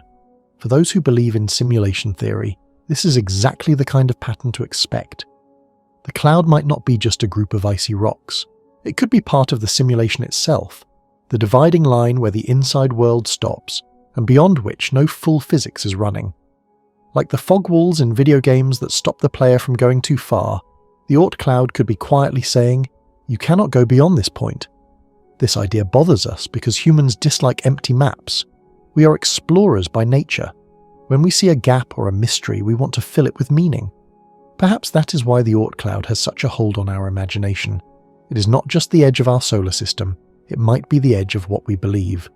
If the Oort Cloud really were part of a simulation, what would that mean? Would we stop exploring, thinking the boundary cannot be crossed? Or would it make us even more determined to test it, sending probes not just to collect ice samples, but to see if the universe itself might glitch at the edge? Could the cloud be the place where we test reality itself for cracks, seams, or flickers of something artificial? For now, this is speculation. The Oort Cloud might indeed be nothing more than what most astronomers think it is, the slow, frozen leftovers of the solar system's early days, drifting in cold silence. Yet even so, it has become more than a scientific puzzle. It has become a stage where science, imagination, and wonder all meet. Until we go there, until our eyes see it directly, the question remains open. What is the Oort Cloud really? And what does it mean? Could it be just a field of drifting ice? Or could it be the greatest boundary of all, the place where our universe itself shows whether it is real or simulated? At first glance, the idea seems almost impossible to believe. How could anyone ever prove that the entire universe, from the smallest atom to the largest galaxy, is only a simulation? Where would such an investigation even begin? Many people imagine it would need some grand discovery, like finding a glowing control panel drifting through space, or spotting a line of hidden computer code shining in the night sky.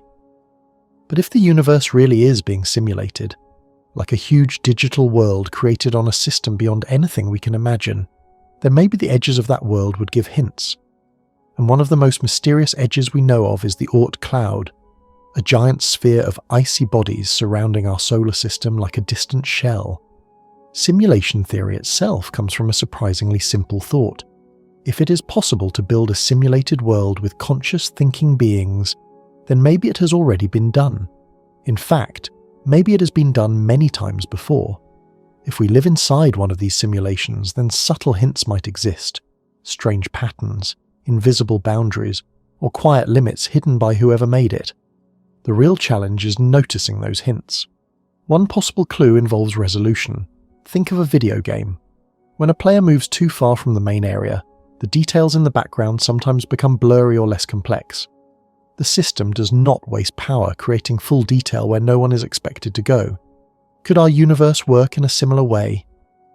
At the outer edge of the solar system, in the deep and distant Oort Cloud, the resolution of reality itself might break down.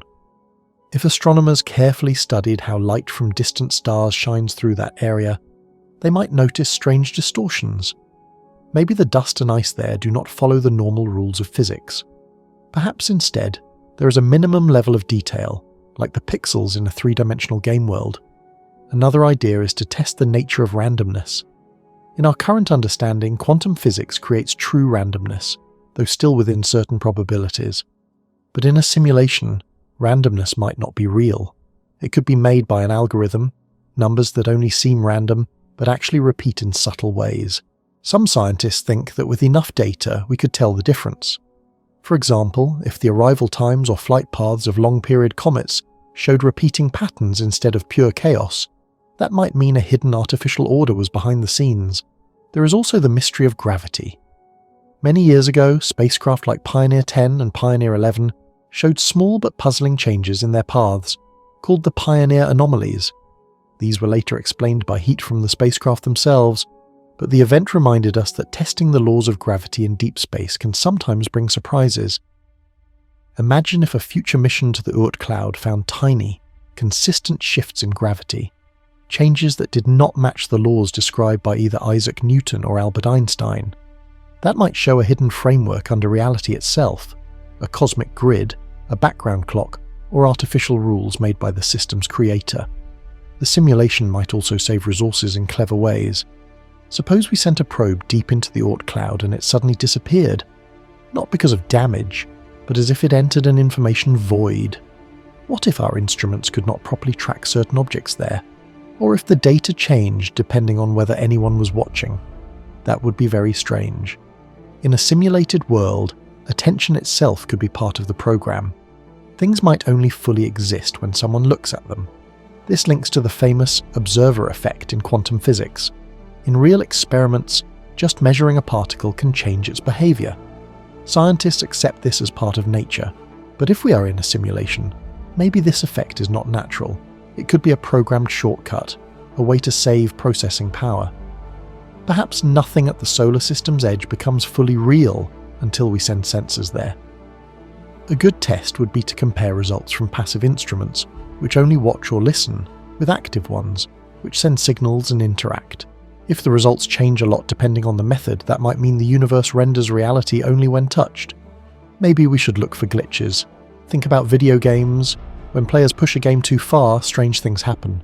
Characters might fall through the floor, distances might stretch in odd ways, or time might start acting strangely. Now imagine if, one day, we launched a spacecraft at an extreme speed toward the Oort Cloud, the distant, icy frontier at the edge of our solar system, and it began sending back reports of bizarre physics. What if time seemed to move at different rates? What if signals repeated themselves, or the shapes and distances it measured didn't make sense? In a real, natural universe, such anomalies would be almost impossible to fake. But in a universe that is, in some sense, programmed, these strange occurrences might make perfect sense. They could be signs that the system, our universe, is reaching the limits of its own design. Even bolder than searching for glitches is testing the very constants of physics. Things like the speed of light, the charge of an electron, or Planck's constant are considered unchanging, the same everywhere at all times. But if we lived in a simulated universe, these constants might not be fixed.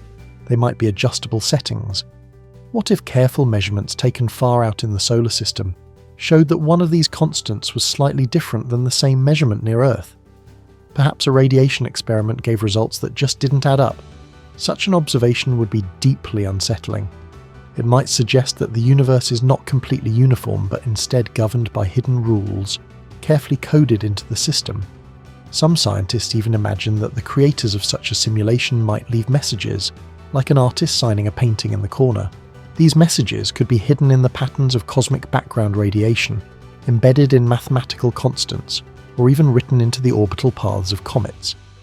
The Oort Cloud, that distant shell of icy bodies, could act as a cosmic canvas for such signatures. Not because the messages would be obvious, but because the Oort Cloud is so far away and so rarely observed that the system might not bother to hide its traces completely. For now, the Oort Cloud remains beyond our reach. No spacecraft we have built can get there in a human lifetime. It lies so far out that it exists only as a concept in our imagination, a place we can dream of exploring. Yet, it remains a tempting testing ground. If we hope to understand whether the universe is real in the way we experience it, or whether it is something more like a breathtaking simulation, the far edges of our solar system may be the ideal place to begin.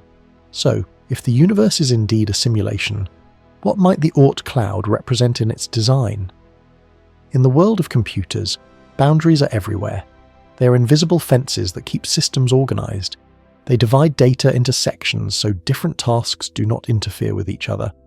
Firewalls, memory partitions, and buffers all serve the same purpose: to stop chaos from breaking out. Without these boundaries, the system would quickly fail. Now imagine that the universe itself is like a massive computer program.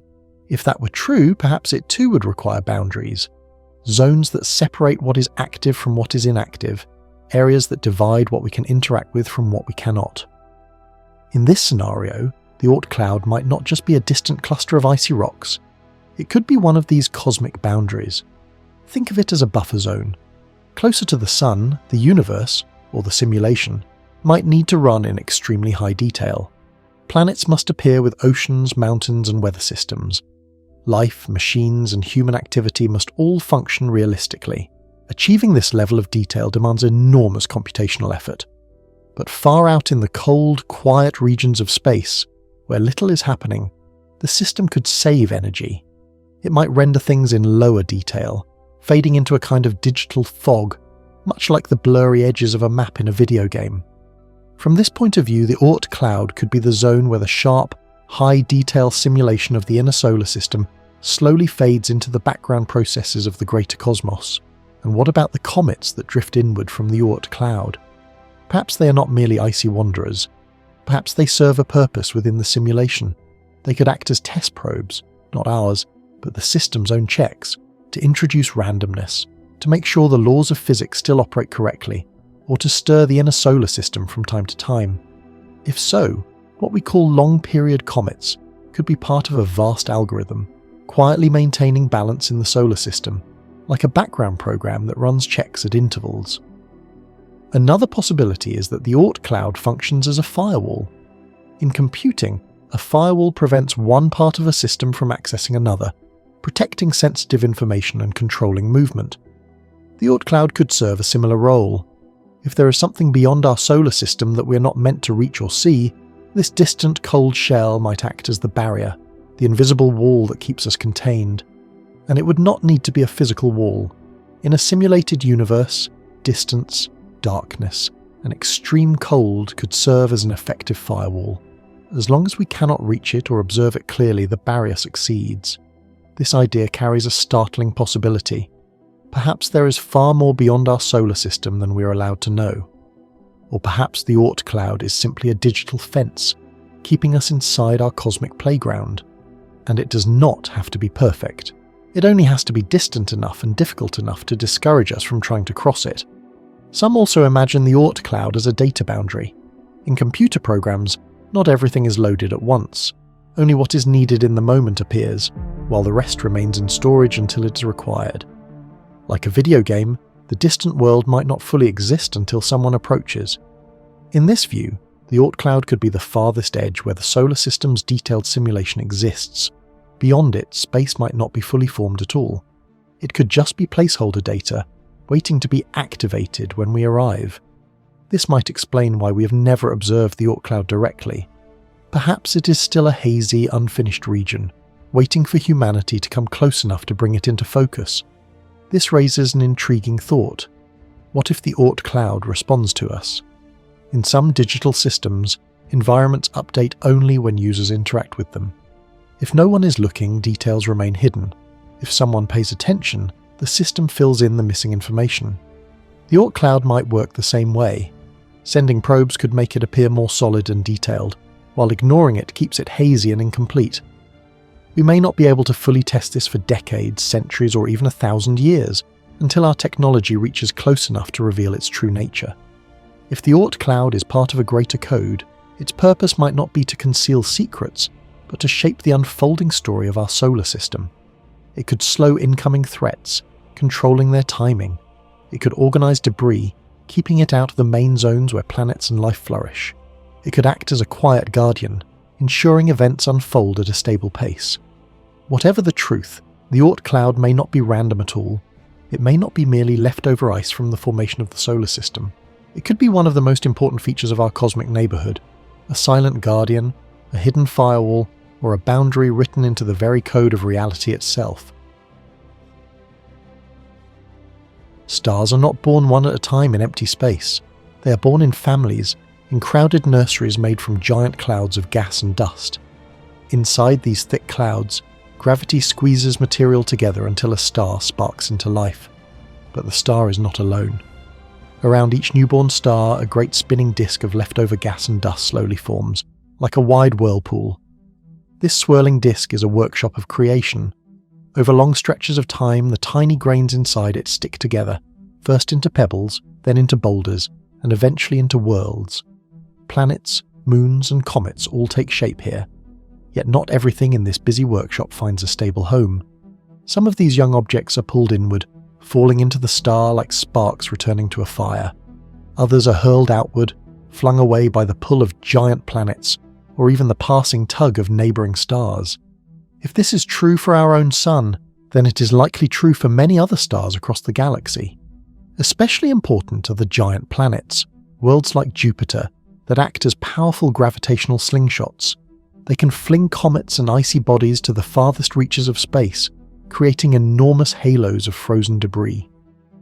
Around our Sun, scientists believe such a halo exists, the mysterious Oort Cloud. If that is so, then perhaps almost every star has its own invisible border of icy leftovers, its own hidden Oort Cloud. But there is a problem. These clouds are so distant, so faint, and so spread out that even our best telescopes cannot see them directly. If we cannot even see the Oort Cloud that surrounds our own solar system, how could we possibly hope to see one around another star? Still, scientists are clever, and some have tried to imagine ways to catch hints of their existence. One idea is not to look for the cloud itself, but for its effects. Imagine a distant star, silent and steady.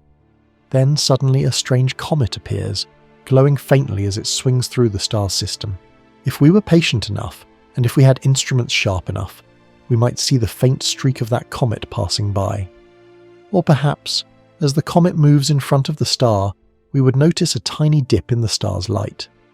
This would be similar to how astronomers detect exoplanets, by watching for the brief darkening as a planet crosses its star's face. But unlike planets, comets are unpredictable. These events would be rare, fleeting, and difficult to catch. To succeed, we would need both extraordinary luck and decades of careful watching. Another idea comes from using infrared telescopes. In theory, if the outer edges of a star are filled with countless icy bodies, those frozen objects would absorb the star's light and re-emit it very slowly as heat.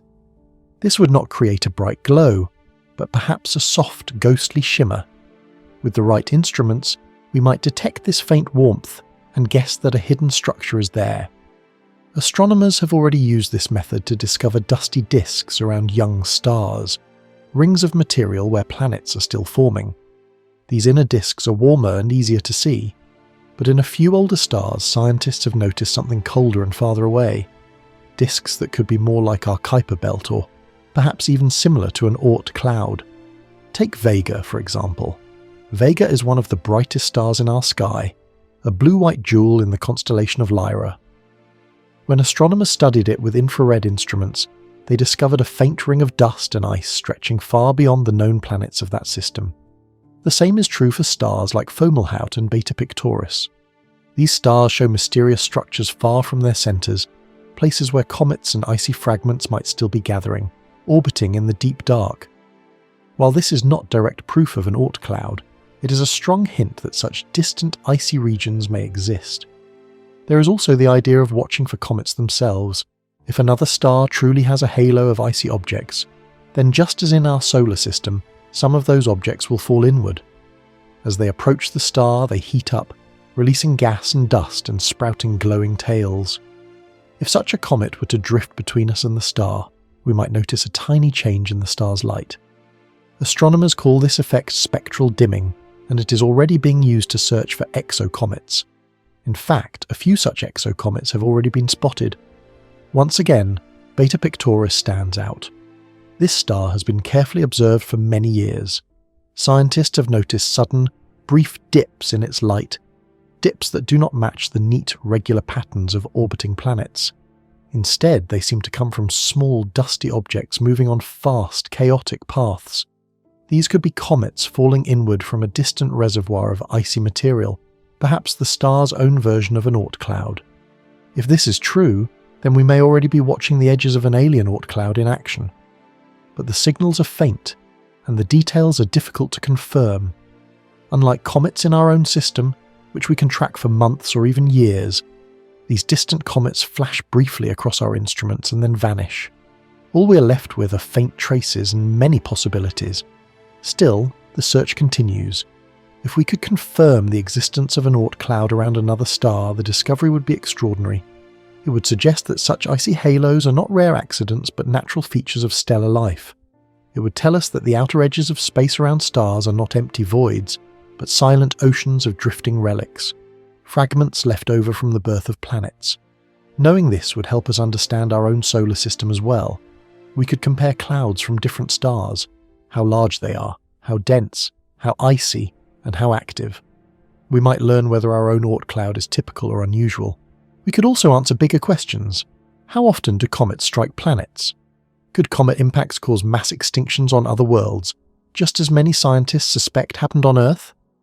If alien Oort clouds exist, then cometary strikes might be a universal feature of planetary history, a quiet but powerful rhythm that shapes life everywhere. There is another fascinating idea.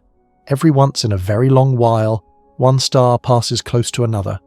If that passing star happens to cut through the outer edges of its neighbour's Oort cloud, the gravity might stir up a storm of icy bodies. A sudden burst of comets could be sent falling inward. If we were watching with a sensitive telescope at just the right time, we might catch this cosmic chain reaction, a star suddenly lighting up with comet activity. Such events would be rare, but they could serve as solid evidence that these vast clouds really exist. And then there is the boldest possibility of all, the search for rogue comets. These would not belong to our own Oort cloud, nor even to a nearby star. Instead, they would be wanderers, frozen travellers that were thrown out of their home star's cloud millions of years ago. Over time, these orphans would drift through interstellar space until, by chance, one passes near our solar system. If we could catch such a comet and study its chemistry, we might find fingerprints of its alien origin. Perhaps it would have unusual kinds of ice, or rare chemical mixtures, unlike anything in our own solar system. That would prove it was born far away, in another star's nursery, before being flung across the galaxy to arrive at our doorstep. To study such a comet in detail, we would need either incredibly fast spacecraft or telescopes of unmatched sensitivity. Even if we could only study its chemical traces from afar, that might be enough. Different ratios of water, strange compounds, or unfamiliar dust might all reveal a distant birthplace. The thought itself is humbling. The night sky filled with stars and each one surrounded by its own silent halo of frozen relics. Around every sun, a hidden border of icy debris drifts in the dark. These clouds may be the most common leftovers in the universe, ancient and untouched since the time of their birth. They circle their stars in quiet orbits, forming invisible boundaries billions of miles away. And if that is true, then the galaxy is far richer, older, and more interconnected than we ever imagined.